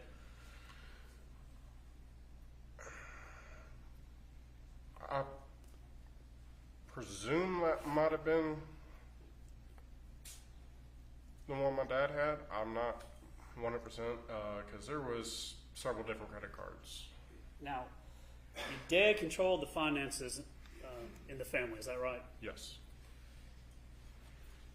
If you would just tell the jury, when it came to your finances, what type of access to a debit card, a credit card, whether it's personal or for the farm work, tell the jury what you would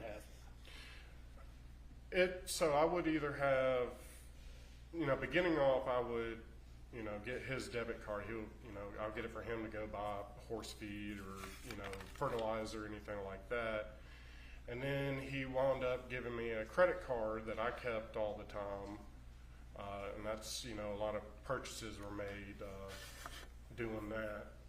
I do know at one point he gave me a debit card, and that was, I don't know if it was his main account. I don't think it was, because he would constantly have to put money into it. So if I, needed to go get food or fertilizer or something like that, a lot of times there wasn't enough money in it, and I would have to send him a text saying, hey, put some money in it, in the account, so I could go and buy this and this and this. And would he do anything to, would he ever get on you about your spending? Every once in a while. So I worked for my dad, when I got released from the military, I got back into selling cars for a little while. And then I worked at a warehouse, and then by the time we lived on the farm,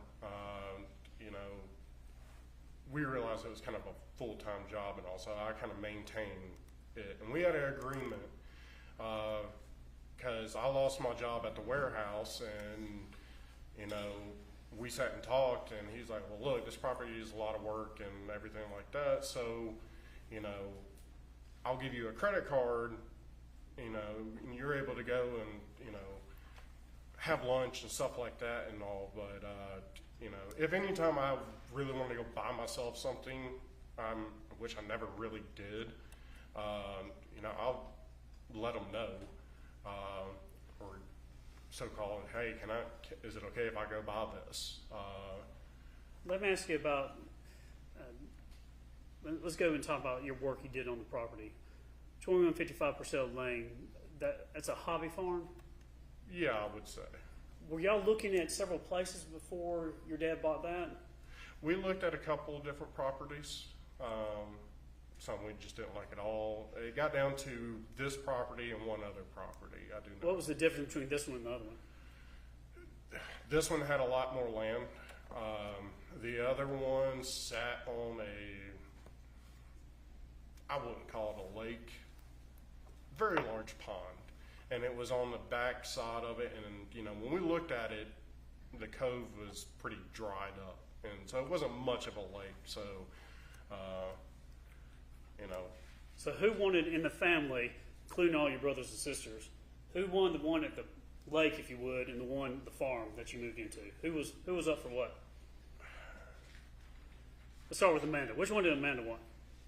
I don't think she ever saw it. How about Emily? I don't think she ever saw it either, too, and neither did Chris. Which one did you want? I went with my mom and dad to look at the properties. What, did you have a favorite out of the last two? The one, yeah, I liked the one that he ended up purchasing more. How about between your mom and dad? Did they like one over the other? I mean, realistically, I think it would say a coin toss in a way. I mean, I gave my points. I was like, look, you got a lot more stuff you can do, on this property versus the other one. So when you end up your dad going after and buying the farm, what year was that? Around 2013. And how old were you at that time? Oh, you're gonna make me do math. I am. I'm not very good at myself, so we can figure out together. I had it been around 30, maybe. Well, let's see. Was it 35 when your father? Yes. You're about to turn 36? I just turned that July 7th. I would have been 35? Okay, so that was 2018, 5 years, so around 30? Mm-hmm. And so did you live so you were working and living on the property about 5 years? Yes. From the time they purchased it to the time of his death, I lived there. And Scott, I'm not trying to be insulting. I don't know any other way to really ask it, but what I want you to tell the jury, and what I'm interested in is what kind of contract, I imagine it's just a word, just a spoken agreement, but did you get an allowance? Did you get a stipend? Did you get a salary? How did you make a living and buy stuff, and what was the arrangement between you and your father while you worked the property? There was no contract or anything like that. It was basically, so around the time that, the recession was kind of starting to turn. When I first got out of the military, I tried to join Milton Police Force. Couldn't, since I was not post-certified, they didn't have the funds to hire me on. And once I started looking into other cities and counties, it was all the same thing. So work was still hard to find, like decent paying. So, and the job I had at the warehouse, I was making $10 an hour. And once I got, I was let go from that job, we sat down and talked, and I was like, look, I want to still pursue, law enforcement, but there's nothing I can get into right now. And that's when we came on the agreement that, I would manage the farm, because since he was working Monday through Friday in Atlanta, that, basically he would give me a credit card, debit card, and, I was able to go eat lunch and stuff like that and pay my cell phone bill. I didn't have much bills at all. So he never really gave me an allowance, except for the time that, he decided to open up the other bank account, and, he didn't keep a lot of money in it, because around that time, Melody kept asking for the card I had and going off and buying stuff. Did your dad want her to have that card? No, especially the credit card. When he gave me the credit card, I remember he sent me a text saying, "Hold on to this, like your life depended on it," or something. But to keep it away from the defendant. Yes, he basically said, "Don't give this card to anybody." Which credit card would that have been? I believe that was the Ducks Unlimited Visa card. When you work the land, there were horses and animals and things, pigs, goats, chickens. Y'all had all kinds of stuff on there, didn't you? Yeah, we had everything pretty much except for cattle. All right, now your first house. Now your mom's background, her father and mother had it's Ace Hardware or some type of hardware store. Ace Hardware, yes, sir. So more of kind of a country background or a rural background. No, Musk Shoals it wasn't a huge town, but it was. From the country or from the city is usually how I ask people. Would you say your mom was from the country or from the city? Man, honestly, I want to kind of say in between, but it was. Fair enough. No, there was no, How about your dad? Not country. Okay. Did they grow up having horses and things like that and animals? No, none of us ever had that. So when they got this hobby farm, did any of y'all know anything about horses and how to take care of them and ride them? No, we did not. Was it a learning experience? Yes. How many horses did y'all have on the property, and where'd you get them from? We had 4 horses. The first horse we got was Rebel. Some people down the road, they were moving. He was an older horse. They gave him to us along with a pony, but the pony was already promised to somebody else. So we just kind of took care of it for a little while until that person was able to come and get it. And then we got Bluebell, Chester, and Blackjack, the other 3 horses. And that was, we purchased them through a friend of the neighbors, Jackie. She lived down the hill from the farm. Jackie has some type of place for donkeys or something like that, or rescue, or? At the time, she had a buttload of chickens, all kinds of fancy little hen ones and pigeons and big chickens. She had a whole bunch of chickens. Was her house stand out in the neighborhood? Yeah, I mean, you had to pass it every single time you came to the farm. And was Jackie close to your mom? She hung out with her quite a bit. Now, these horses, who would ride the horses? I would, my mom would, my nieces, my dad once in a blue moon. Did he get thrown from a horse or anything? He did get thrown one time. He got on Chester. Chester was a more high-spirited horse. And what I mean by high-spirited, that, if a squirrel jumped from branch to branch, he would jump. He would get startled. So it took a more experienced rider to ride him. But my dad wanted to ride him, and I was nervous about it. And sure enough, when he got on him, he started bucking and bucked my dad off. Did he get hurt? He did. He hit his head when he came down, and we ended up taking him to the hospital to get a CT scan because my medical training from the Army, I noticed that he wasn't answering all the questions right that I was asking him, and got his bell rung. Yeah, he definitely. How about your mom? Did your mom ride the horses? She did. She ever get hurt by the horse? There was one day, it was first day of college football, and my Aunt Sherry was on her way into town, and I was up in my apartment about to start watching football. I think the Alabama game was about to start, and she called me and said, "Get down here, I just got kicked by a horse." And I go down there, she got kicked in the leg, and her kneecap was on the side of her leg. What year was that?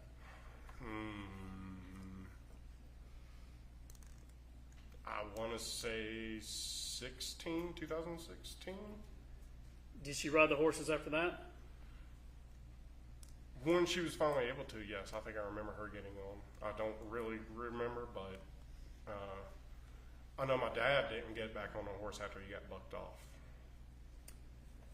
When it came to taking care of the animals, part of your, I guess, duty or job that you would do, how many animals, what was your routine every day for the animals? What time did you have to feed them? What did you have to do?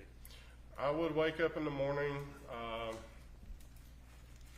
and depends on, a lot of times we left the horses out in the pasture.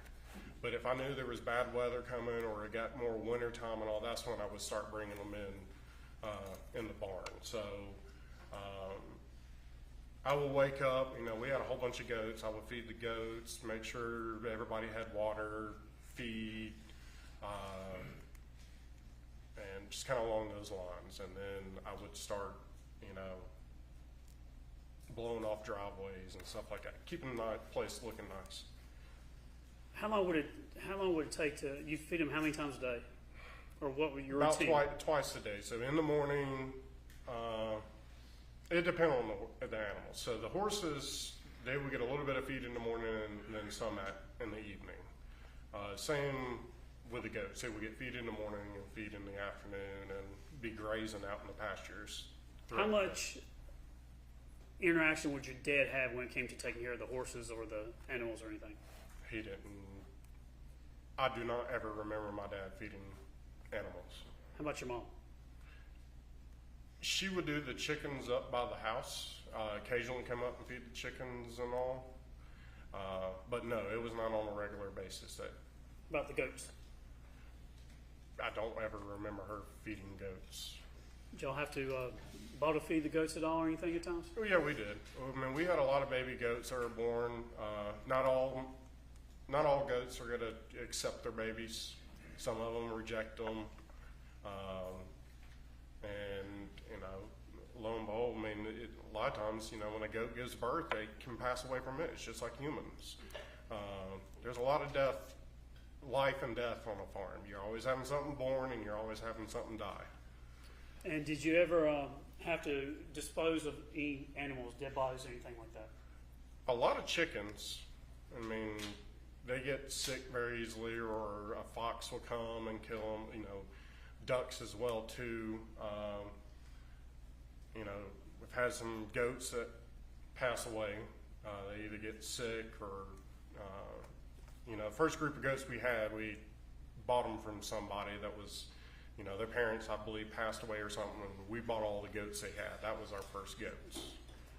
Would you ever burn goats? No. Did you ever throw them on the burn pile? No. That's not something you would do? No. I would have buried them. Where would you bury them on the property? Majority of the time, the goat pen, because that was the softest, easiest ground to dig. Because the goat pen was, one of the previous owners built a very large retaining wall and filled it in. From what I was told, there was a lion in that. So, I'm sorry? A lion. I don't know if it was like lion, tigers, and bear lion. Yes. Okay. I don't know what kind of lion, but the neighbors told us at some point there was a lion in that and that's where cage. The goats were at. So that it turned out to be a perfect goat pen because it had a high fence, barbed wire coming out, had a metal. Where is that? If I was looking at your house, where would that be? It would have been right behind the barn, backside of the barn along the property edge.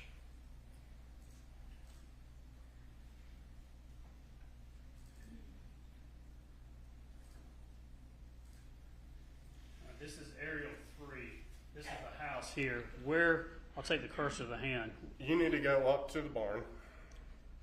To the barn, all right? To the barn, okay. Now go to the left. Now go straight up. Right there would have been the goat pen. Okay, so behind the barn. Yes. Did the horses get out a lot? Every once in a while they would. Now, when I say get out, that's what, in this case, you're talking about the horses get out. We're going to be talking about that. What does that mean to you? If the horses got out, what would that mean? They were not in a pasture. A soft pasture. Were they running on Purcell Lane up the road and things like that? Sometimes, yes. They would get actually off the property and be at a neighbor's house. I've had to go all the way to the very back end of Purcell to get a couple horses. And when they would get out, what would you have to do to get them back in? I would just grab a feed bucket, put some feed in it, and walk down and start shaking it, and they follow me like little puppy dogs. How often would that happen? It was rare, Do you know but what? it did happen. Do you know how or why they would get out? 99% of the time, it was because somebody left a gate open. And when it came to all the horses and things on the property, was there a certain pattern, like they would be put up at night, or were they just left out in the fields?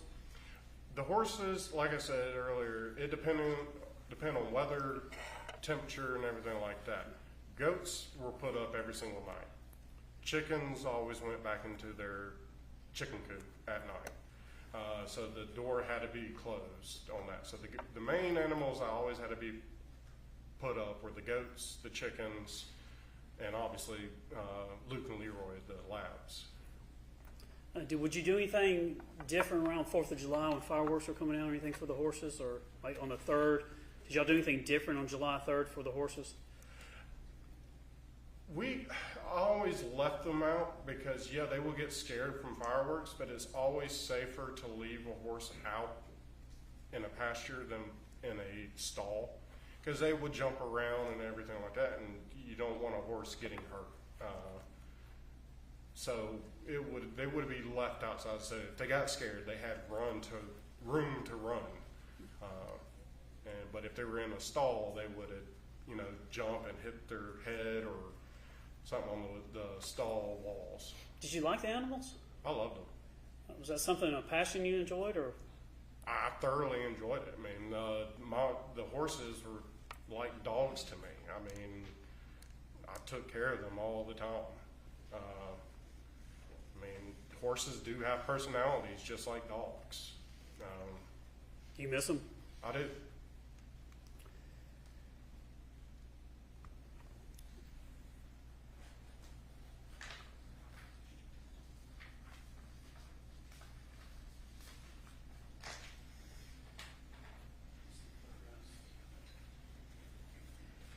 This time I'm tuning into evidence, Stacy's exhibits S. Farris 1 through 4. No objection.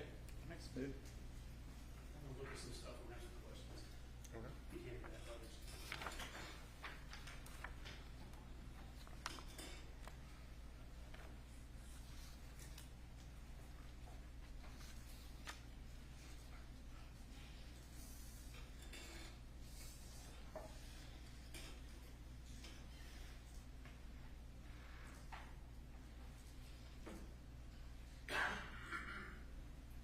This is S. Ferris 1.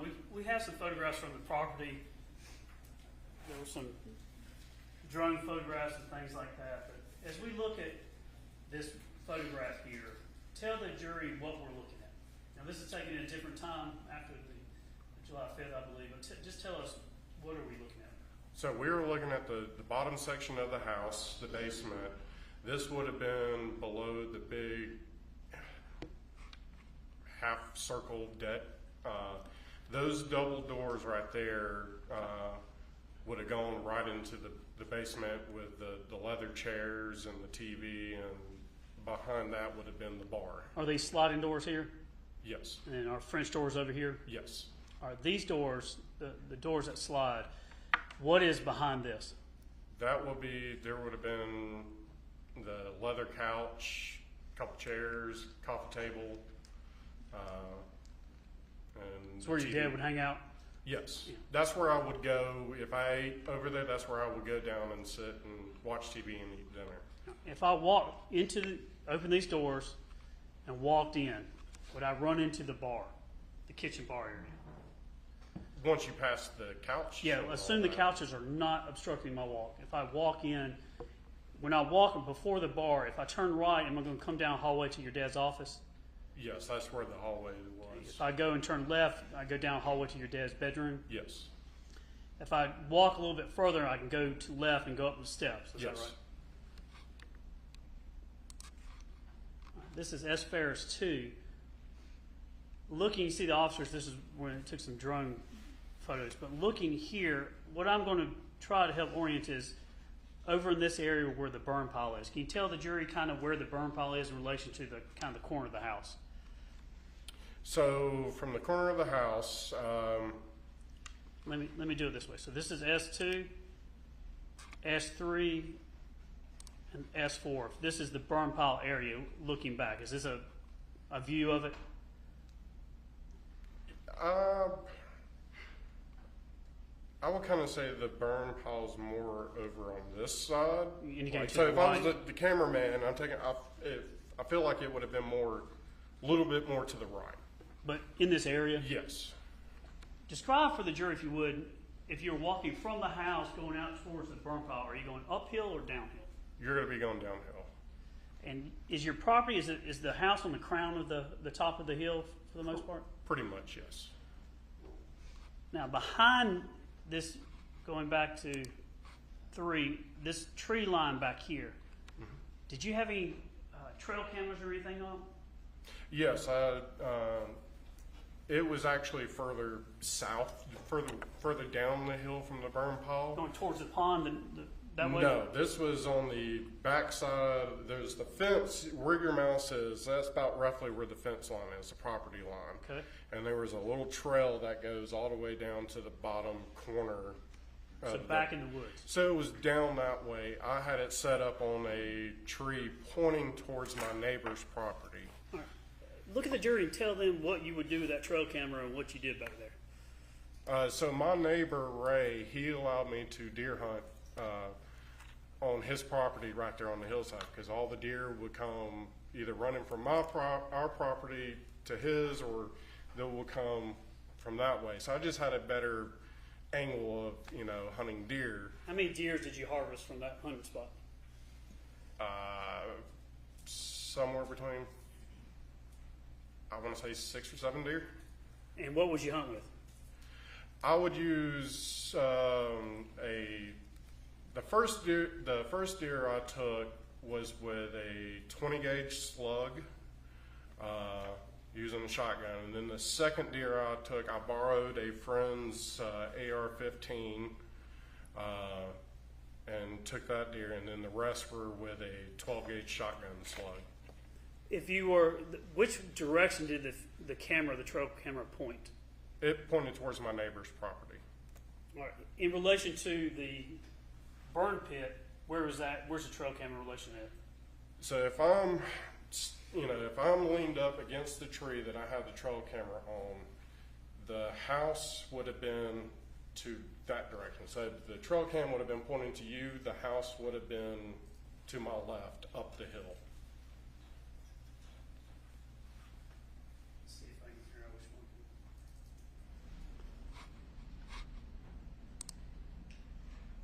Is it in this area? Is it another? Do I need to? Yeah, it's nowhere. All right. Which way with the mouse pointer should I go where the trail camera is? Go right. So give or take some yardage, but it'll be, kind of right there pointing, north in this picture. So yes, that way. So in this area on aerial 9 is where the trail camera would be? Yes, somewhere in that vicinity. And then the camera itself is pointing this direction, so left, straight, or right? Straight. Straight. Not pointing back to the burn pit? No. Not pointing back to the house? No. And did you put that trail camera up? Yes, I did. How did you look at the pictures and things on that? At the time, I had like a little SD card thing that I'm able to connect to my cell phone, and it pulled up, I believe at the time I had an app that I was able to use to pull it up. Over the years, I was just able to, click on a, Do you remember what brand it was or what trail camera it was? No, I do not remember. Is it one of those where you get to sit in the house at night and you get a ding on your phone and tells you ding? At that time, no. You have that now? I do have one like that now that sends it to my cell phone, but I haven't used it in years. I want to ask you something about fires. Does your dad and your family like fires, burning fires? Did your grandfather or something burn fires? Well, always growing up, my grandfather burned leaves, and I remember every Christmas after we all opened presents and all, my grandfather would collect up all the wrapping paper and go take it out on his burn pile and light it. And was there a fire? Tell us about the first fire at the first house in Alpharetta back in I think around 2008. Maybe, yeah. I really don't remember the date on it. What happened? Just tell us what happened there. So I remember that night. I remember waking up and fire trucks being out in front of the house, but it was the weekend prior. My dad burned some branches and stuff like that, and some old grass clippings or something like that. It was a little pile back there. In the backyard or in the woods behind the garden? In the woods behind the fence. So it was not right up on the house. He burned the stuff, and he, I guess, presumed that he had it put out. Well, it went an entire week. Nothing happened, and then I think it was like the following week or that weekend, I remember waking up and fire trucks being out there. How big of a fire was it? It was not no roaring fire. It was like a very, very low to the ground, like small brush fire. How close were the houses in this neighborhood? Between each house, there was at least 50 to 80 feet, maybe roughly. They weren't like the cookie cutter style houses where you could put your hand on one house and on the other. How did your mother feel about this fire? Really don't remember. Okay. Let's go to another fire your dad. So your dad said that one wasn't intentional, though. I guess the fire. No. The second fire, I guess, wasn't intentional at the 2155 Purcell, the farm. He caught the house on fire there too, didn't he? The basement? Yeah. Yes. In 2016, I think is when that happened. Yes. So tell the jury what happened with this fire that your dad did. So it comes to find out. So my dad put a cigarette out in the ashtray, and I guess he dumped the ashtray a little too soon into the trash can. But I was up at the barn doing work. He left to go somewhere. I don't know where he went to. But I was up at the barn, and Melody calls me, and she goes, "Do you smell smoke?" I'm like, "No." She goes, "Well, do you see smoke out there?" I'm like, "No." She's like, "Well, I'm smelling smoke." Well, I'll look over to the house. I see smoke pouring out of the basement, my dad's office door. I go, "Holy crap, there's something on fire over there." So I run over there, I open the door, and all I see is the trash can burning. So I grab it, throw it outside, grab the water hose, put it out. This is in his office? Or Yes, it was in the office. So, I put it out. I go and I check the walls. I didn't see anything burning. I put my hand on the wall, didn't feel hot. I looked at the closet that was in the office. That had all the controls for the home audio throughout the house. I opened that up, didn't see anything. So I went upstairs and made me a sandwich, and I came back down and was sitting in that room with the leather chairs and all, watching TV, eating lunch, and all of a sudden the fire alarm started going off again. I go back to the office and I open the closet door, and it's just a wall of fire. And I scream for her to call 911, and I run out, I grab the water hose, and I'm spraying. I'm punching the wall, trying to get holes in it so I can stick the hose in it. And then next thing I know, 2 deputies show up, and I look at them. They're like, "Sir, is this your house?" I'm like, "It's my parents' house." "Yep, yeah, wow. Do you have a baton or anything?" They're like, "No." And so I continue to, spray water and punch holes. And then the fire department showed up, and, the firefighter told me, he's like, "If it wasn't for you, their house would have burned down." How bad of a damage was done to the house?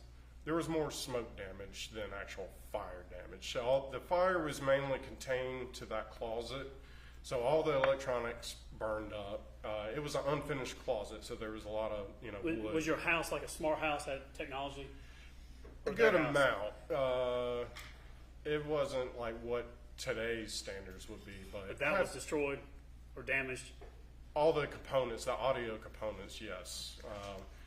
We had exposed rafters, so the fire could have spread down to the home theater if I did not put it out in time. How did your mom react to that fire? She was pissed. Did she get on your dad? I didn't see her get onto it, but, you know, knowing her, yeah, she probably, you know, chewed his ass out. Was she concerned with your dad when it came to fires?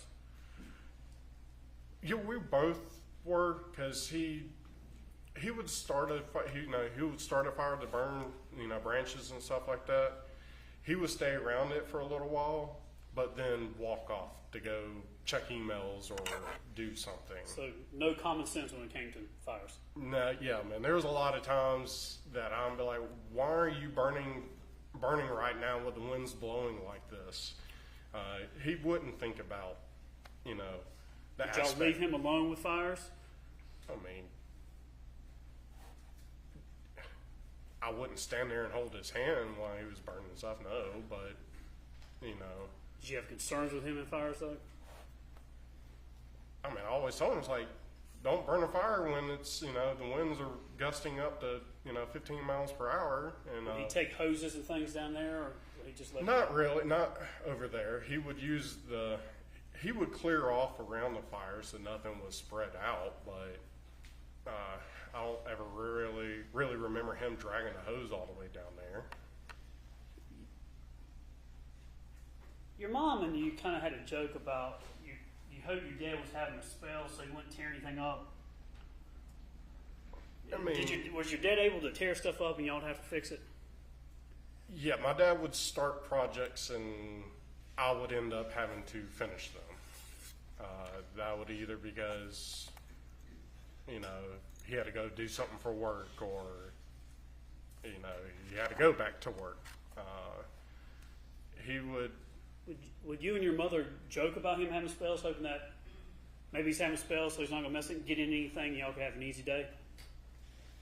That, I mean, I don't remember really, but yeah, that could be, you know, a possibility that would have happened. I mean, when he started a project, he would do some pretty big projects. Would you describe your parents' marriage as living married but living separate lives? Towards the last, you know, 2 years before his death, maybe, but for the longest time I remember, my mom and dad have always slept in different bedrooms because of my dad's sleep habits. He snored a lot. He had to sleep with a CPAP machine. I remember them, they officially kind of slept in different bedrooms after one night. My dad liked to, you know, toss and turn a lot, and he ended up, you know, flipping over, and his hand went flying over, and it hit her in the face and broke her tooth. So he wasn't a very, you know, steady sleeper. He wasn't out cold. He talked in his sleep. He snored. He slept with a CPAP machine, kicked, jerked. So they slept on separate floors? I mean, even at the old house in Hampton Hall, she would sleep down in the guest bedroom area. My dad would sleep in the master. And so how many years were they having this sleep in separate places? For quite a while. 10 like years? I said, after, you know, that happened, they kind of stopped sleeping in the same bed. 10, 15 years? How long? I would probably say that, yeah. I mean, it's before I want to say since I was kind of in high school. Your dad had, how many CPAP machines did you know your dad to have? I only knew he only had one CPAP machine. How many did you see? I mean, he got new ones every so often, but At the time of his death, how many CPAPs did you see that your father had? he only had one. Now, you and your dad, fair to say, like other fathers and sons, y'all have disagreements and argue about stuff at times? Oh, yes.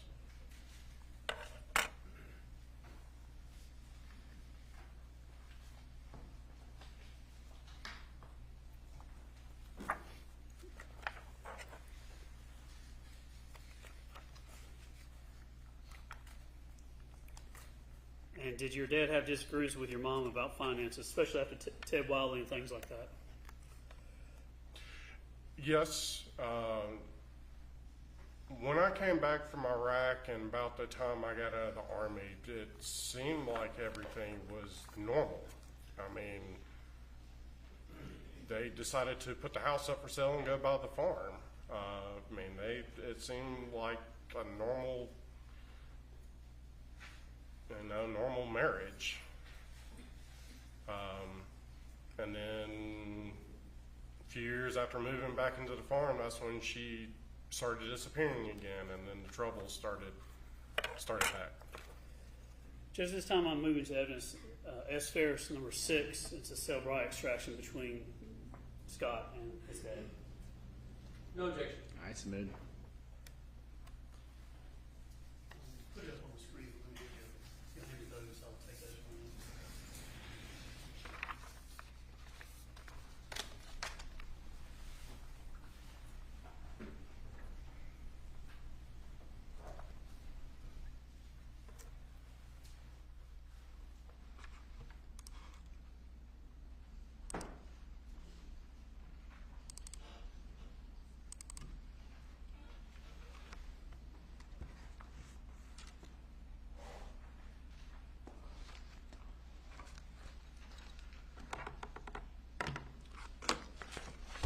Scott, I want to turn your attention now to page 6.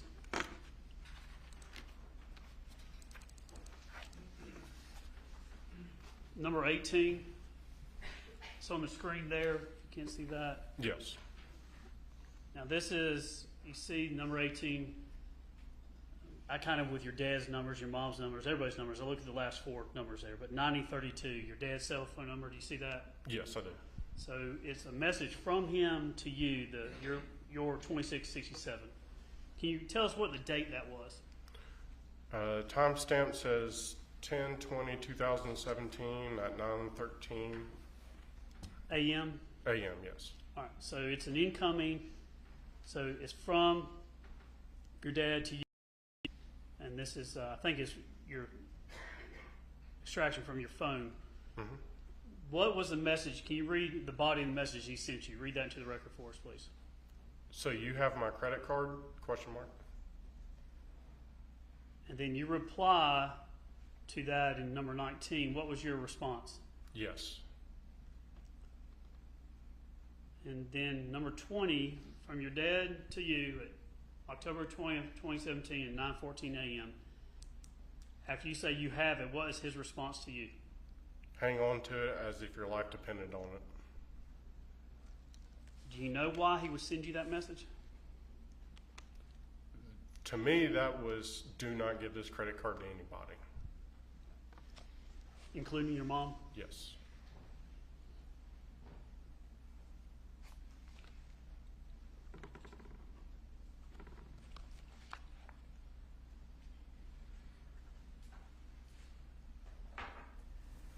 Was there, up to a point in your parents' marriage, did things, you said you thought everything was going all right at a time, but was there ever a time that did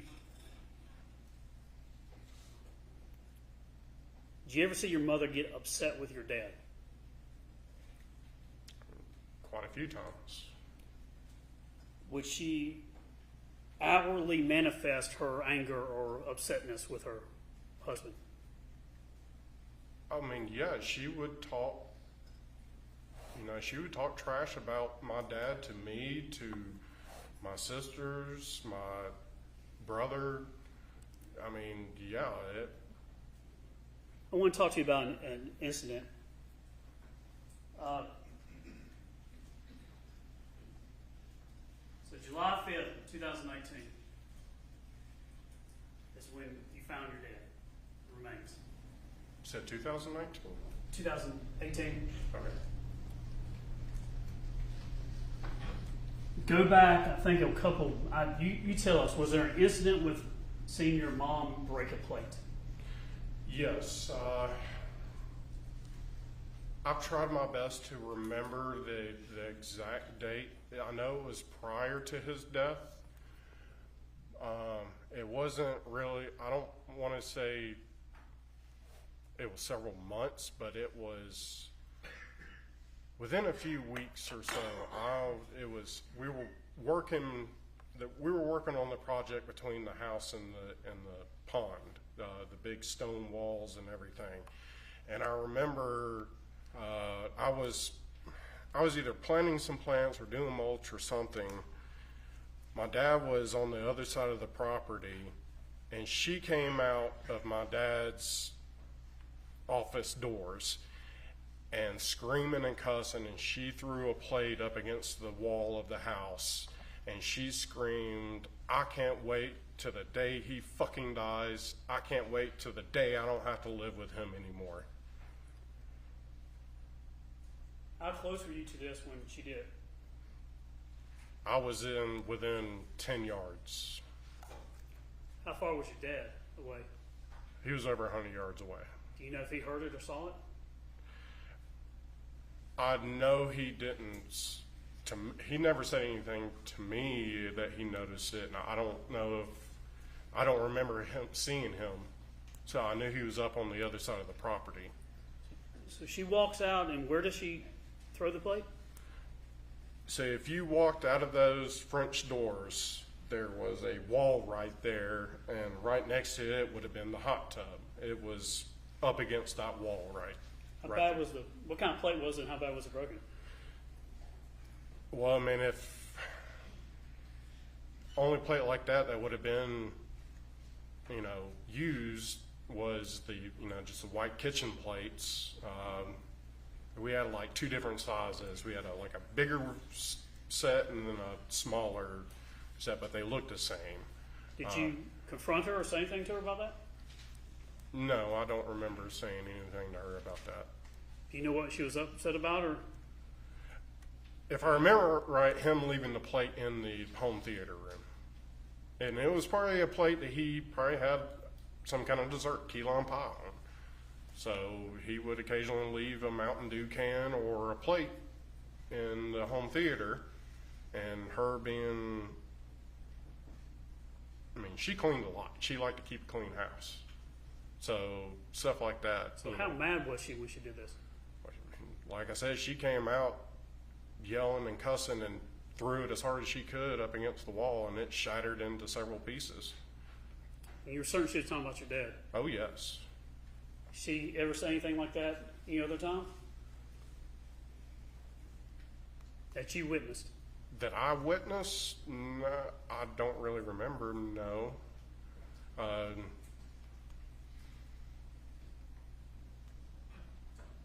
She always, talked bad about my dad. It's like she always tried to brainwash us, like he was, such a horrible person. But no, other than that, I never heard her really ever saying, "I can't wait for the day he's dead." I'm going to ask you some questions. We're going to get into the 3rd, 4th, and 5th. This is, just to refresh me, this is Riley One's calendar. It's July 2018. So 3rd, 4th, and 5th, Tuesday, Wednesday, and Thursday. Mm-hmm. Coming up to those dates, do you know whether or not your mom, the defendant, was upset about a trip that Chris would use some money, your dad's money, to rent a condo or something for a beach trip? I do remember, so they all planned to go down to the beach. I remember her making comments to me that, she wasn't happy about it. Did she ever complain to you about Chris's spending or using money? I took everything with a grain of salt from that she said about money. Did she talk about money often? What do you mean to talk about, People using money or spending money or things like that. She always tried to say, Chris is stealing money, or, your father's paying for this and that and this. She'd tell you to get a job or anything like that? Whenever she would get pissed off about something. But then, an hour later, she'd be like, "Oh, let's go and do this." Did she ever say anything or do anything, because around July 3rd, July 4th, with Chris and the money he was spending to go on the beach trip. Did you ever see her say or take any actions because of that, or confront your father or anybody else because of it? I didn't see anything. I know she wasn't happy about it because, I don't really remember exactly why she was not happy about it. I remember her asking if I was going, and I remember my dad asking me if I wanted to go, and I said no because, somebody's got to stay here and take care of the animals. Was your dad going to go? Yes, he was planning on going. How about your mom? No, she was not. And the reason why I said I didn't want to go is I said to him, I was like, well, somebody's got to take care of the animals because I'm sure she's going to run off and go to Tennessee.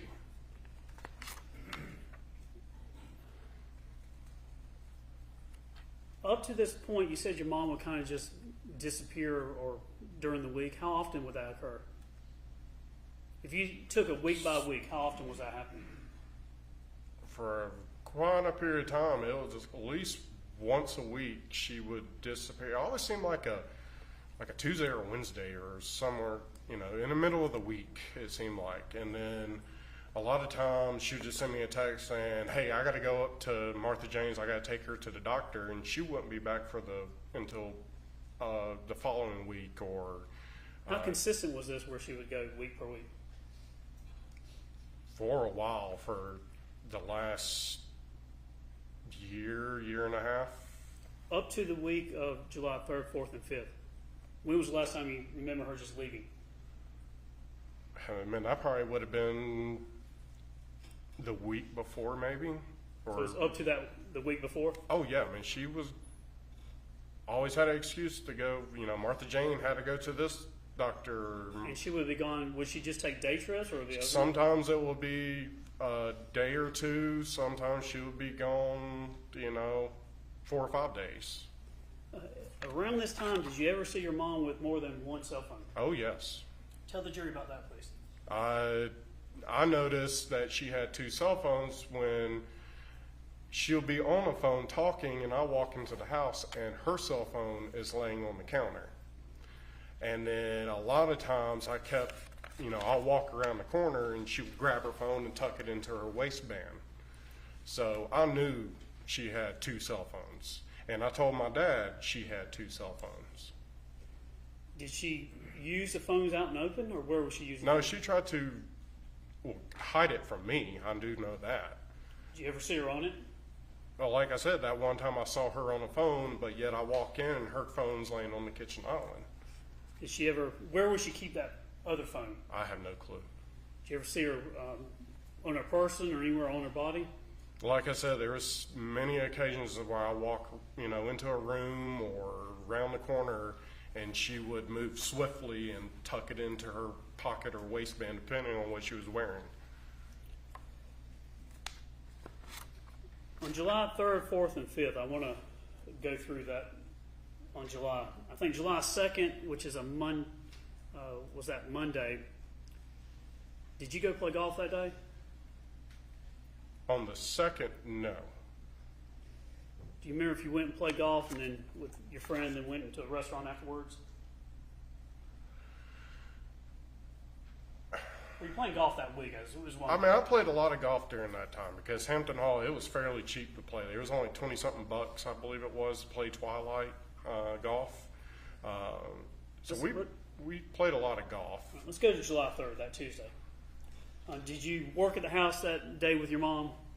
Yes, so the morning of the July 3rd, it was either the day before or 2 days before, we went to Scottsdale Farms and bought some bushes to plant on the back side of the house, so the opposite side of the pond, some holly bushes. So this is the day before July 4th. Did y'all go to Cherokee Ranch restaurant for lunch? We always went there.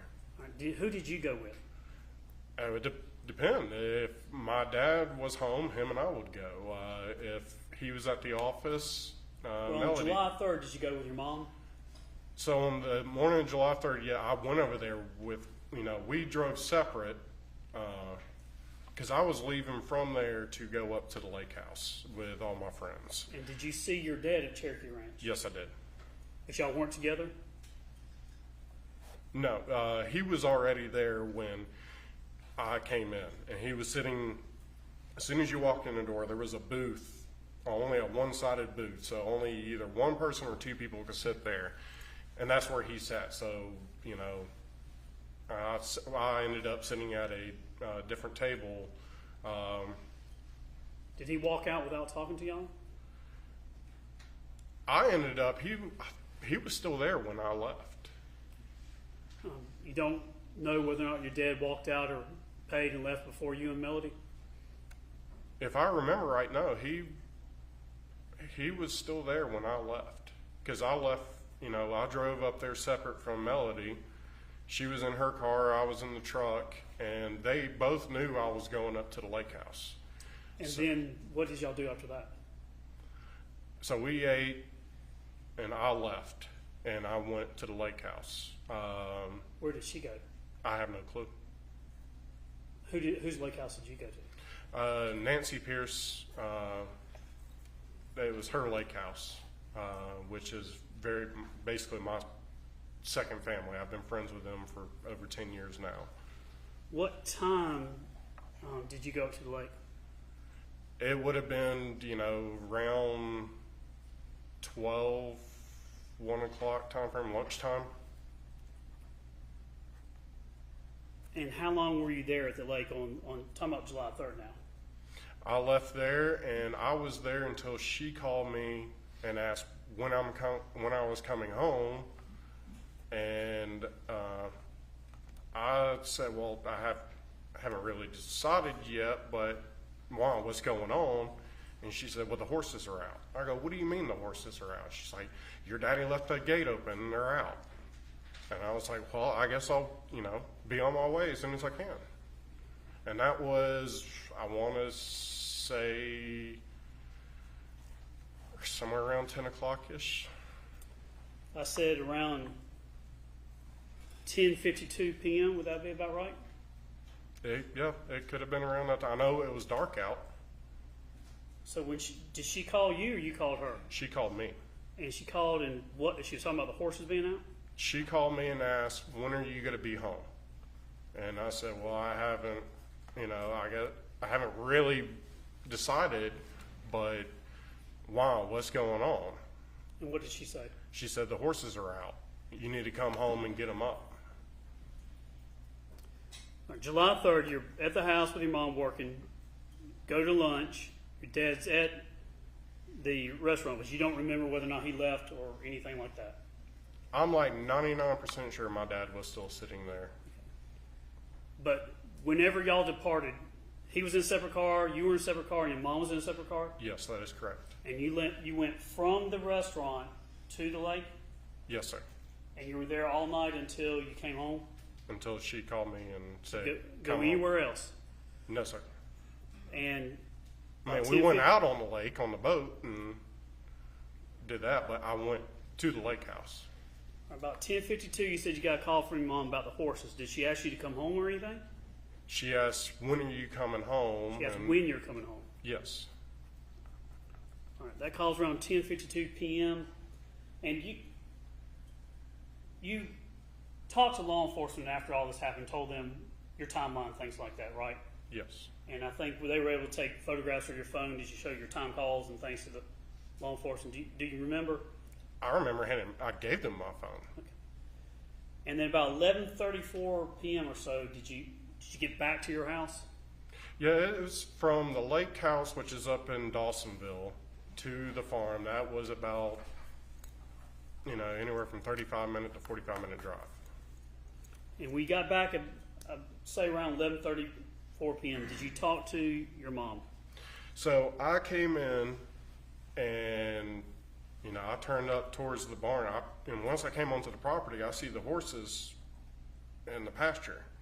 And I pull in and I pull up and I see the fire burning up behind the house where the burn pile always was. So I go, you know, I pull up there to the barn. I try calling her, Melody, and she did not answer. So I went around and checked on all the other animals, make sure the chicken coop was, you know, the door was shut, and, you know, the goats were good and everything. And I went upstairs to my apartment, and then she finally called me back. And when she called me back, I said, "What the hell? I thought you said the horses were out." And she's like, "Well, I put them up. I was able to get them and put them up." Do you remember saying anything to her about your dad deciding to burn the fire or anything like that? Yeah, so, after, she told me she put them up, I said to her, so I guess Daddy decided to burn that pile of wood, the burn pile? And she was like, yeah. I go, well, somebody needs to pay attention to it throughout the night so it doesn't spread. And then I said, I'm waking up very early in the morning to go play golf, and I'm going to come over and get the debit card to get some cash out. And so she's like, if you talked to your mom around 11:34 p.m. on the phone, what time did you go to bed? It was pretty shortly after that because I was pretty exhausted from being out in the sun all day. All right, the next morning, July 4th.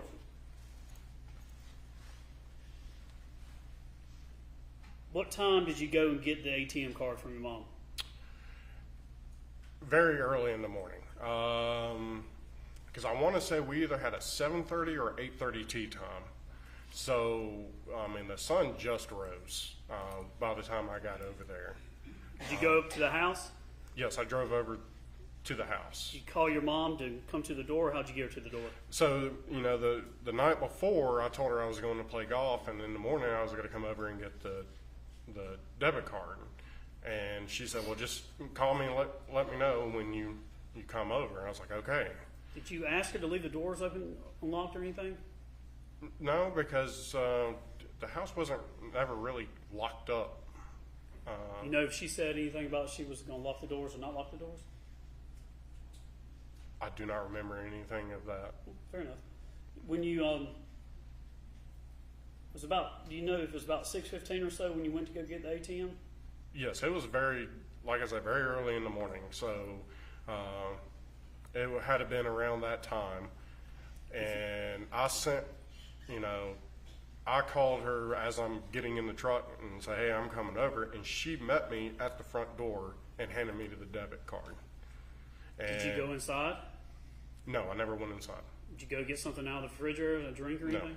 No, I literally walked. You didn't go get a power drink or energy drink or anything like that? No, I did not.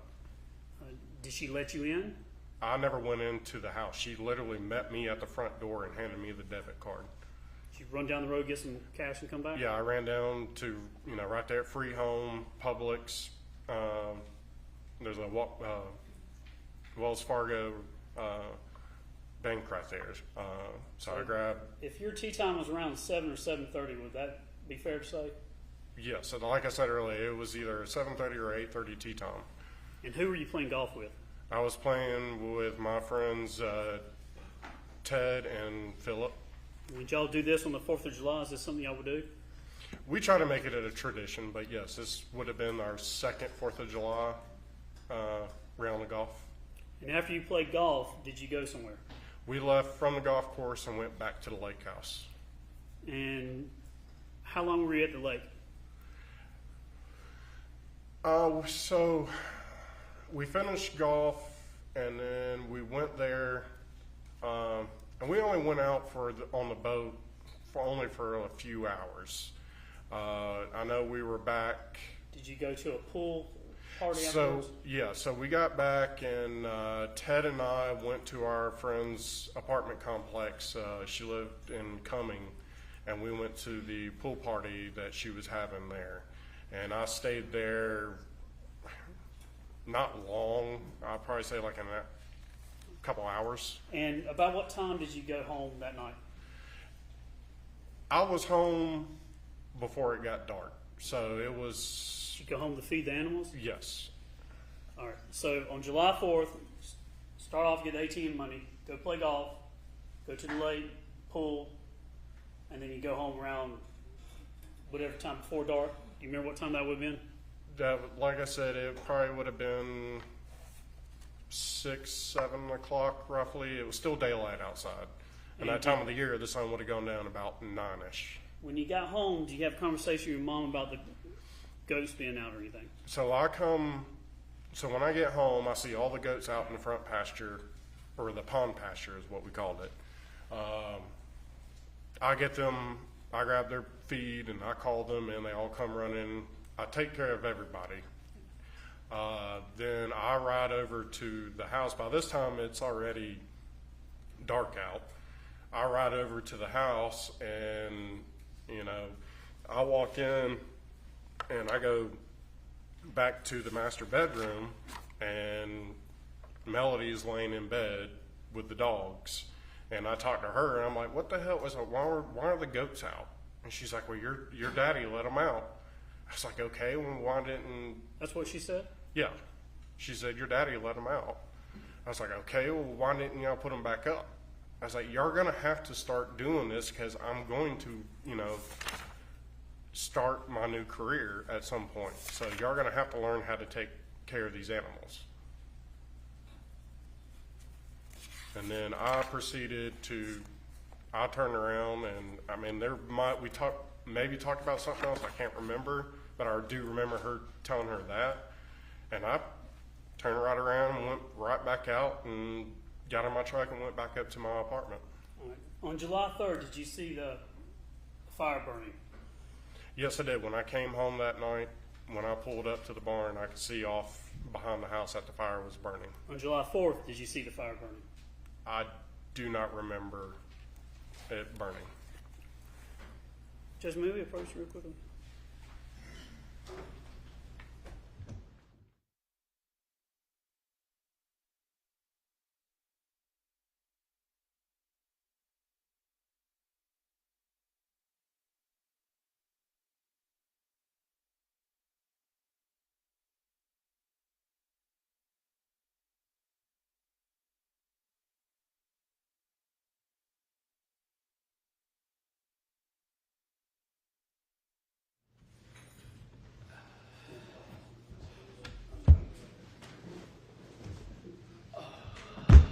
I'll pick back up with July 5th.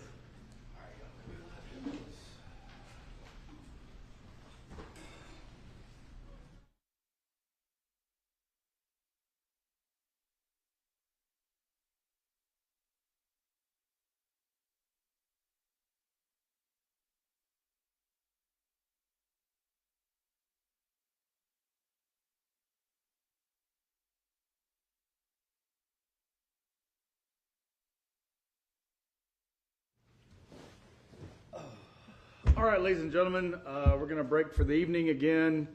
Don't look up anything about the case, the lawyers, the parties, the places. Don't talk to anyone about the case. Don't talk to your family about the case. If they want to know about the case, they can watch it on the internet. You can't. But they can't talk to you about what they watched on the internet. Don't talk to each other about the case when you're in the jury room or outside the jury room or at any point in the case until I give you your instructions and y'all begin your deliberations in next couple of weeks. All right, any questions about any of that? Anything y'all need before everything going okay? All right, y'all can be excused.